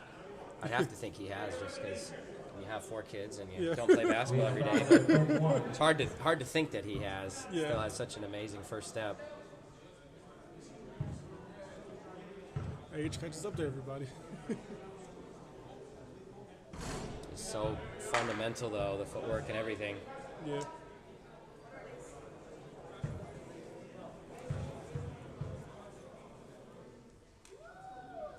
Nathan Yaki goes 2 for 2.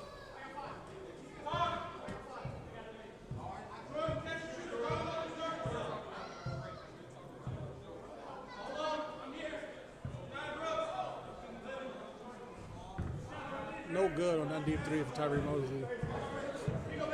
Do you think if Yaki has another 35-point game, he'll be in the front running for MVP?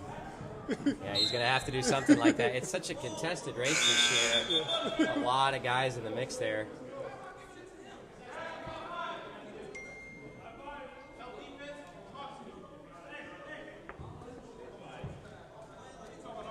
And you get the bracket in front of you for what is determined now, which is all but these last 2 seeds. Again, the winner here gets the 1, and the loser will be the 3, with the Spurs locked into that 2 spot. The Spurs were destined to change everybody's mind from the midway point of the season. So Yeah, they've been the hottest team for sure. And if the Warriors went out, though, they'll be on a similar winning streak, only having lost that game to the Spurs this whole year. Yes. Warriors can never beat the Spurs. Man, offensive board after offensive board for the Bucks. Have they ever? Out of bounds. Stay Once. serious. The Spurs have really had the Warriors' number over the years. Interestingly, they don't really match up in the playoffs. It just hasn't materialized to be a frequent matchup. That is Harry Marshall, who is now eligible for the postseason. Could leave this game and head home, and he'd still be able to. And Cookie by Tyree.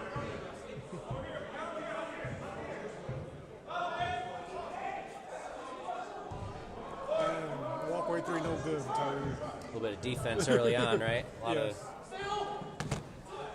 There it is, a lot of But defense. still. And layup finish on the other end.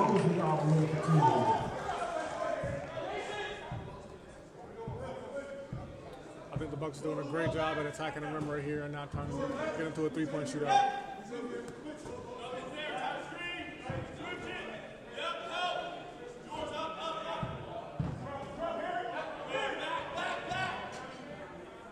Nice pump fake.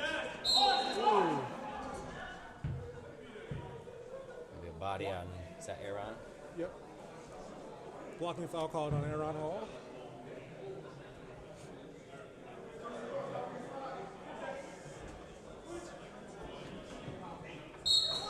And Barrett Golden goes to the free throw line to shoot 2. We have a foul at number 5. I feel like he's one of the X factors in this game if the Bucks are to pull this thing off, which not saying they can't, it's just it's hard to bet against the Warriors when you get down to this part of the season. The way that they've played down the stretch over the years, they are just don't lose many games at the end of the season. And this is where that difference comes in for this different look Warriors team. Yeah. Without that rebounding from Trail. Barrett is cutting on the board. Yeah. If you were to pinpoint a weakness, and I don't even think weakness is the right word, it's just, maybe that's where they're most vulnerable, but they make up for it in other ways. Yeah. Which if another team is bigger than you isolate them and pick and roll, and the way they shoot the ball, they've never seemed to care the lack of size. They just, the way they play offense, it doesn't really get to them. It's so dynamic in how they run their offense.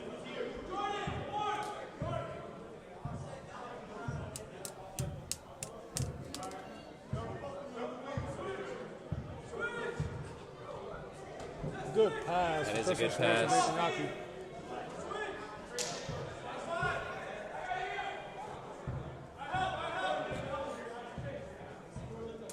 Tom Marshall with the ball.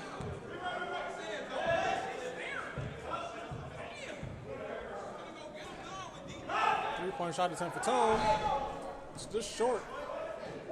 Tyree. Wow. And gets the bank shot to go. That is tough, isn't it? Yes, one bucket. The Warriors are enjoying this two-man with Tyree and Tone right now. I feel like second half they're going to just give Brooks the ball. Yeah. Boyd and Olden coming out. I didn't see. I think it was Green and either Davis or Olsen. Olsen may have already been in. Swartz shoots again. Three-point good. I think that's the first three-point made by the Bucks. Swartz, Olden, and Yaki and Davis were all selected to the All-Star game for the Bucks, and then Marshall, Mosley, Sullivan, and Schoon for the Warriors. So each team netted 4. That man is Was any of them on that winning team for All-Star break? Yaki was. Swartz was on the team who lost in the finals. Another three-point good for the Bucks.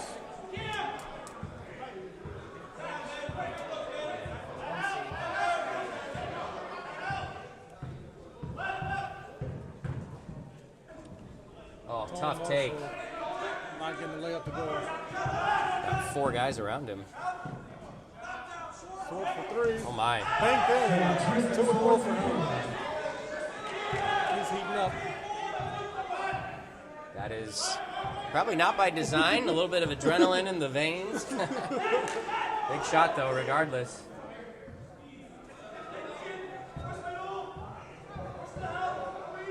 Tyree with the post, no good. Out of bounds, stays here with the Warriors. If you're going to beat this Warriors team, you cannot give them second and third chances on offense. I know that much. You cannot give up offensive rebounds. Yeah, and the Warriors play bigger than they are, but you cannot get out-hustled on the offensive glass, or don't even bother. Tyree's looking like Kevin Durant out there with these post shots that he's hitting on to the Schwartz.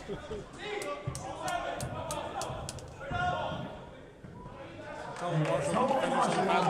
think Tristan might already have 2 fouls. He for sure has 1, and he just can't pick up your third that early in the game. One of their better defenders. Yeah. And charge.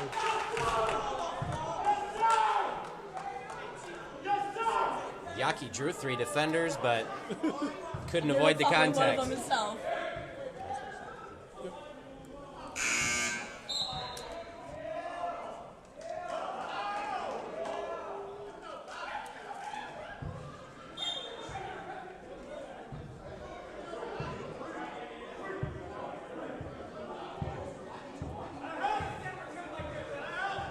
Aaron bringing the ball up the court for the Warriors.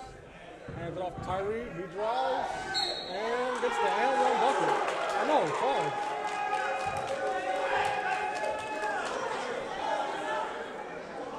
I don't know. I feel like he's in the restricted area right there. Is that what Tyree felt like? Yeah. Well, if he was, then it's not a charge, and if he wasn't, then they're saying down there he was outside of it. I couldn't tell from here. Also not the right angle. Oh, they're so active on defense. Their hands are everywhere. Another steal for the Warriors.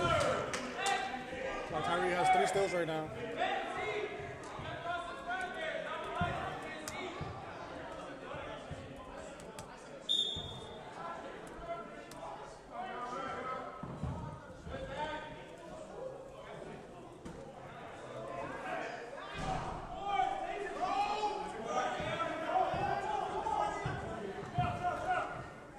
Cam Davis with the ball.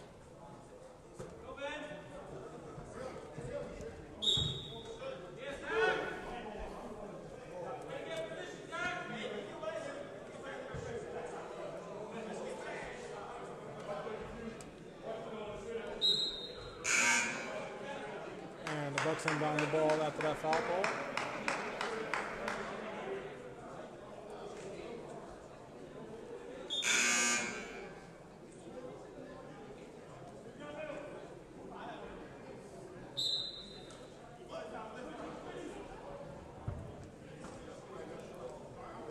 Derek Odom backing down Troy Louis.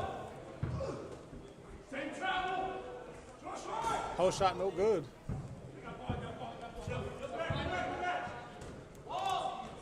Can't leave that guy open. Absolutely not. Nico Sullivan's money.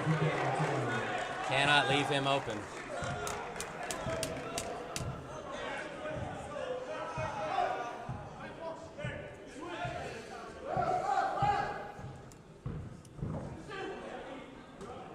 Swartz to Derek Odom for 3. Bang! Ping pong. See what this game means to both teams.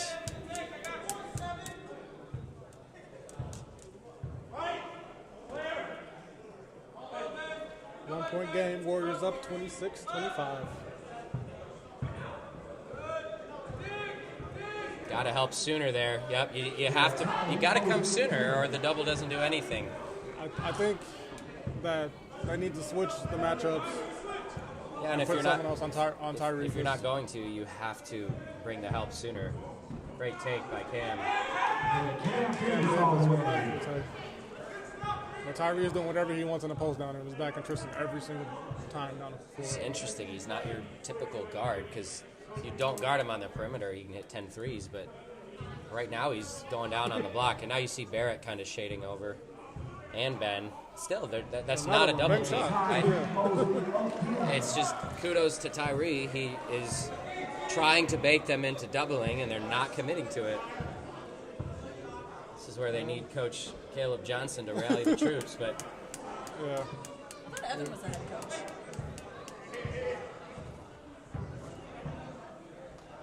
Tristan with a tough bucket. great take. I don't know how many buckets Tyree has scored in a row, but if he gets another look in single coverage, I know this is not football, I might send you down to talk to the Bucks myself. There it is. Finally missed. Mosley, one of the most gifted scorers we've seen. And Ben Green.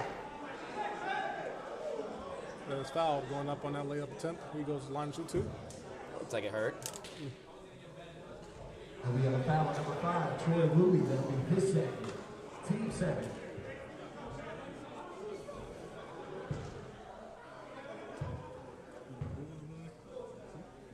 No. Mark Conley, 62 points. Tyree's going to keep going down on the post. I understand you want Barrick on Troy, but I'll let Troy beat me than Tyree.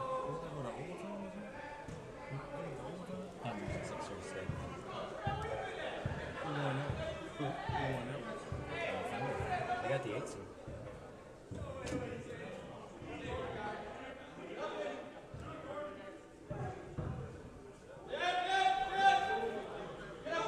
Tyree, fadeaway 3. Bang!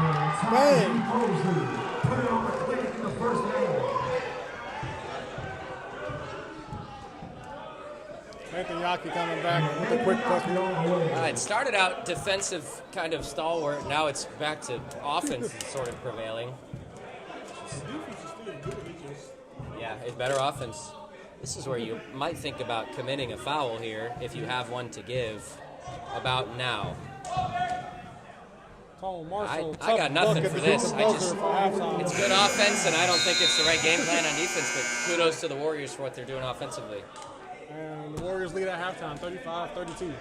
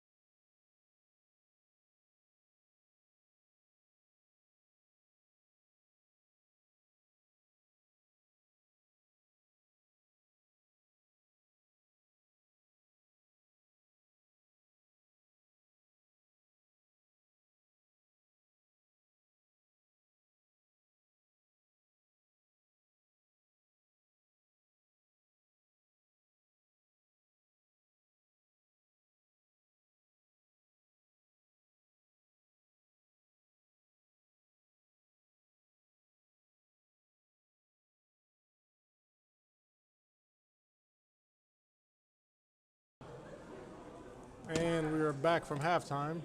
Let's see if the Bucks change up their defensive strategy and not just let Tyree go one-on-one every possession. Looks like it's going to be Yaki on him to start. Step back three for Tyree, no good.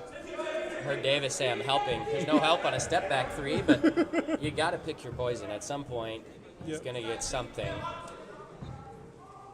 Only thing you can do is try to deny him the ball if you can do that. Barrick working down low in the post. And Wow. good step through for him. Bucket good. I think Tyree had help there, and then his help may have left him. Yeah, he's asking Troy. He's like, why didn't you stay? Yeah, again, some skilled offensive players on both these teams. No question about that. Tone Marshall going up against Cam Davis. Tyree Schwartz again. Here comes the double team. That's what they want. But they're leaving Miko wide open. Yeah, somebody's going to get a look, and it's going to be a good player. That's just what this Warriors team is. Yep.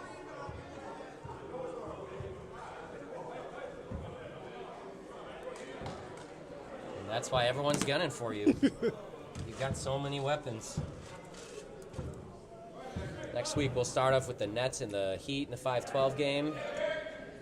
As Olden hits a three. We'll have the Celtics and Sixers in the 6-11 game, with the Hornets and Bulls in the 7-10, and then the Thunder Grizzlies in the 8-9. And then those 4 winners will take on the 4 top seeds who all had a bye. And that shot no good for Miko Sullivan. Do you have a pick this year for the playoffs? No, is the easy answer. I really think there's 5 or 6 teams that could win it. Obviously, the top 5 teams are all above 500 and at their best are just loaded, but next week's the first round, yeah. Correct. The last game starts at 7:50.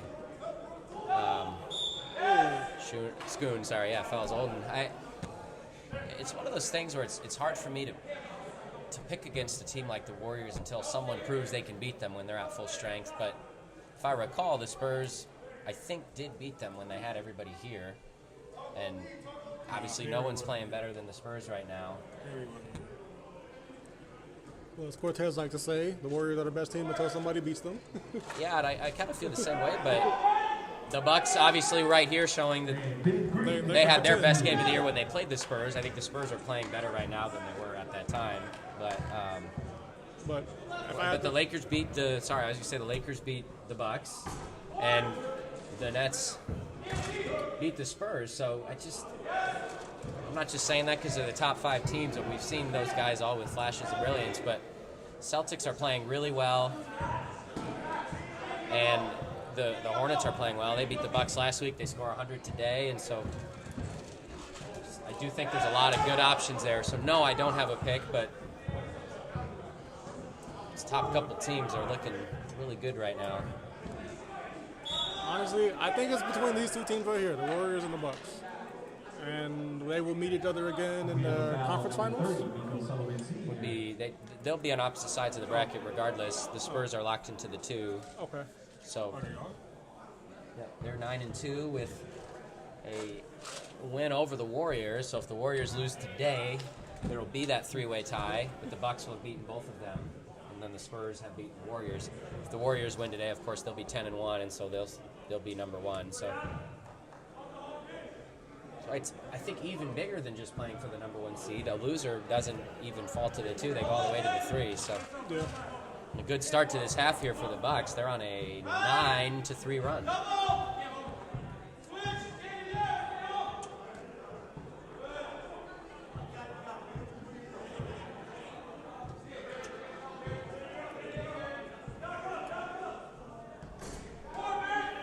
And shot no good.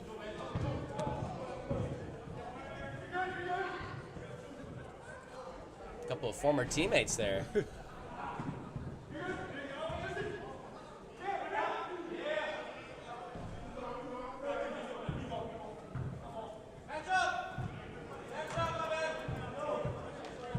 Tom Marshall getting in down low, and layup no good.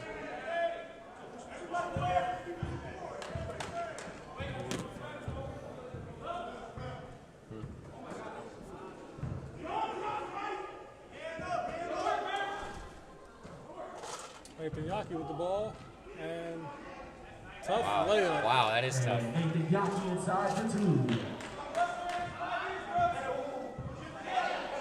5-point lead for the Bucks here.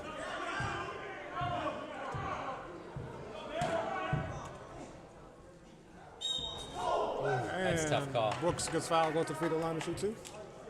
And we have a foul on number 7, Derek Olden.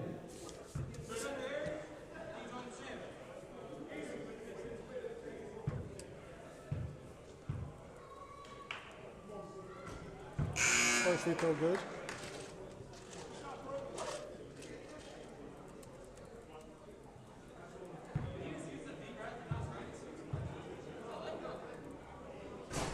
And he misses the second.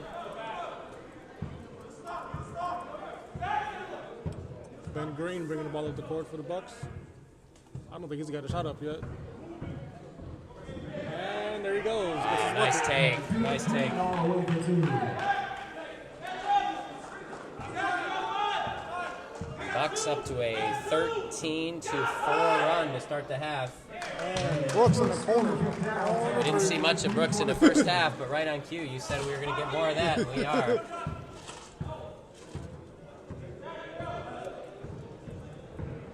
Nathan Yaki with the baseline drive and blocked by Tyree. Tyree is just excellent on defense and offense this game.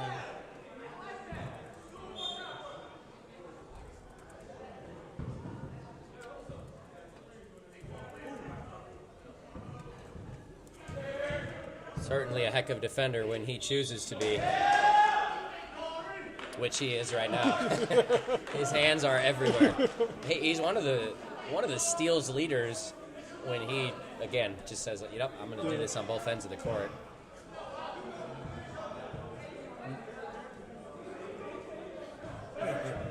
Eric Odom, first free throw good.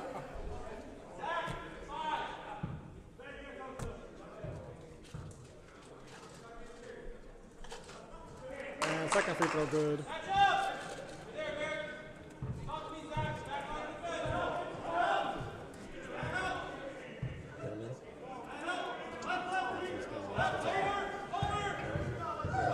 Tyree Mosley with the drive and lay good. He's doing whatever he wants to do out there on offense. He's got to come out.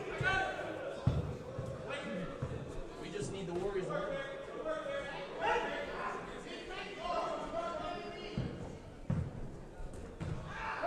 And Brooks got a piece of that ball, but the Bucks still retain possession. And Yaki with the float good. Yaki short off the footwork for the score.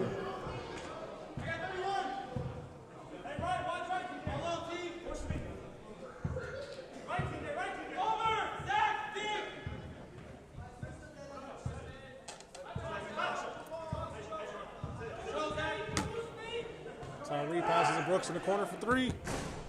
No good. Look at Louis there. So Louis getting the offensive Big boards.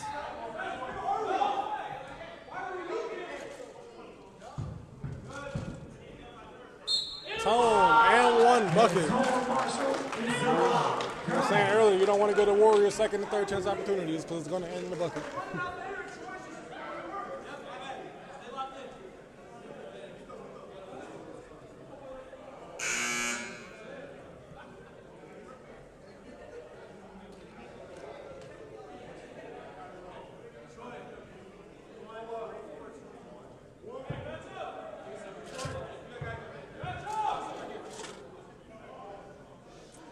Little three-point play, eh?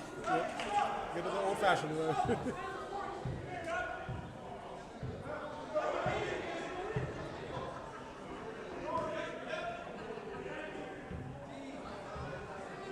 Good defense for the Warriors right there. And travel. Guess he didn't have possession for the timeout. He only had possession for the travel. Got it. Thought it might have been a jump ball at the very least.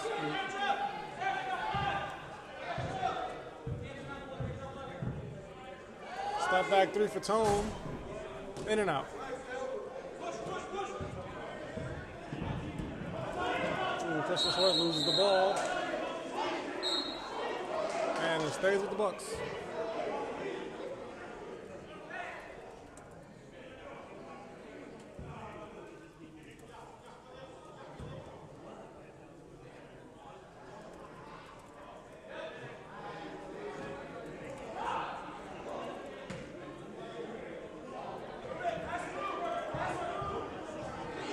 And good rip by Troy Louis. Slowing it down.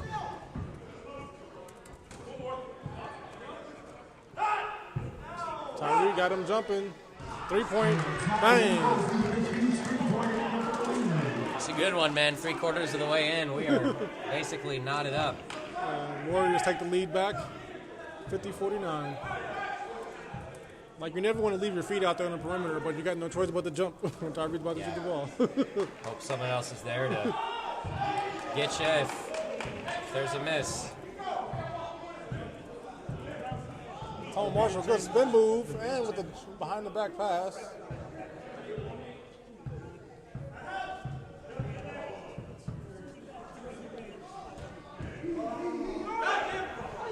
And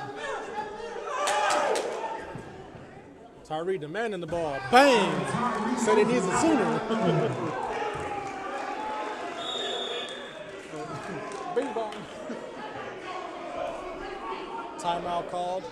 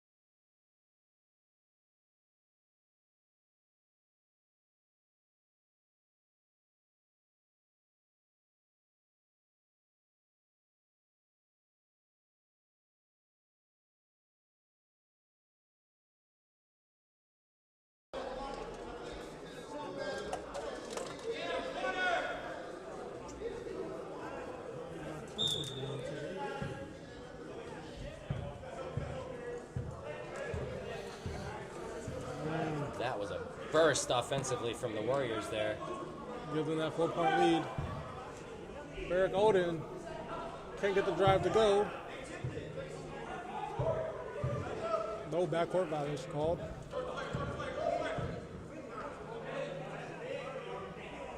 And corner 3, no good.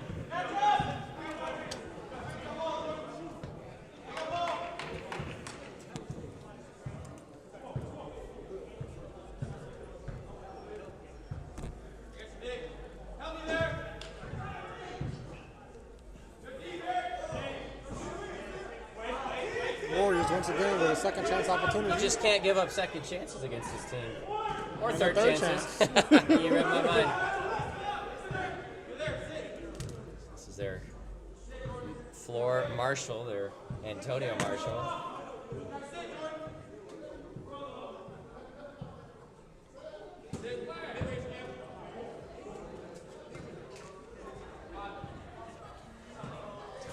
And Tom Marshall with 3. And a big shot from Antonio Marshall. You give them a 7-point lead. Okay.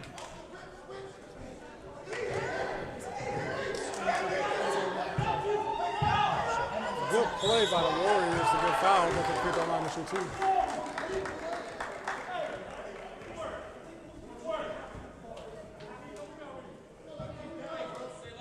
And a foul on number 24, Tristan Swartz. That'll be his third. Team's third.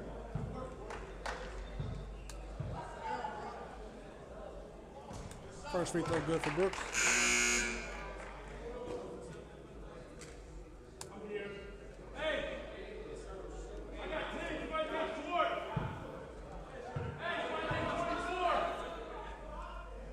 And second free throw good. And just like that, the Warriors are putting themselves in a position to close this game out.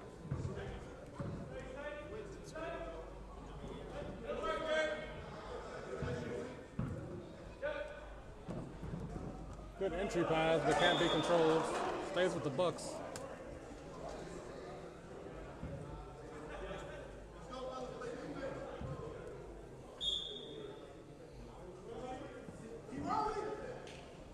You're good. And knocked away again by the Warriors. Bucks ball.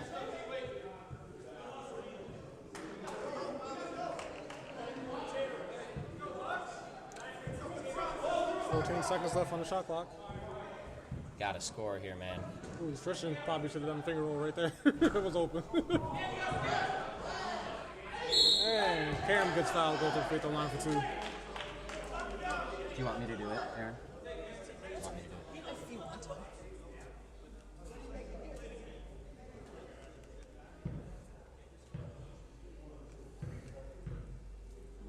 Might be easier. First free throw good.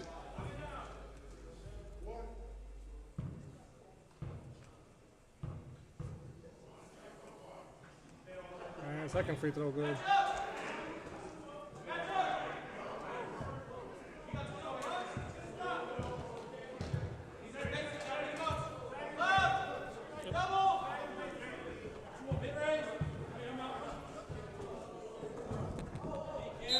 bounds. Stays with the Warriors.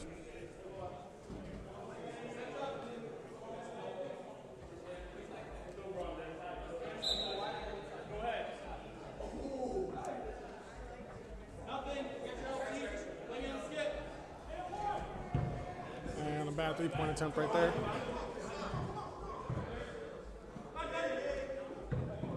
Nathan Yaki driving, easy way.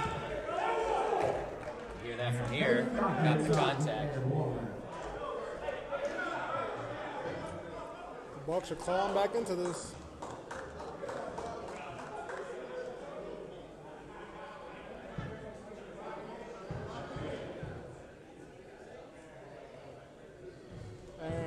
And one converted, makes this a 4-point game with 3 minutes and 50 seconds remaining.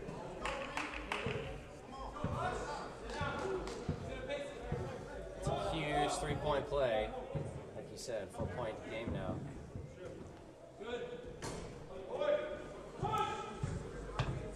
Tyree is killing that backboard right now. Barrett, easy drive, and one call. Wow. Overtime and one.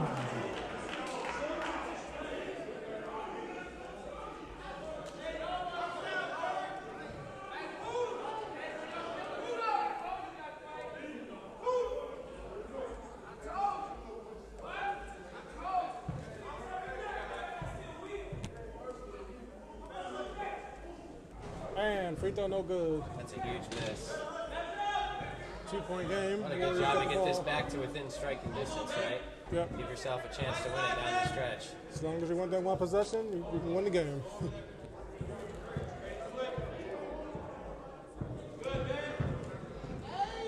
Tone Too with good. the easy Too drive. good offensively.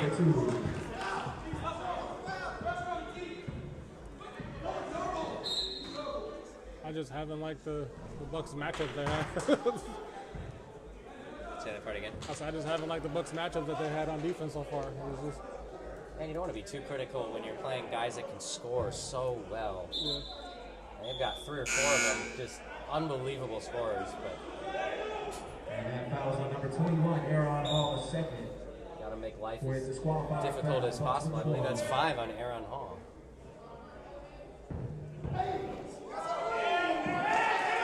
Aaron with the bucket. Looking for the charge.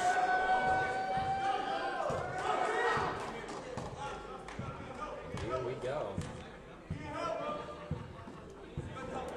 Game 66 comes down to the wire again. Bucks haven't had a lot of close games this year. Yeah. Lakers a little bit, but Lakers were kind of in control down the stretch.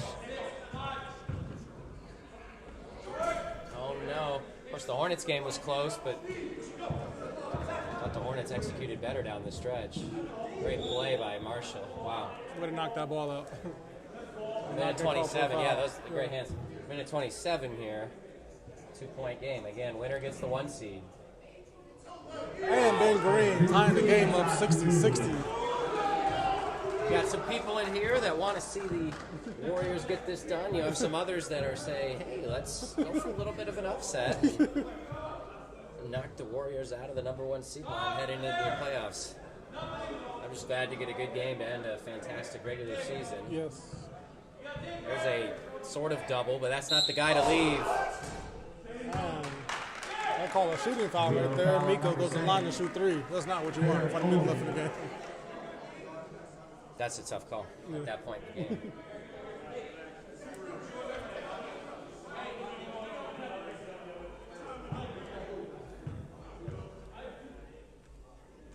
First free throw good.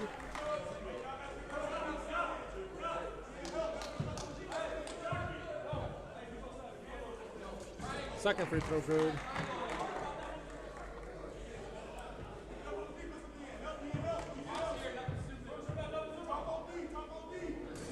And he misses his third. 2-point game. This is where your best players, you've got to take your biggest shots. See what the call is. 4 fouls Player they're running on the here. Bucks. The Warriors have 6 against them.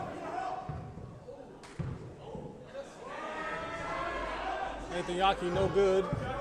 Warriors looking to hold the ball here.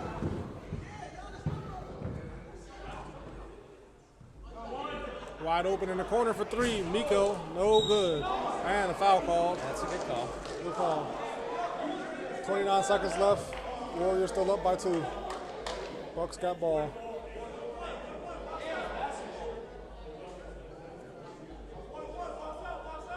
That is 7 on the Warriors, so the Bucks are going to shoot 1 and 1. And that is the 1-and-1 bonus. The Bucks have an opportunity to tie on this possession. To say the least, these are big free throws. And Tristan makes the first one, 1 point game. Or 1 point game, excuse me. No pressure, but pressure to tie the Yeah, game seriously. I mean, you could say that, but there is every bit of it here. Ice in his veins. He makes it, ties the game.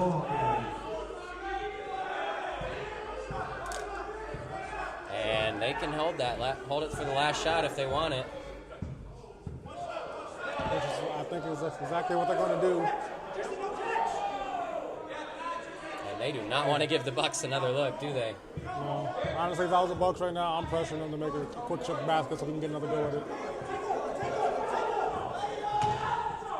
No foul calls. And Brooks with the buzzer beater to win the game. What a series of events. The Bucks won with the foul not called. Tyree gets a shot up, and Brooks with the putback to win the game. That's a tough one right there.